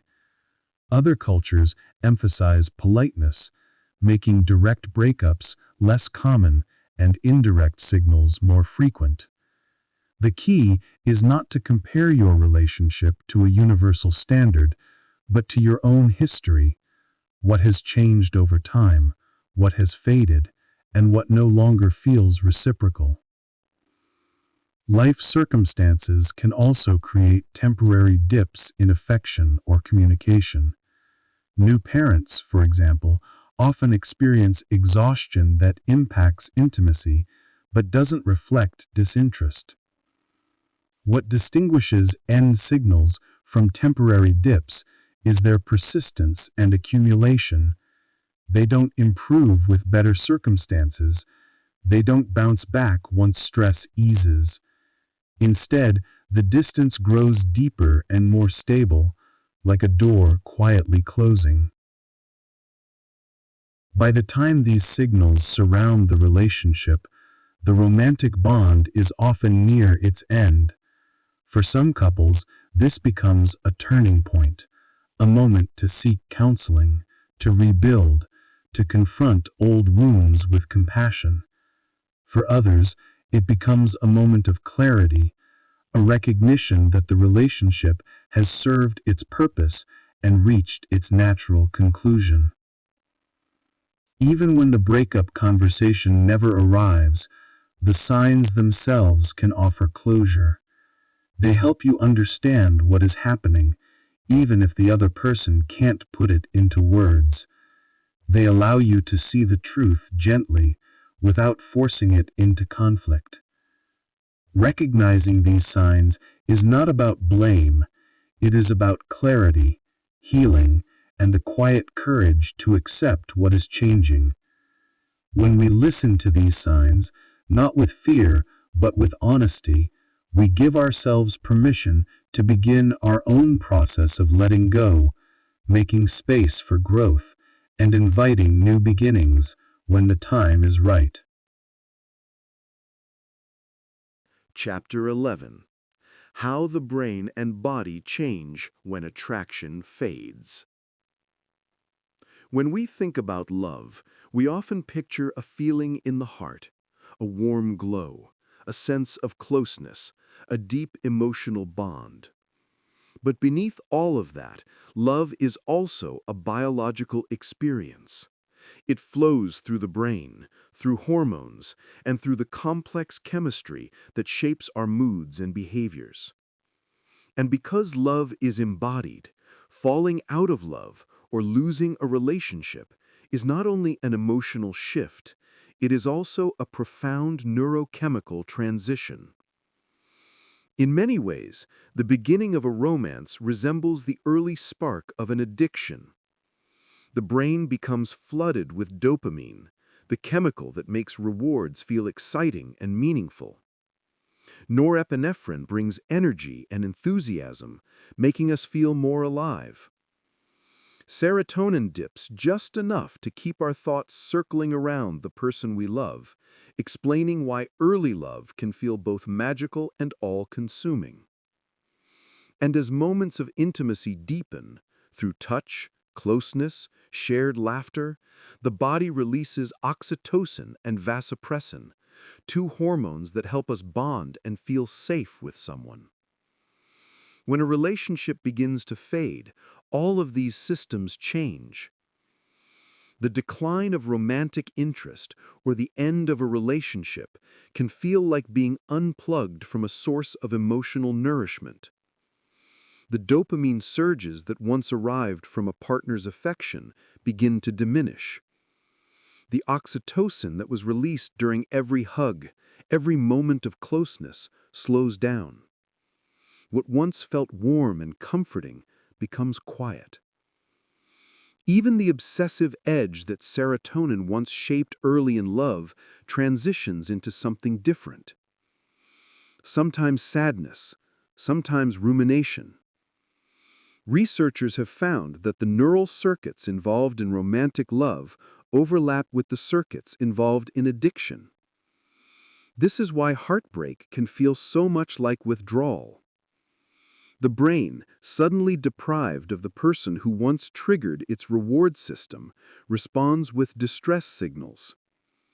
In brain imaging studies, people who recently experienced a breakup show activity in the same dopamine-rich regions associated with craving. When shown a photograph of their former partner, these circuits light up as though the brain is still reaching for something it has lost. It is a longing that feels physical. As real affection disappears or a breakup becomes final, dopamine and oxytocin levels begin to drop.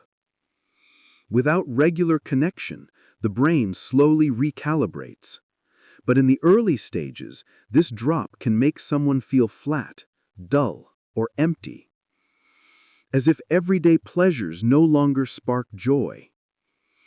Many people describe struggling to concentrate, losing interest in hobbies, or feeling like their emotional world has dimmed. This is not weakness, it is chemistry. The loss of oxytocin can be particularly powerful. Oxytocin is often called the bonding hormone, but it also soothes the nervous system. It lowers stress and contributes to emotional stability. Without it, loneliness becomes sharper. Touch hunger can become real. And the sudden absence of that calming influence can make even ordinary stresses feel overwhelming.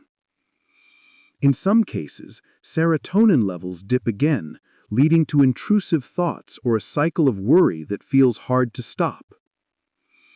The pain of heartbreak is not just a metaphor. Brain imaging research shows that the same neural regions that process physical pain, especially the anterior cingulate cortex, are activated during experiences of rejection or emotional loss. This is why the chest can feel tight, why the body aches, why heartbreak feels like something happening inside the bones. On a biological level, it is an injury. It is real. These early changes can feel tumultuous. A person may cycle through longing, then sadness, then bursts of hope, then despair. They may crave contact with the person they lost, just as someone in withdrawal craves the source of their former comfort. Mental images of the relationship may replay over and over. Dreams may bring the person back. All of this reflects the brain's attempt to regain equilibrium after losing a major source of reward and attachment. But slowly, healing begins.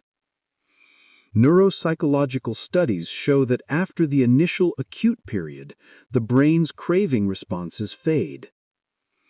The regions associated with emotional pain begin to quiet. Memories reorganize.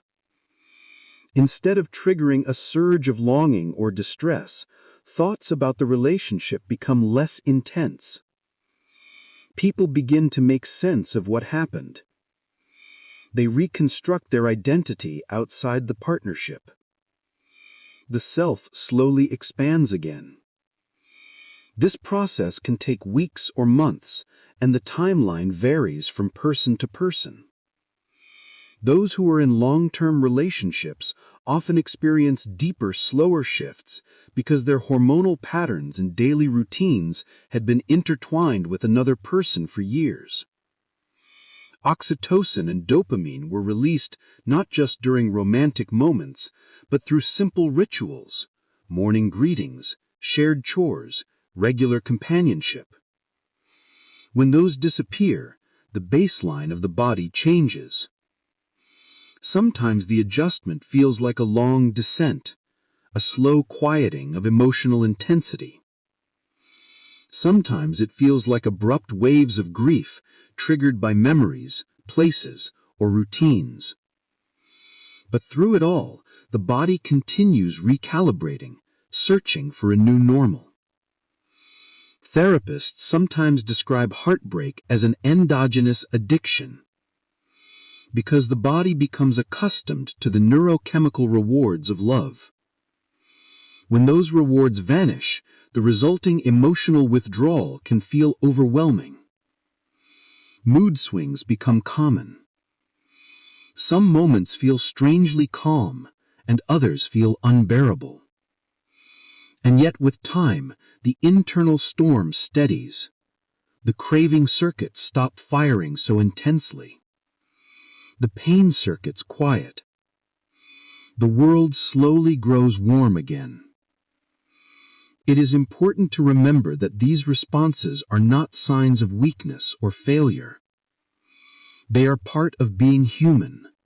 They show that attachment is not merely psychological.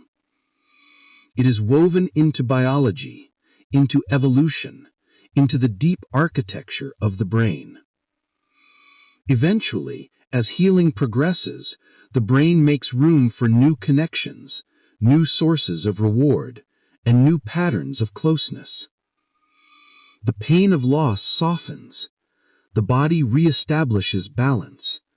And though the process can feel long and confusing, it is a testament to how deeply we are wired to love, and how capable we are of healing, even from profound emotional change.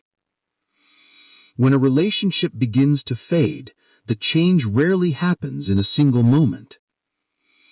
Instead, it unfolds slowly inside the mind like a gentle unwinding of a story that once felt familiar and alive.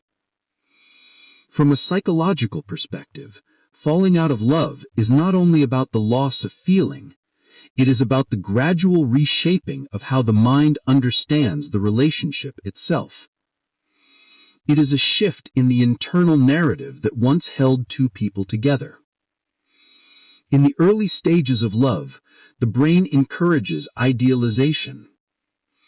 Dopamine sharpens our focus, making a partner's strengths shine brightly, while oxytocin cultivates trust and warmth. It is as if love paints the world with soft colors, smoothing out imperfections. But when interest begins to wane, whether slowly over months or triggered by a painful event, those colors start to fade. The mind begins to reevaluate, to reinterpret moments that were once glossed over. The rose-colored glasses come off. This shift is not simply emotional. It likely corresponds with changes in the brain's prefrontal cortex, the region responsible for judgment and reflection. As emotional intensity weakens, cognitive processing steps in, making the mind more analytical, more willing to examine what wasn't working. Old memories may be reevaluated. Flaws that were once minimized may now feel more visible. Even language changes, often without conscious intention. People begin to use more past tense words, More reflective verbs like understand or realize, signaling a mind trying to make sense of loss. Emotionally, this transition echoes the well-known stages of grief. There may be denial at first, a refusal to accept that love is changing. Then anger, fueled by adrenaline and the stress of conflict. Bargaining may follow, brief bursts of hope, momentary dopamine spikes where one wonders if things can still be repaired. But when reconciliation doesn't come, that energy drops into depression, a state where dopamine and serotonin dip and cortisol remains high. Eventually, with time, the system moves toward acceptance. The nervous system calms, and the emotional circuitry begins to settle again. Attachment theory explains this process through a deeply primal lens. When a partner has been a source of safety, a secure base, losing them triggers an ancient system designed to preserve connection. The brain reacts in the same way a child does when separated from a caregiver. At first, there is protest, longing, impulsive attempts to reconnect, restless thoughts, and intense yearning. This is driven by the same neurochemistry that fuels romantic bonding, dopamine, adrenaline, and anxious attachment mechanisms pushing the person to restore closeness. But if closeness cannot be restored, the system shifts. Eventually, The attachment system moves from protest to detachment. This is not coldness. It is the mind beginning to conserve emotional energy. Cortisol, which had been high during the conflict, gradually declines. Oxytocin patterns adjust. The person begins to adapt to a new normal in which the former attachment figure is no longer central. With time, the mind stops scanning for the partner. The body begins to regulate differently. Acute grief turns into softer, less frequent waves. This transformation can take longer than people expect. Research has found that even a year after a breakup, some individuals still show linguistic patterns of processing and recovery. The deeper the bond, and the longer the partnership, the more slowly the mind unwinds its associations. For those leaving long-term relationships, the effects can be especially profound. Some experience a form of stress-induced cardiomyopathy, often called broken heart syndrome, where the surge of stress hormones temporarily stuns the heart. This dramatic reaction illustrates something important. Heartbreak is not just emotional, it is physiological. A long-term partner becomes woven into the body's regulatory system. Their presence activates calming hormones, oxytocin, endogenous opioids, that soften stress and steady mood. When that steady source of comfort disappears, the body feels the loss acutely. Over time, however, the body finds ways to heal. The brain begins to unlearn the partner as a default source of reward. Neural pathways weaken when they are no longer reinforced. The emotional charge behind memories slowly fades. The pain centers of the brain quiet. Seeing a former partner's photo no longer triggers a surge of longing. It becomes more like observing a memory rather than experiencing a wound. This healing process is often subtle. People sometimes notice it in small milestones. A day when they don't think about the person. A moment when a memory surfaces without overwhelming sadness. An instance where they can imagine a future without discomfort. These signs reflect the brain forming new associations, restoring balance, and redistributing its emotional energy. Understanding this biological journey can bring comfort. It explains why heartbreak can make someone feel physically sick, unable to sleep, unable to eat, or unable to stop thinking. These reactions are not signs of weakness. They are the body adjusting to the loss of neurochemical rhythms it once depended on. And knowing this also suggests ways to cope. Exercise can naturally boost dopamine and endorphins, countering the temporary loss of pleasure chemicals. Social connection.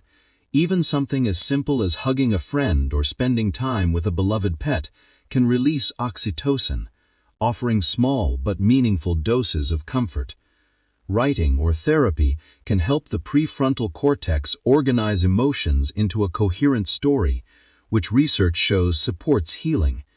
And giving the brain no contact can be a powerful tool, much like avoiding a substance during addiction recovery. Each avoided trigger gives the mind space to recalibrate. It is also important to understand that these neuropsychological changes do not only occur after a breakup. Sometimes they begin during the relationship, long before the ending becomes visible. When someone says they feel numb, or like roommates, or emotionally absent, this can reflect reduced dopamine responses, diminished oxytocin release, or a lack of excitement, the internal chemistry of connection fading. Many couples try to revive it with date nights, new experiences, or more affection. Sometimes it works, sometimes it doesn't.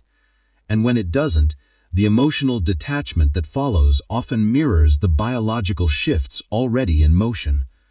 Ultimately, the end of romantic love is not just a story of loss, it is also a story of adaptation. The brain reorganizes itself, releasing old patterns and preparing space for new ones. Hormones recalibrate, emotional circuits quiet, and in that quiet, resilience takes root. Over time, The body heals, pleasure returns, curiosity returns, the capacity to love returns. The same neural pathways that once lit up for one person can light up again for someone new, or for a new chapter of life, a new passion, a new sense of self. That is the quiet promise embedded in emotional detachment, the knowledge that the mind is capable of renewal. As painful as the process can be, it is also a testament to our ability to grow, to heal, and to find balance again. The brain, remarkably adaptable and endlessly resilient, eventually guides us back toward the possibility of connection, meaning, and love. Often after a long season of hurt or confusion, when the heart begins to breathe differently, the storm of a breakup has passed, the waves of emotion have calmed, and what remains is a quiet curiosity. Have I healed? Am I finally moving on?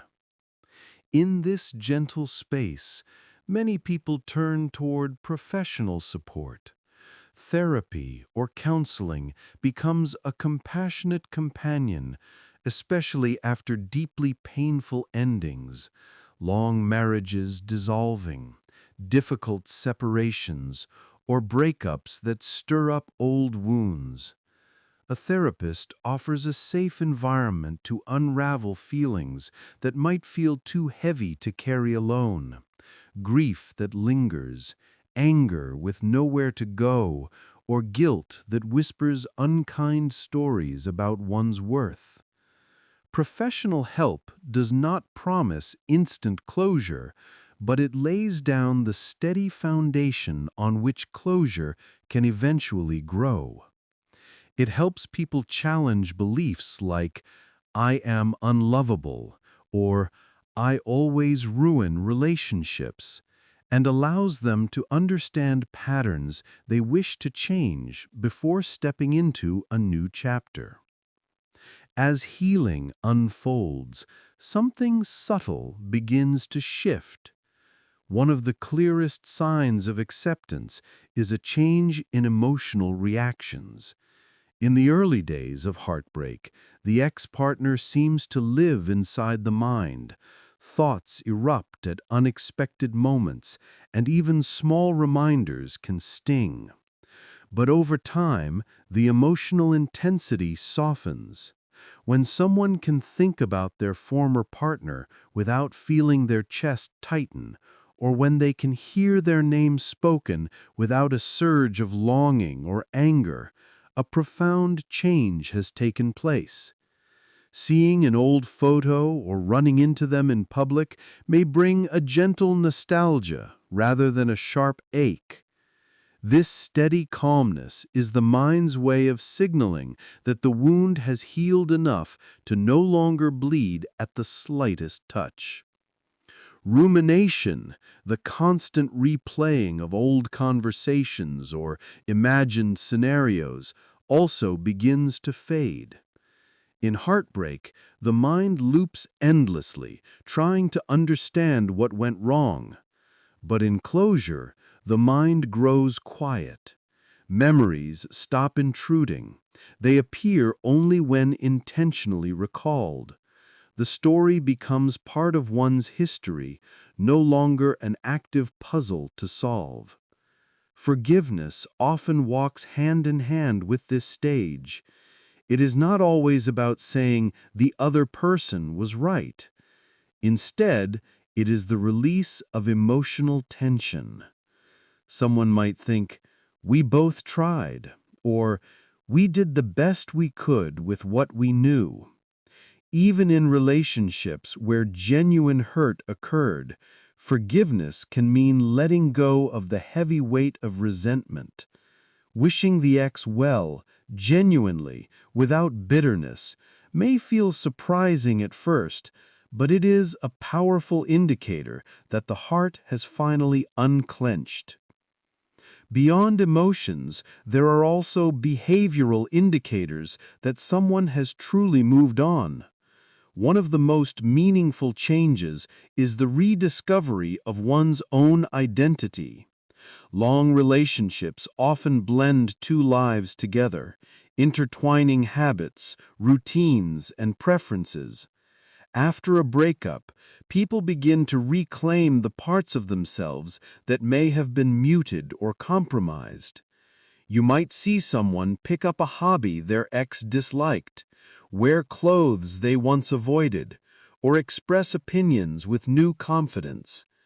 Even something as simple as cutting their hair, rearranging furniture, or cooking meals they alone enjoy can symbolize the return of personal autonomy. The language changes too. People stop referring to themselves as we. They begin to say I with ease, recognizing their individuality not as loneliness, but as clarity. They build new routines, Friday evenings spent with new friends, morning walks, classes, or hobbies that belong entirely to them. When these routines feel natural rather than forced, it is a sign that the emotional bond to the past has loosened.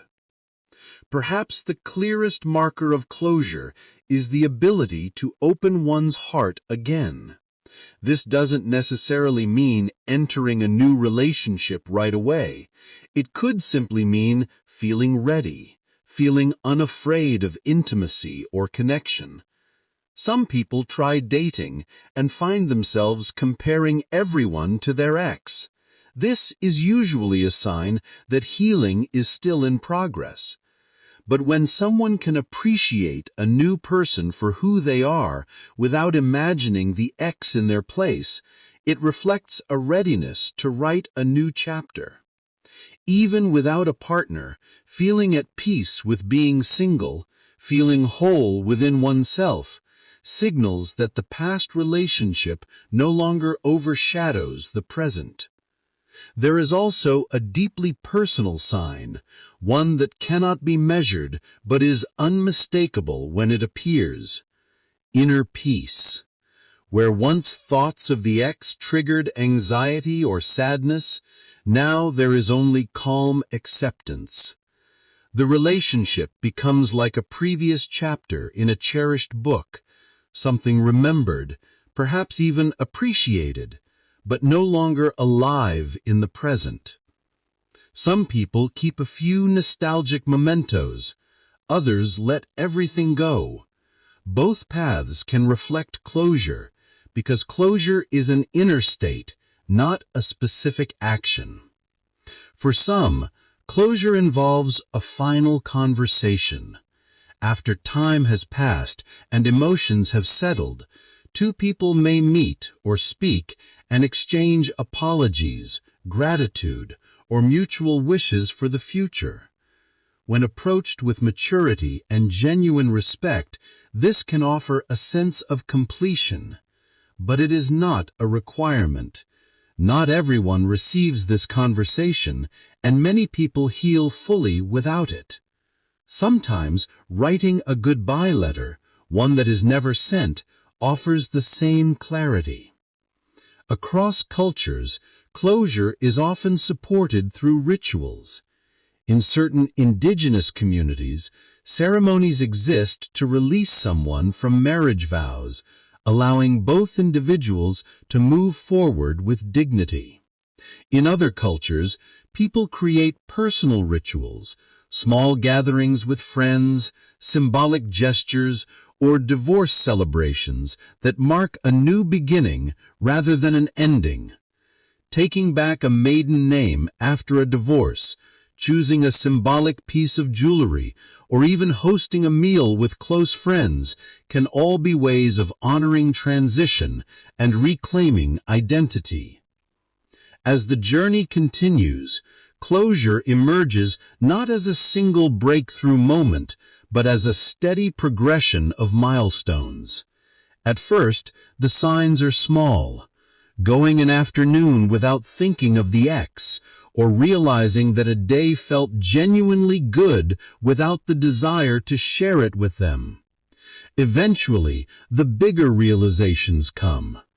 Someone might look back and think, Even if I could go back, I wouldn't. They may recognize how much they've grown and see clearly that the relationship no longer fits who they are becoming. Some people struggle more deeply, especially if the relationship ended abruptly or without explanation, such as ghosting. The absence of answers can prolong the search for meaning. In these moments, therapy, supportive friends, or symbolic rituals can help fill the gaps and guide the person toward the closure they deserve. Ultimately, closure is a gift we give ourselves.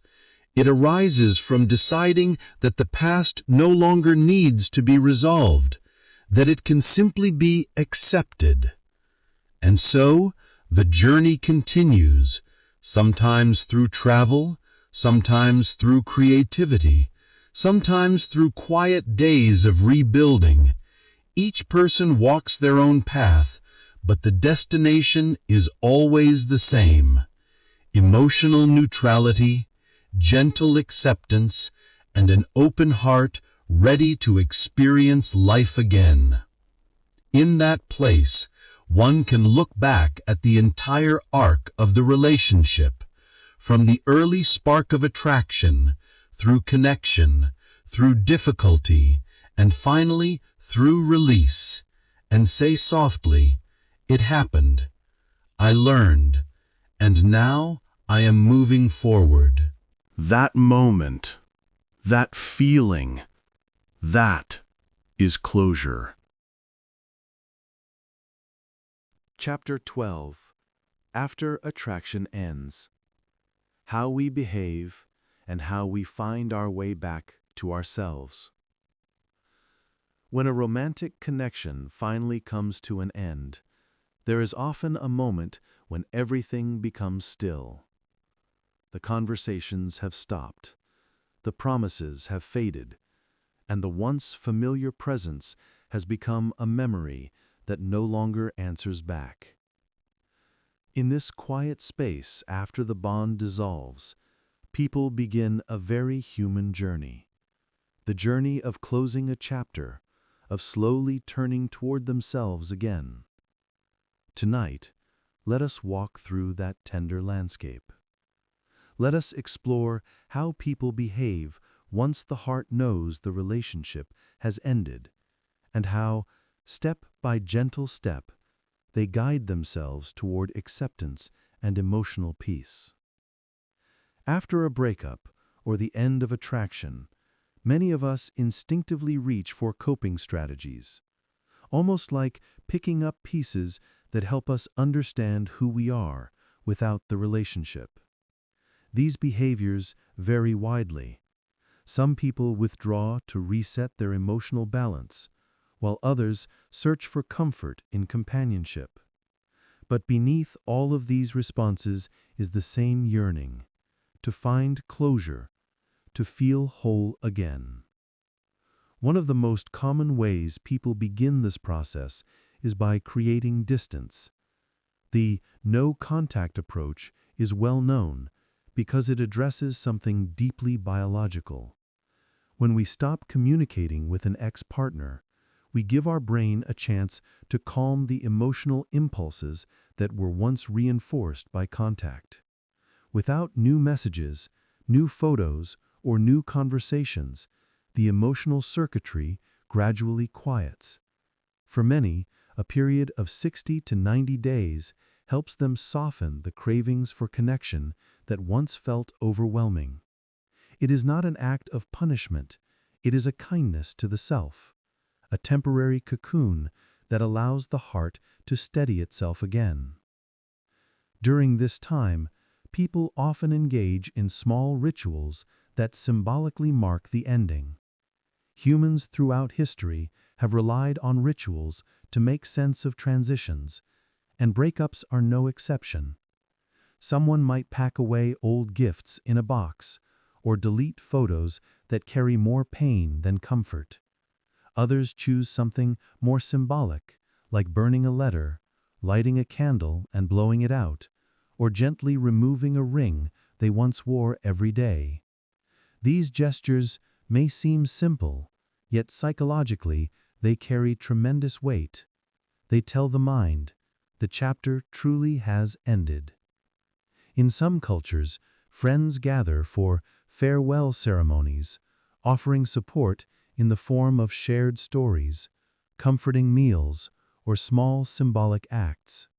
Across the world, people find ways to externalize the internal shift by traveling somewhere meaningful, by redecorating their living space, or by reclaiming pieces of identity that may have been softened or pushed aside during the relationship. Changing the curtains, repainting a room, or rearranging furniture can be a surprisingly powerful form of healing. It is both practical and deeply symbolic, a way to say, "This life is mine again." Of course, not all coping strategies involve solitude. Many find their greatest strength in the warmth of social support. Friends and family often become gentle anchors. They listen, they reassure, they remind us that the heartbreak does not define us. Emotional sharing with trusted people stimulates soothing neurochemicals like oxytocin, often called the bonding hormone, helping reduce feelings of isolation. Research consistently shows that people with strong social networks recover more quickly. They feel less lonely, regain confidence sooner, and adapt more smoothly to the emotional shift. Spending time with loved ones becomes a safe place to process pain and begin meaning-making, where someone might softly suggest, "Perhaps this relationship was not the right fit," or "You deserved someone who understood you better." Another quiet, profoundly helpful method is expressive writing. Many psychological studies, especially those led by James Pennerbake, show that writing about one's emotions and experiences can significantly improve mental well-being. It helps organize swirling thoughts and brings clarity to tangled feelings. When someone writes a letter to their ex, not to send, but simply to express, they give shape to the unsaid. In that unsent letter, people often find themselves saying goodbye, expressing forgiveness, or releasing regrets. The act itself becomes cathartic, like opening a window in a stuffy room and letting the air shift. Some people also engage in distraction, not to avoid healing, but to give the mind small rests. They throw themselves into work, take up a new hobby, or travel somewhere different. Distraction is sometimes misunderstood, but in the early stages, it can be a healthy way to interrupt cycles of rumination. As long as it is balanced with honest emotional processing, it can offer moments of relief and remind the brain that life still contains joy, curiosity, and possibility. There is also the complex world of rebound relationships. While rebounds often carry a reputation of being shallow or misguided, research paints a more nuanced picture. For some, entering a new relationship quickly can restore self-esteem and remind them that they are still lovable. The early rush of attraction brings its own blend of dopamine and oxytocin, easing emotional pain in the short term. Yet this path requires honesty with oneself and with the new partner. When used only as emotional anesthesia, rebounds can carry unresolved baggage. But when approached with awareness and fairness, some rebounds grow into stable relationships. Human hearts, after all, do not always heal in linear or tidy ways. As time passes, many people shift into a stage of meaning-making. They begin to reflect not only on what happened, but on what they have learned. Someone might quietly tell themselves, "I know myself better now," or "This helped me understand what I truly need." Thinking of the relationship as a learning experience reduces bitterness and supports emotional growth. Research shows that those who find constructive meaning in their loss tend to adapt better. They carry fewer regrets, fewer lingering resentments, and more confidence moving forward. Identifying silver linings, like rediscovering neglected friendships or pursuing long-delayed goals, helps build a narrative of resilience rather than defeat. And slowly, signs of acceptance begin to appear. A person realizes they can think of their ex without the sharp sting that once followed every memory. They stop checking their ex's social media. The urge to call or message fades. They no longer look for closure from the other person. They discover it within themselves. Acceptance also shows up in gentle behavioral shifts. Someone might rediscover personal interests that had faded in the relationship. They might decorate their space in ways that feel genuinely theirs, or step into new experiences with an open heart. Even beginning dating again, not to fill a void, but out of genuine curiosity, reflects a newfound comfort with the unknown. These small emotional markers signal that the future no longer feels overshadowed by the past. And yet, closure is rarely a single moment. It is not always a clean decision or a dramatic turning point. More often, it unfolds gradually, with occasional setbacks. A memory may resurface unexpectedly, or a familiar scent may bring back a wave of emotion. These moments do not mean someone has failed. They simply show that healing moves in gentle spirals, not straight lines. Across cultures and across individual stories, people find a wide range of closure rituals. Some write farewell letters they never send. Others take symbolic trips to places that mark new beginnings. Some seek a final conversation, while others prefer to let the silence hold the ending. What matters is not the method, but the meaning. True acceptance emerges when thoughts of the past no longer control the emotional present, when the heart feels light again and the future feels wide enough to step into. In that soft and human process, people rediscover themselves. They learn to breathe again, to dream again, and to imagine love without the shadow of heartbreak. Closure is not the end of love. It is the gentle beginning of healing, the quiet moment when the heart says, "I am ready to move on." There comes a time, often after a long season of hurt or confusion, when the heart begins to breathe differently. The storm of a breakup has passed, the waves of emotion have calmed, and what remains is a quiet curiosity. Have I healed? Am I finally moving on? In this gentle space, many people turn toward professional support.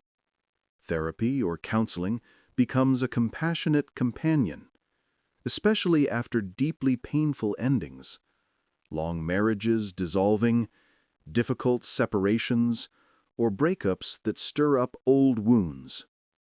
A therapist offers a safe environment to unravel feelings that might feel too heavy to carry alone. Grief that lingers, anger with nowhere to go, or guilt that whispers unkind stories about one's worth. Professional help does not promise instant closure, but it lays down the steady foundation on which closure can eventually grow. It helps people challenge beliefs like, "I am unlovable," or "I always ruin relationships," and allows them to understand patterns they wish to change before stepping into a new chapter. As healing unfolds, something subtle begins to shift. One of the clearest signs of acceptance is a change in emotional reactions. In the early days of heartbreak, the ex-partner seems to live inside the mind. Thoughts erupt at unexpected moments, and even small reminders can sting. But over time, the emotional intensity softens. When someone can think about their former partner without feeling their chest tighten, or when they can hear their name spoken without a surge of longing or anger, a profound change has taken place. Seeing an old photo or running into them in public may bring a gentle nostalgia rather than a sharp ache. This steady calmness is the mind's way of signaling that the wound has healed enough to no longer bleed at the slightest touch. Rumination, the constant replaying of old conversations or imagined scenarios, also begins to fade. In heartbreak, the mind loops endlessly, trying to understand what went wrong. But in closure, the mind grows quiet. Memories stop intruding. They appear only when intentionally recalled. The story becomes part of one's history, no longer an active puzzle to solve. Forgiveness often walks hand in hand with this stage. It is not always about saying the other person was right. Instead, it is the release of emotional tension. Someone might think, "We both tried," or "We did the best we could with what we knew." Even in relationships where genuine hurt occurred, forgiveness can mean letting go of the heavy weight of resentment. Wishing the ex well, genuinely, without bitterness, may feel surprising at first, but it is a powerful indicator that the heart has finally unclenched. Beyond emotions, there are also behavioral indicators that someone has truly moved on. One of the most meaningful changes is the rediscovery of one's own identity. Long relationships often blend two lives together, intertwining habits, routines, and preferences. After a breakup, people begin to reclaim the parts of themselves that may have been muted or compromised. You might see someone pick up a hobby their ex disliked, wear clothes they once avoided, or express opinions with new confidence. Even something as simple as cutting their hair, rearranging furniture, or cooking meals they alone enjoy can symbolize the return of personal autonomy. The language changes too. People stop referring to themselves as we.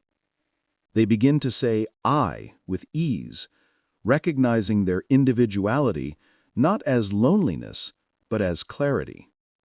They build new routines. Friday evenings spent with new friends, morning walks, classes, or hobbies that belong entirely to them. When these routines feel natural rather than forced, it is a sign that the emotional bond to the past has loosened. Perhaps the clearest marker of closure is the ability to open one's heart again. This doesn't necessarily mean entering a new relationship right away. It could simply mean feeling ready, feeling unafraid of intimacy or connection. Some people try dating and find themselves comparing everyone to their ex. This is usually a sign that healing is still in progress. But when someone can appreciate a new person for who they are, without imagining the ex in their place, it reflects a readiness to write a new chapter. Even without a partner, feeling at peace with being single, feeling whole within oneself, signals that the past relationship no longer overshadows the present. There is also a deeply personal sign, one that cannot be measured but is unmistakable when it appears. Inner peace. Where once thoughts of the ex triggered anxiety or sadness, now there is only calm acceptance. The relationship becomes like a previous chapter in a cherished book, something remembered, perhaps even appreciated, but no longer alive in the present. Some people keep a few nostalgic mementos, others let everything go. Both paths can reflect closure, because closure is an inner state, not a specific action. For some, closure involves a final conversation. After time has passed and emotions have settled, two people may meet or speak and exchange apologies, gratitude, or mutual wishes for the future. When approached with maturity and genuine respect, this can offer a sense of completion, but it is not a requirement. Not everyone receives this conversation, and many people heal fully without it. Sometimes writing a goodbye letter, one that is never sent, offers the same clarity. Across cultures, closure is often supported through rituals. In certain indigenous communities, ceremonies exist to release someone from marriage vows, allowing both individuals to move forward with dignity. In other cultures, people create personal rituals, small gatherings with friends, symbolic gestures, or divorce celebrations that mark a new beginning rather than an ending. Taking back a maiden name after a divorce, choosing a symbolic piece of jewelry, or even hosting a meal with close friends can all be ways of honoring transition and reclaiming identity. As the journey continues, closure emerges not as a single breakthrough moment, but as a steady progression of milestones. At first, the signs are small. Going an afternoon without thinking of the ex, or realizing that a day felt genuinely good without the desire to share it with them. Eventually, the bigger realizations come. Someone might look back and think, even if I could go back, I wouldn't. They may recognize how much they've grown and see clearly that the relationship no longer fits who they are becoming. Some people struggle more deeply, especially if the relationship ended abruptly or without explanation, such as ghosting. The absence of answers can prolong the search for meaning. In these moments, therapy, supportive friends, or symbolic rituals can help fill the gaps and guide the person toward the closure they deserve. Ultimately, closure is a gift we give ourselves. It arises from deciding that the past no longer needs to be resolved, that it can simply be accepted. And so the journey continues. Sometimes through travel, sometimes through creativity, sometimes through quiet days of rebuilding. Each person walks their own path, but the destination is always the same. Emotional neutrality, gentle acceptance, and an open heart ready to experience life again. In that place, one can look back at the entire arc of the relationship, from the early spark of attraction, through connection, through difficulty, and finally through release, and say softly, "It happened, I learned, and now I am moving forward." That moment, that feeling, that is closure. Part 4. The Hidden Science of Friendship. How Bonds Form and Fade. Chapter 13. The Chemistry of Friendship. Why Some People Just Click. There is a gentle mystery in the way some friendships begin. Sometimes a friend enters our life slowly, through shared routines, repeated encounters, or months of gradual familiarity. But at other times, something much more immediate happens. Two people meet for the very first time, perhaps in a classroom, a workplace, a cafe, or even online. And there is an unmistakable spark. Not romantic, not passionate, but warm and quietly electric. It feels like an inner click of understanding, a soft intuition that says, "Ah, here is someone who feels familiar, even though they are a complete stranger." This experience is what psychologists call friendship chemistry, a concept that often goes unnoticed because so much of modern research and culture centers around romantic chemistry. The previous chapters place that word, chemistry, squarely in the realm of romantic attraction. But friendship, too, has its own form of chemistry. an instant emotional and psychological connection that can emerge the moment two people cross paths.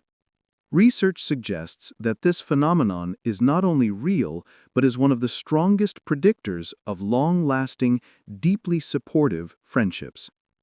When friendship chemistry is present early on, the relationship tends to grow with less friction and more natural ease. Conversation flows effortlessly, trust builds quickly, and two people find themselves navigating the beginnings of closeness without self-consciousness or intentional effort. It's as though the friendship knows where it wants to go, even before the individuals do. In 2015, researchers set out to understand this mysterious spark in a more systematic way. They identified 5 key ingredients, 5 psychological threads that weave together to create this sense of connection. The first of these is reciprocal candor. It is the feeling that both people are able to speak openly, honestly, and meaningfully right from the start. This does not mean diving instantly into intimate secrets, but rather sensing that the other person listens with sincerity and responds with genuine interest. In conversations marked by reciprocal candor, people find themselves sharing thoughts and feelings they did not expect to express so soon. Self-disclosure feels natural instead of risky, and trust grows quietly between sentences. It is the feeling of being heard, not just through words, but through presence. The second element is mutual interests, which includes shared humor, common hobbies, and the simple joy of being around each other. Two people might laugh at the same kind of jokes, enjoy the same music, or feel energized when they talk about similar passions. This shared enjoyment helps create a sense of belonging. It is why some friendships feel light, uplifting, and comforting from the very beginning.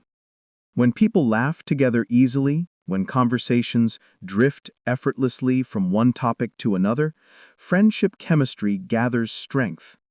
The third component is something softer and more intuitive, personableness. It is the perception that the other person is kind, sincere, and emotionally safe. People with strong friendship chemistry often describe their first impressions of each other with words like warm, genuine, or easy to be around. It is the subtle sense that the other person likes you, not with intensity or urgency, but with a gentle openness that invites connection. This reciprocal liking forms the emotional foundation upon which deeper trust can grow. The fourth ingredient refers to similarity, which includes a match in values, beliefs, goals, or life perspectives. Psychologists call this value homophily, and it plays a significant role in emotional bonding. When two people discover shared moral beliefs, similar life philosophies, or parallel aspirations, they experience a deeper resonance that goes beyond shared hobbies. This kind of alignment reinforces the idea that both individuals interpret the world in similar ways. It's why some friendships feel wise and grounding, even in early stages, because both people feel understood not only on the surface, but on a more meaningful level. Finally, there is physical attraction, though not in the romantic or sexual sense. Instead, it describes a subtle appreciation for the other person's appearance, facial expressions, posture, or overall demeanor. It may be the warmth of their smile, the softness in their eyes, or the kindness revealed in their mannerisms. This type of physical attraction is gentle and non-sexual. It is a quiet pull, an aesthetic sense of liking that helps shape early impressions and makes interaction feel pleasant and inviting. Together, these 5 components form the architecture of friendship chemistry. And what is striking is how closely they mirror the signals of romantic attraction outlined earlier in the previous chapters. Nonverbal synchrony, the harmonious rhythm that develops when two people mirror each other's gestures or speech patterns, appears in both romantic and platonic bonds. It is deeply tied to similarity and emotional alignment. Active listening, humor, and emotional openness are described in Chapter 3 as essential communication cues in romantic attraction. Yet they are also at the heart of reciprocal candor and mutual enjoyment within friendship chemistry. Even evolutionary mate selection theories, which emphasize the importance of shared values in romantic pairings, mirror the role of similarity in platonic bonds. These parallels reveal a profound truth that our culture often forgets. The psychological mechanisms that draw humans together are largely universal. Romantic attraction is not an entirely separate experience, governed by rules different from those of platonic connections. Rather, romance appears to be built upon the very same foundation as friendship: connection, openness, resonance, trust, and shared meaning. The difference lies in the presence of a sexual or romantic component, a layer added on top, not a separate structure altogether. This insight gently challenges the cultural hierarchy that places romantic love at the top, often viewing friendship as secondary, optional, or less significant. The scientific data tell a different story. The emotional architecture of bonding is remarkably similar across romantic and platonic relationships. Chemistry, intimacy, warmth, and closeness do not belong exclusively to lovers. They flourish among friends too, often with just as much depth and emotional richness. In this light, friendship becomes not a lesser form of bonding, but a beautifully complete one. One that shares the same psychological roots as romantic love, minus the sexual or romantic dimension. And recognizing this truth invites us to honor our friendships with the importance they deserve, acknowledging that they are built from the same human instincts that help us form companionship, belonging, and emotional safety.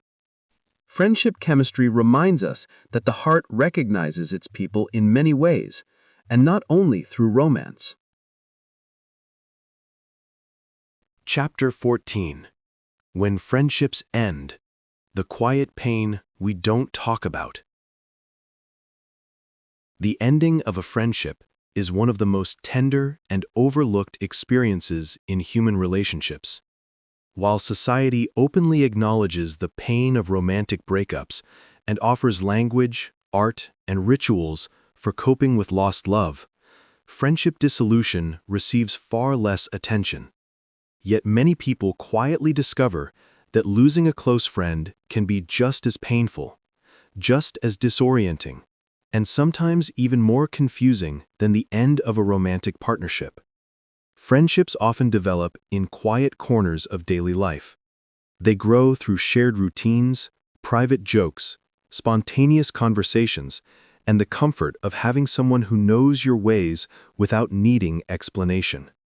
When such a bond fades or fractures, the absence ripples through the heart in a way that is both intimate and profoundly human. Psychological research reveals that the dissolution of friendships mirrors the decline of romantic relationships in strikingly similar ways. This is not surprising when we remember that both forms of connection are built on the same deep foundations: trust, attention, warmth, consistency, and an unspoken expectation of mutual care. Just as the beginning of a friendship can resemble the beginning of a romance, full of discovery, laughter, and shared enjoyment, the end of a friendship often echoes the same emotional rhythms described in Part 2. Friendship breakups are a common experience, though understudied, and they represent a significant interpersonal stressor that can silently shape a person's emotional well-being. Researchers identified two primary pathways through which friendships come to an end. The first pathway involves what psychologists call active transgressions. These are clear, defining moments that break the unspoken contract of friendship, moments that rupture trust or violate core expectations. Examples include betrayal, such as sharing a confidential story with others, exclusion, such as intentionally leaving someone out of important gatherings, or overt conflict that leaves one or both people feeling attacked or diminished. In romantic relationships, similar violations are known as the Four Horsemen: contempt, criticism, defensiveness, and stonewalling. These patterns, described earlier in Chapter 9, corrode emotional safety. The same dynamics appear in friendships. When interaction shifts from warmth to hostility, or when kindness is replaced by contemptuous remarks, the emotional foundation cracks. A friendship may survive occasional disagreement, but contempt, cruelty, or repeated disrespect can dissolve even long-standing bonds. These endings are often swift and painful because they force a person to confront a sudden reversal. Someone who once felt safe becomes someone who feels unsafe. But although dramatic ruptures are intense, they are not the most common reason friendships end. More often, a friendship dissolves through a softer, slower process, what psychologists describe as passive fading or emotional lethargy. This pathway is quiet and gradual, sometimes unfolding over months or even years. Instead of a single defining moment, there is a gentle loosening of connection. Conversations that once felt vibrant become sporadic. Plans that used to emerge easily begin to feel like obligations. Messages go unanswered for longer stretches of time. One person may initiate interaction again and again, while the other responds less and less. Or both may drift apart simultaneously without ever explicitly acknowledging it. Over time, the sense of companionship that once felt natural becomes faint. The friendship doesn't end with a dramatic conflict, but with a quiet absence of positive interaction. This lack of shared time, emotional support, and meaningful presence mirrors the reduced attention and declining effort described in chapters 5 and 6, core signals of disengagement in romantic relationships. When the energy that once nourished the bond fades, the connection slowly weakens. These two pathways, rupture and drift, might seem different on the surface, but together they highlight an important truth. The underlying principles that sustain all meaningful relationships are universal. Whether between friends or romantic partners, relationships thrive when people show up for each other, invest time, express warmth, remain responsive, and create shared moments of positivity. When these elements diminish, whether through conflict or neglect, the bond begins to fray. Friendship dissolution is not an anomaly or a peculiar exception. It follows the same emotional laws that govern romantic decline. Recognizing this helps us understand why losing a friend can feel so painful. A friend is often someone who has witnessed our everyday life, someone who knows our stories, someone who has seen us in unguarded moments. Friends accompany us through simple routines, walking together, studying together, eating together, messaging throughout the day. When that presence disappears, the emotional landscape changes.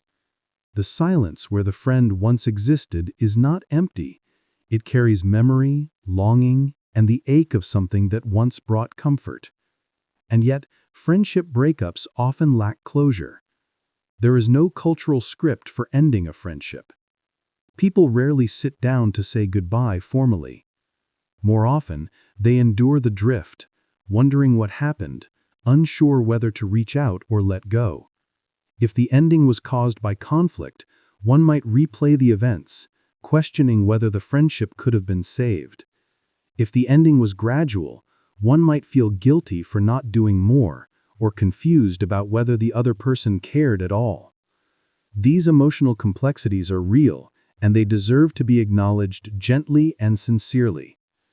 Understanding the mechanisms of friendship dissolution also invites us to reflect on the friendships we still have. It encourages us to nurture them with presence and warmth, to communicate openly, and to express care intentionally. Friendships do not maintain themselves automatically. They require the same attention and emotional investment that we expect in romantic relationships, even if the expressions of affection are different. A shared meal, a thoughtful message, a moment of support, these are the small acts that sustain connection. They are the quiet, consistent gestures that keep friendships alive.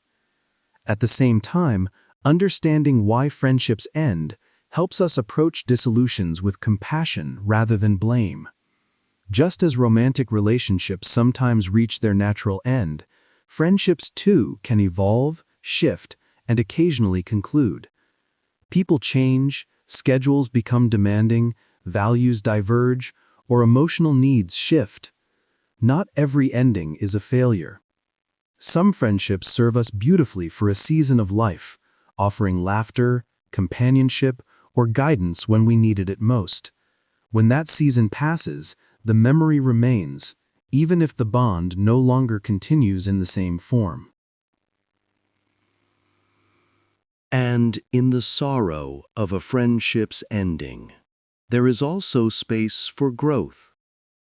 The heart learns which qualities it values in connection: patience, loyalty, humor, gentleness, curiosity, or shared vision. We learn how we wish to show up for others, and what kind of presence we hope to receive in return. Losing a friend teaches us about boundaries, about resilience, about what it means to care deeply without holding on too tightly. It teaches us to cherish the friendships that remain, and to welcome new ones with openness and wisdom. In the stillness that follows a friendship breakup, we may feel grief, confusion, or nostalgia, but with time and reflection, the heart heals, it adapts. It remembers the joy without clinging to the loss. And eventually, when we are ready, it opens again to new people, new conversations, new forms of warmth, and new chapters of connection. Friendship dissolution, then, is not merely an ending. It is a reminder that human bonds are fragile and precious, shaped by the same emotional currents that guide all meaningful relationships. It is also a testament to our capacity to grow, to understand ourselves more deeply, and to continue seeking companionship in a world full of people who, one day, may become the next friend who walks beside us. Chapter 15. How Losing a Friend Affects the Mind and Heart. There is a quiet truth in human relationships that many of us feel long before we have the language to explain it. The loss of a close friend can shake the heart just as deeply as the loss of a romantic partner. And yet, when people talk about heartbreak, the conversation almost always revolves around romance. Society has long placed romantic relationships on a pedestal, treating them as the pinnacle of emotional life, while friendships, despite being vital sources of support, joy, and belonging, are often treated as secondary. But neurobiology paints a very different picture, one that is both striking and affirming. The brain does not distinguish between the emotional pain caused by losing a lover and that caused by losing a friend. To the brain, a severed bond is a severed bond. Neuroscientific research shows that friendship breakups can be just as emotionally devastating as romantic breakups, and in some cases, even more so. For many people, a close friend is someone they confide in during their most vulnerable moments, someone who knows their private worries and quiet dreams, someone who has been present in the ordinary rhythms of life, walking beside them through stress, celebration, boredom, and change. When such a relationship ends, the emotional system responds with profound alarm. It is not simply sadness. It is a full-body response governed by the ancient biology of human attachment. Researchers have found that the neurological impact of losing a close friend is severe. The brain regions that activate when a person experiences intense physical pain, particularly areas involved in detecting and processing threat, also activate when someone loses a cherished friendship. This overlap is not poetic metaphor. It is measurable, observable, and consistent across studies. In moments of platonic loss, the amygdala, the brain's threat detection center, lights up as though the person has encountered danger. This activation triggers a cascade of stress hormones that prepare the body for survival. Physiologically, the body cannot differentiate between a broken bond and a broken bone. Both are treated as threats to well-being. This neurological storm also disrupts the delicate balance of key neurotransmitters. Serotonin, which supports mood stability and emotional regulation, becomes dysregulated, contributing to feelings of sadness and low energy.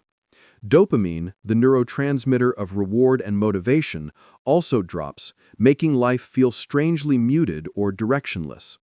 Activities that once brought pleasure may feel flat. Even norepinephrine, the hormone responsible for alertness and stress response, fluctuates unpredictably, creating waves of anxiety or restlessness. These changes do not reflect weakness or overreaction. They reflect the profound biological reality that human beings are wired for connection, and that the loss of a meaningful bond shakes the nervous system at its core. Psychologically, this experience is known as ambiguous grief. It is the unique sorrow of losing someone who is still alive but no longer part of one's daily world. Unlike grief from death, where social rituals and cultural practices help the bereaved find support and closure, grief from a friendship breakup often receives little acknowledgement. This lack of recognition can make the pain feel even heavier. People may question their right to mourn or doubt the legitimacy of their feelings. Yet ambiguous grief can be incredibly intense. It brings feelings of rejection, loneliness, self-doubt, and rumination. Someone may find themselves wondering what they did wrong, replaying conversations, or questioning whether they were ever truly valued. In some cases, this form of grief can contribute to symptoms of anxiety and depression, especially when the friendship had been a major source of emotional support. The research surrounding platonic loss connects powerfully with the findings discussed earlier in Chapter 11, which addressed the neuropsychological changes associated with romantic heartbreak.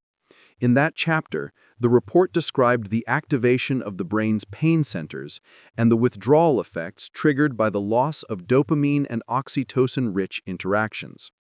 These neurochemical reactions help explain why romantic heartbreak can feel physically painful, and why the longing for the lost partner can resemble withdrawal from an addictive substance. The striking discovery in the research on platonic loss is that these same neurological processes occur when a close friendship ends. The emotional circuitry involved in attachment does not categorize connections as romantic or platonic. It simply registers the presence of a bond and reacts when that bond is broken. This understanding carries profound implications.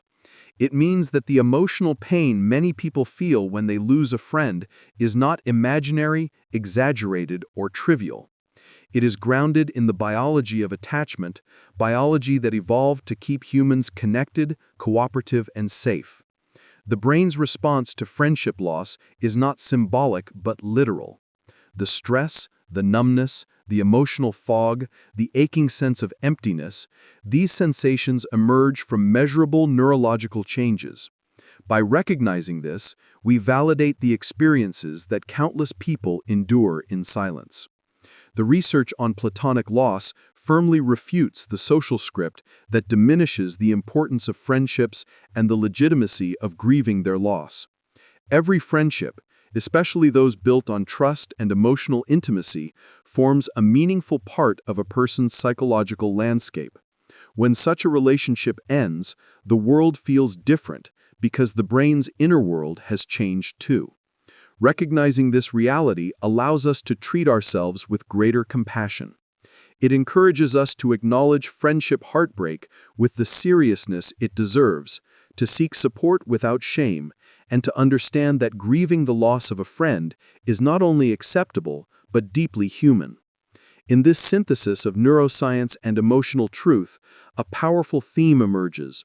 The pain of heartbreak, whether romantic or platonic, is not about sexual desire or the structure of a relationship, but about the severing of an attachment bond.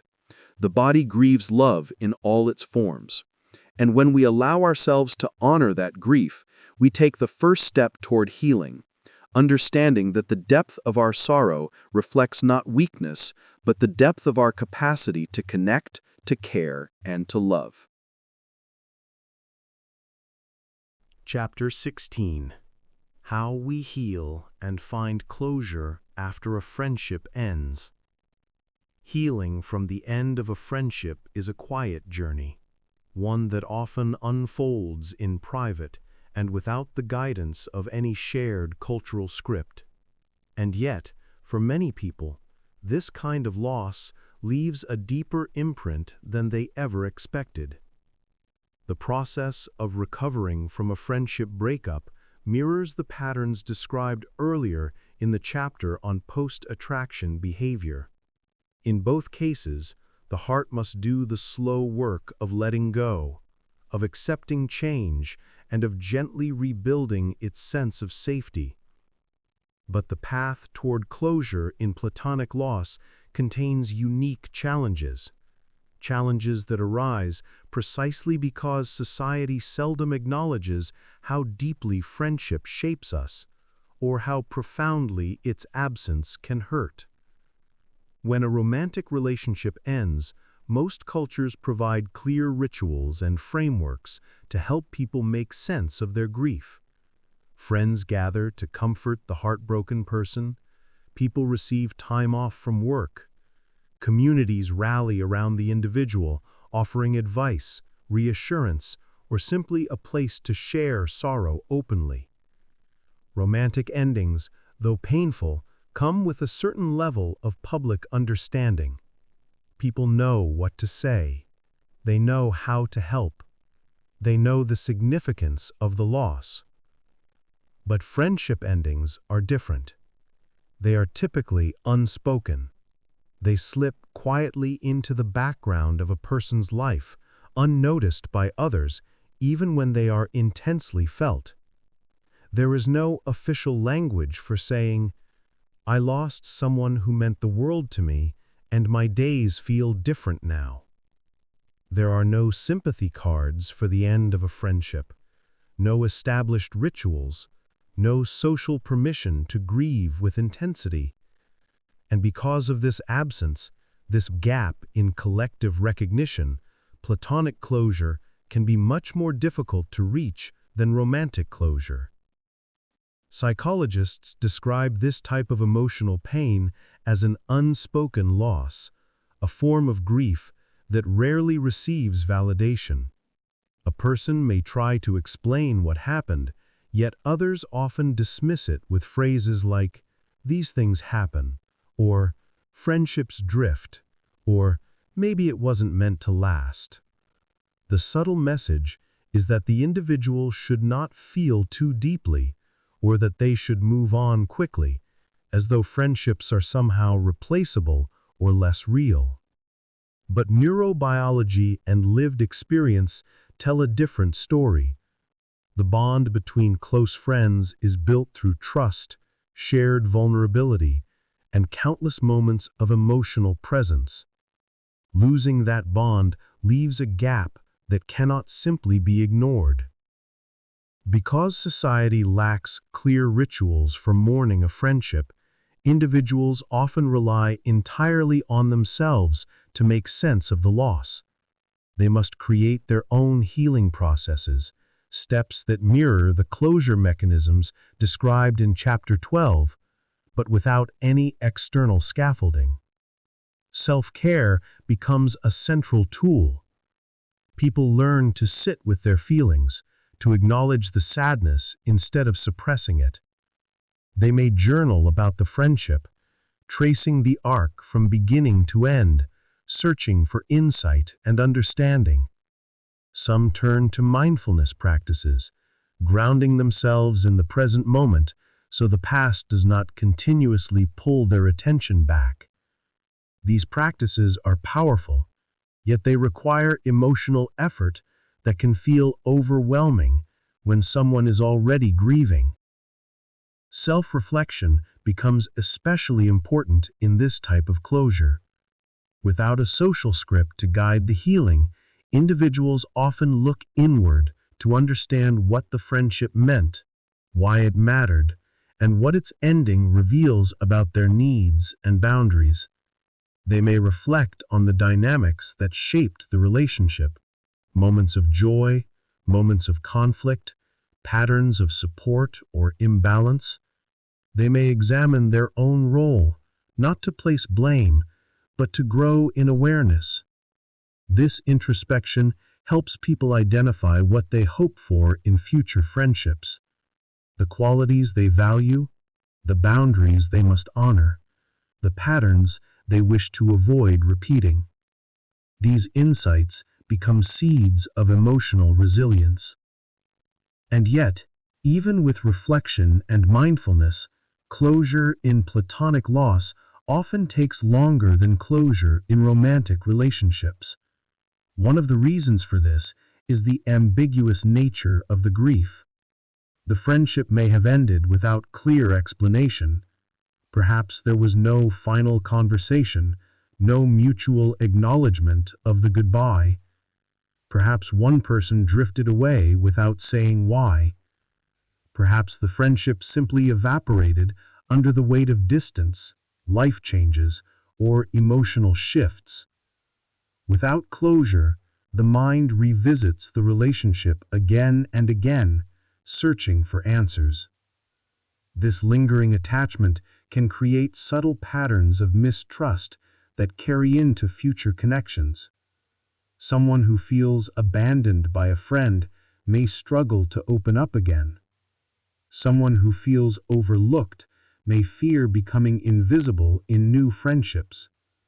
These emotional echoes shape how the individual relates not only to friends, but at times to romantic partners as well. A lack of social recognition for friendship grief amplifies this internal uncertainty. When the emotional world is shaken, but the outer world remains unchanged, the individual may begin to doubt their own reaction. They may wonder if they are being overly sensitive, or if their sadness is somehow illegitimate. This self-doubt can intensify the pain, turning the loss into something heavier than it would have been had they received comfort or understanding from others. The grief becomes complicated, not because the emotions are irrational, but because they are unsupported. In the absence of cultural rituals, many people instinctively create their own forms of closure. Some write letters they will never send, expressing gratitude, forgiveness, or finality. Others choose symbolic gestures, such as putting away shared photos or revisiting places that once held meaning. These rituals may be quiet, but they are powerful. They give structure to an experience that otherwise feels formless. Ultimately, healing from a friendship breakup requires patience, intentionality, and deep self-compassion. It asks the individual to recognize that their grief is valid, even if others do not acknowledge it. It invites them to honor the connection that once existed and to allow themselves the time needed to gently let it go. Over time, the memories soften. The sharpness of the loss fades into something more spacious, more reflective. The heart slowly rewrites the story, not erasing the friendship, but integrating it into a larger narrative of growth and resilience. As closure begins to take root, the individual gains clarity. They begin to feel the difference between longing and acceptance. They begin to see that the friendship, though no longer present, shaped them in meaningful ways. And they begin to recognize that new connections will come, connections built on healthier boundaries, clearer communication, and a deeper understanding of their own emotional landscape. In this gentle unfolding, a universal truth emerges. The mechanisms of healing are not determined by whether the lost relationship was romantic or platonic. They are shaped by the depth of attachment, the meaning of shared experiences, and the human capacity to care. When a friendship ends, the heart grieves because it loved. And when the heart grieves, it deserves tenderness, validation, and the time to find peace. Closure in platonic loss is not a single moment. It is a gradual, compassionate process, a slow turning toward the future while honoring what came before. And in that quiet space of reflection and release, the heart learns to trust again. Part 5. How Relationships Heal. Science-based paths to repair. Chapter 17. The Gottman Method. Turning conflict patterns into healing. As we continue exploring how relationships rise, fall, and sometimes heal, it is comforting to reach a chapter that shifts the tone from prediction to possibility. Earlier research, especially the work of Dr. John Gottman, is famous for identifying the 4 horsemen of relationship breakdown: criticism, contempt, defensiveness, and stonewalling. These patterns can appear gradually, almost unnoticed at first, yet over time they form powerful indicators of emotional distance and marital decline. They are so reliable, in fact, that Gottman's studies showed that they can predict divorce with striking accuracy. But the very same research that reveals the warning signs also offers a pathway back toward connection. And that path is the heart of what we call the Gottman Method. The Gottman Method is an integrated, evidence-based therapeutic approach. It has been studied over decades and is consistently associated with positive, long-lasting improvements in marital satisfaction, emotional closeness, and intimacy. Rather than focusing only on solving conflict in the heat of the moment, this method invites couples to strengthen the quieter, deeper layers of their relationship, the layers that make a partnership feel safe, familiar, and warm. This approach is organized around a framework known as the Sound Relationship House. The name is gentle, almost simple, yet the structure represents something profound.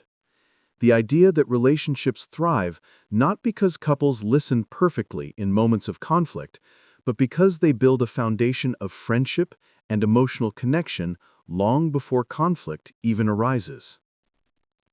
Gottman's research finds that active listening, although helpful in some settings, is not enough on its own.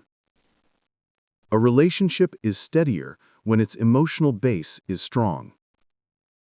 At the bottom of this house are the first 3 levels, the everyday habits that hold partners together even in moments of stress. The first is called building love maps.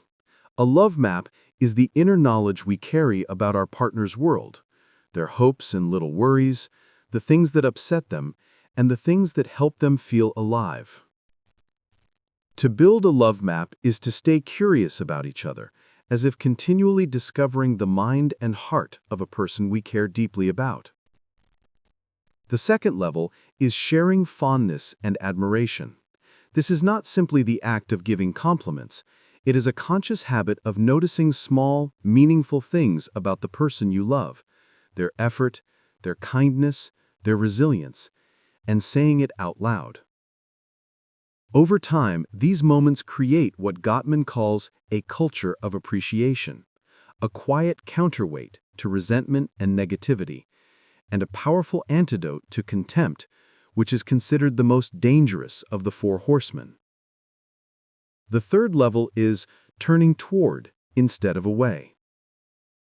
Throughout each day, partners make small bids for attention: a shared smile, a gentle question, a brief comment, a wish to show something interesting or funny.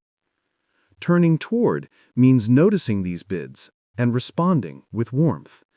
It is one of the clearest daily expressions of love, and it is the exact opposite of stonewalling, which is the act of shutting down or turning away completely. What makes these levels so meaningful is that each one directly addresses the destructive patterns described earlier in the research. Criticism softens when admiration is intentionally practiced. Stonewalling eases when partners learn to turn toward one another, even in small moments. Criticism becomes less harsh when couples later learn the practice of gentle, respectful I statements, which allow them to express needs without blame. And defensiveness becomes less rigid as partners learn to accept responsibility for even a small part of the problem, a habit that diffuses conflict rather than escalating it. In this way, the Gottman method does something powerful. It transforms a model of decline into a model of repair. It provides a structure, a house, to rebuild trust and closeness brick by brick, moment by moment. Yet, like any method, it is not without thoughtful criticism. Some clinicians warn that a strong focus on tools and skills may unintentionally encourage a hopeful illusion. The belief that every relationship can be mended with enough practice and effort. These critics suggest that before applying techniques to repair communication, couples may need to ask a deeper, more difficult question. Does this relationship truly work for both people? For couples facing deep, long-standing pain, pain shaped by betrayal, trauma, chronic anger, or emotional instability, simply learning new skills may not be enough. In some cases, trying to fix the relationship through techniques alone may even prolong a bond that is no longer healthy, or may keep partners invested in something that cannot be safely repaired. This critique does not dismiss the Gottman method. Instead, it reminds us that skills are only part of the story. A relationship is a living system, shaped not only by behaviors, but by values, histories, and emotional realities.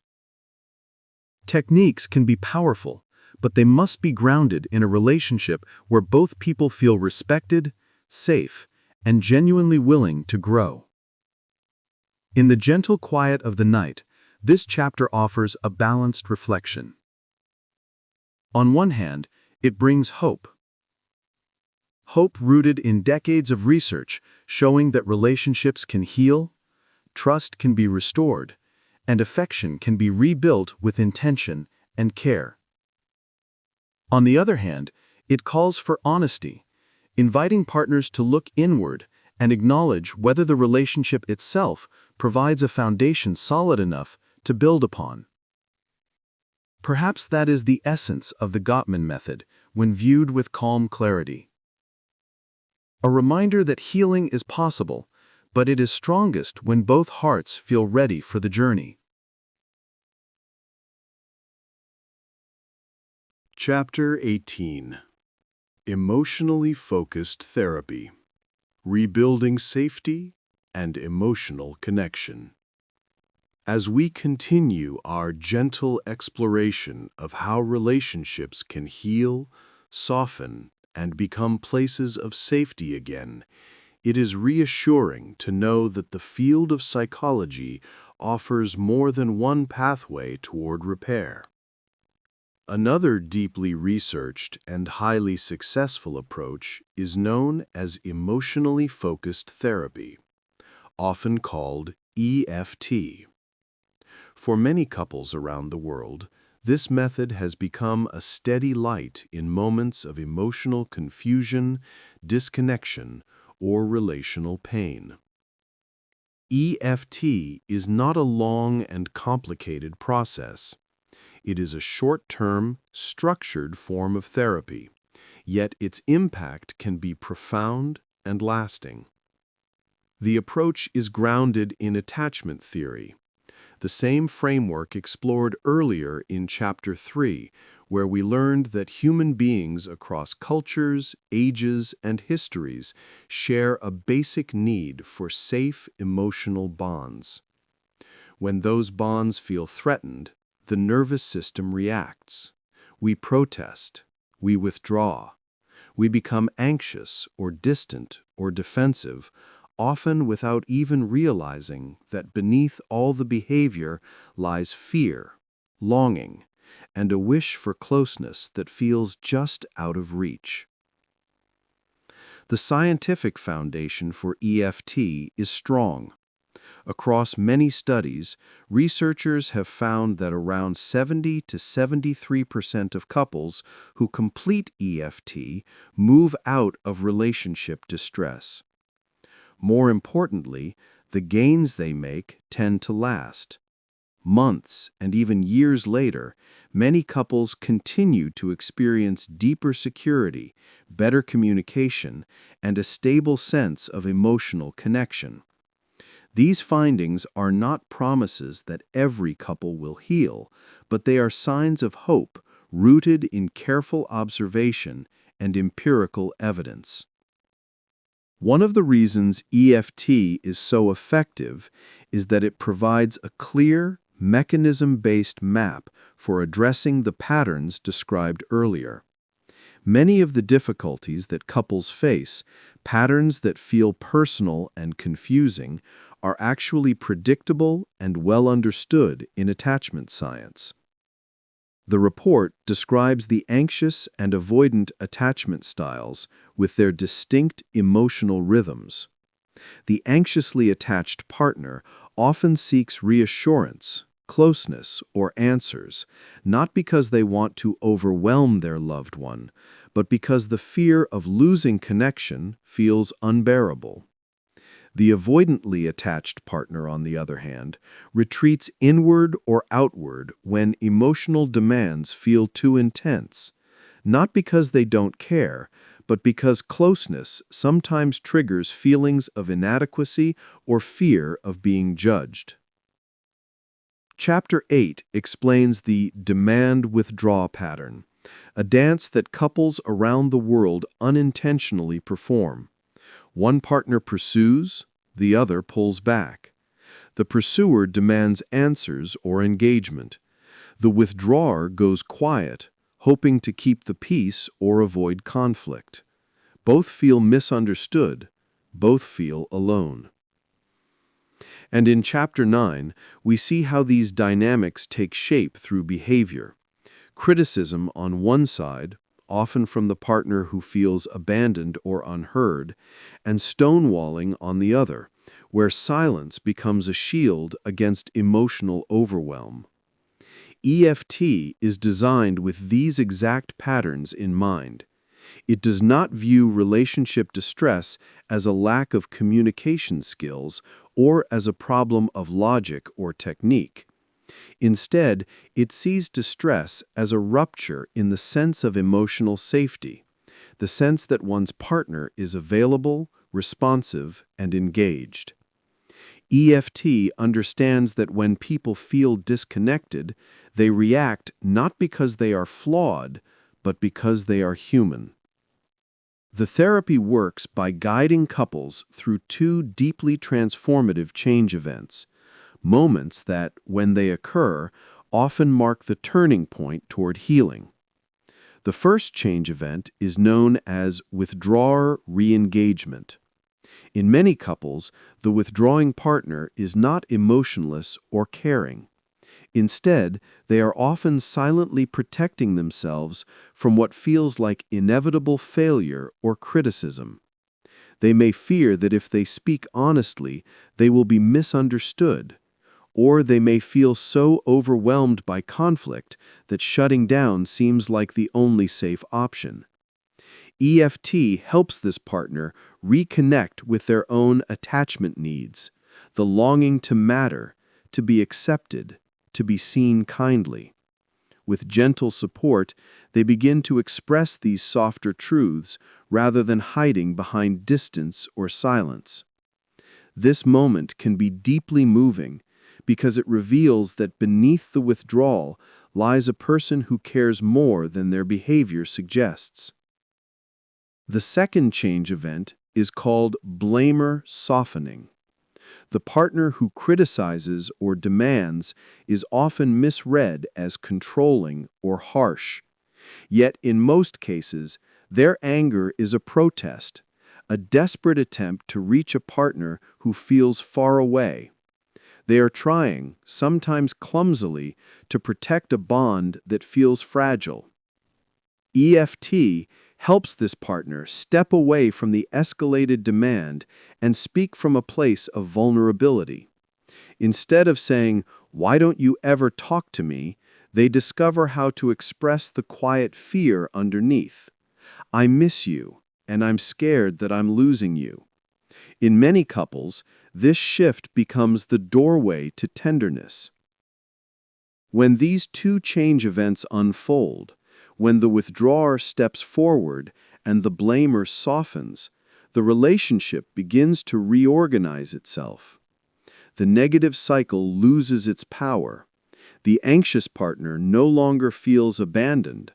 The avoidant partner no longer feels attacked. And together, they begin to create a new emotional pattern, one marked by security, responsiveness, and mutual comfort. In this way, EFT directly heals the very conditions identified earlier in previous chapters. It addresses the attachment styles, the demand-withdraw pattern, and the behavioral expressions of criticism and stonewalling. Instead of merely reducing conflict, it restructures the emotional bond itself, helping partners feel safer with one another. And from that safety, communication, intimacy, and trust naturally begin to grow. EFT does not promise perfection. It does not erase all challenges. But it offers something tender and deeply human, a way for two people to rediscover the emotional connection that first drew them together and to rebuild a sense of closeness that feels steady, warm, and secure. Chapter 19. How to Rebuild Trust and Warmth After Someone Pulls Away. As we arrive at this final chapter, we step into one of the most tender themes in the entire journey of love and disconnection: the slow, careful rebuilding of trust and admiration after a period of growing distance. Earlier, especially in Part 2, we learned about the gradual unfolding of disinterest, the small, accumulating shifts in attention and emotion that can quietly erode the sense of closeness between two people. And in Chapter 9, we saw how the loss of admiration, a subtle transformation of how partners see each other, becomes one of the clearest predictors of long-term decline. When admiration fades, contempt often takes its place. And contempt is one of the most corrosive forces in any relationship. But this chapter offers a gentler, more hopeful tone.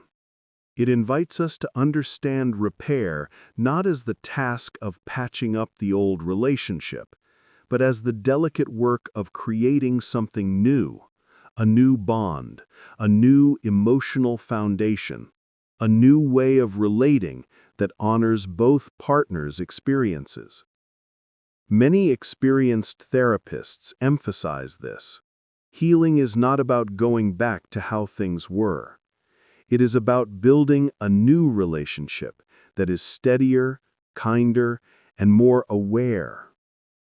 This process requires coordinated effort from both partners, though the nature of the work differs depending on whether one partner withdrew, betrayed trust, or caused emotional injury, and whether the other partner was the one who felt hurt, left behind, or unseen. In a sense, the repair work moves in two emotional currents at once, each essential, each reinforcing the other. For the partner who withdrew or broke trust, the path forward begins with demonstrating accountability, genuinely, consistently, and without conditions. Accountability is not about perfection. It is about showing sincerity in actions and intentions. One of the first steps is offering a meaningful apology, not a single event, but an ongoing acknowledgement of the pain that was caused. This kind of apology does not defend or explain away the hurt. It does not lean on excuses, misunderstandings, or minimizing language. Instead, it accepts responsibility fully, allowing the injured partner to feel seen in their suffering. The second step is practicing absolute transparency. When trust has been damaged, secrecy becomes a powerful threat to healing. Being transparent means answering questions openly, even when it is uncomfortable. It means removing the shadows that once created doubt. Over time, this openness becomes a signal. You no longer have to guess what I am feeling or doing. I am here, and I am choosing honesty.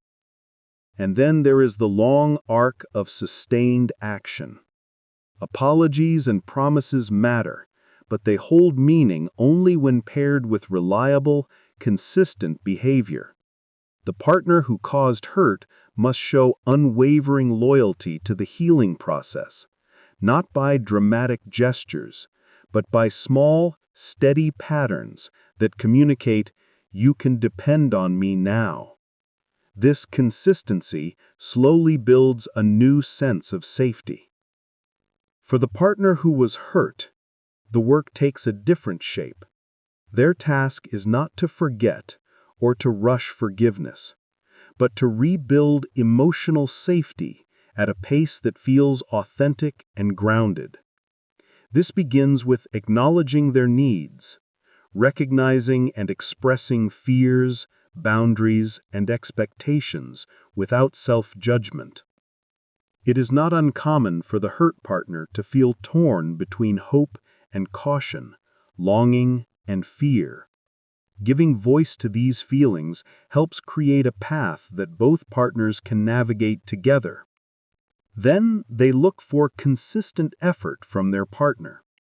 Trust, once broken, rarely returns in a single moment of clarity. It rebuilds gradually as the hurt partner observes new patterns, moments of reliability, empathy, openness, and attunement. Each consistent action becomes a thread, slowly reweaving the fabric of trust. And then there is the gentle practice of focusing on positive moments, not as a way to erase the past, but as a way to remain open to signs of renewal. When couples begin to appreciate small acts of kindness, small gestures of care, the emotional atmosphere shifts. Hope begins to settle into the space where pain once lived. The chapter also returns to the theme of admiration, the quality that, when lost, becomes such a strong predictor of decline. Fortunately, research shows that admiration can be rebuilt. It is not a passive emotion.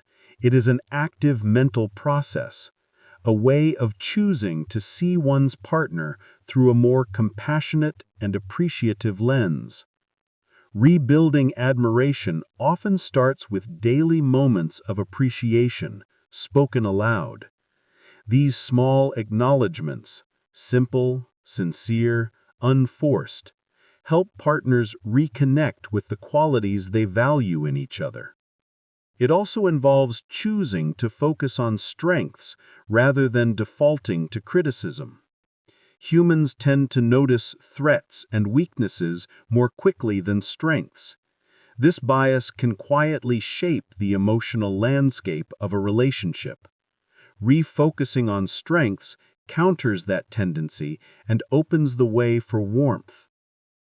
Finally, partners can consciously revisit fond memories, not with nostalgia that idealizes the past, but with gentle reflection that reminds them of the reasons they once felt drawn to each other. These memories carry emotional weight. They help reignite appreciation and make it easier to see present efforts through a softer lens. All of this, accountability, transparency, consistency, boundaries, appreciation, and the rekindling of admiration, forms the foundation of a new relationship after disinterest or betrayal. It is delicate work, but it is possible. And so this chapter offers an alternative ending to the narrative that shaped the foundational report. Where the original document described a path from attraction to disinterest to dissolution, this addendum reframes the story as a moment of choice. When partners recognize the signs of disinterest and the predictors of decline, they are not standing at a final door. They are standing at a crossroads. One path continues downward, toward emotional closure and the end of the relationship. The other path, though challenging, leads toward healing, transformation, and renewal. This chapter provides the map for that second path, an evidence-based guide for couples who choose to walk toward repair, toward understanding, and toward the possibility of a new relationship built with intention and care.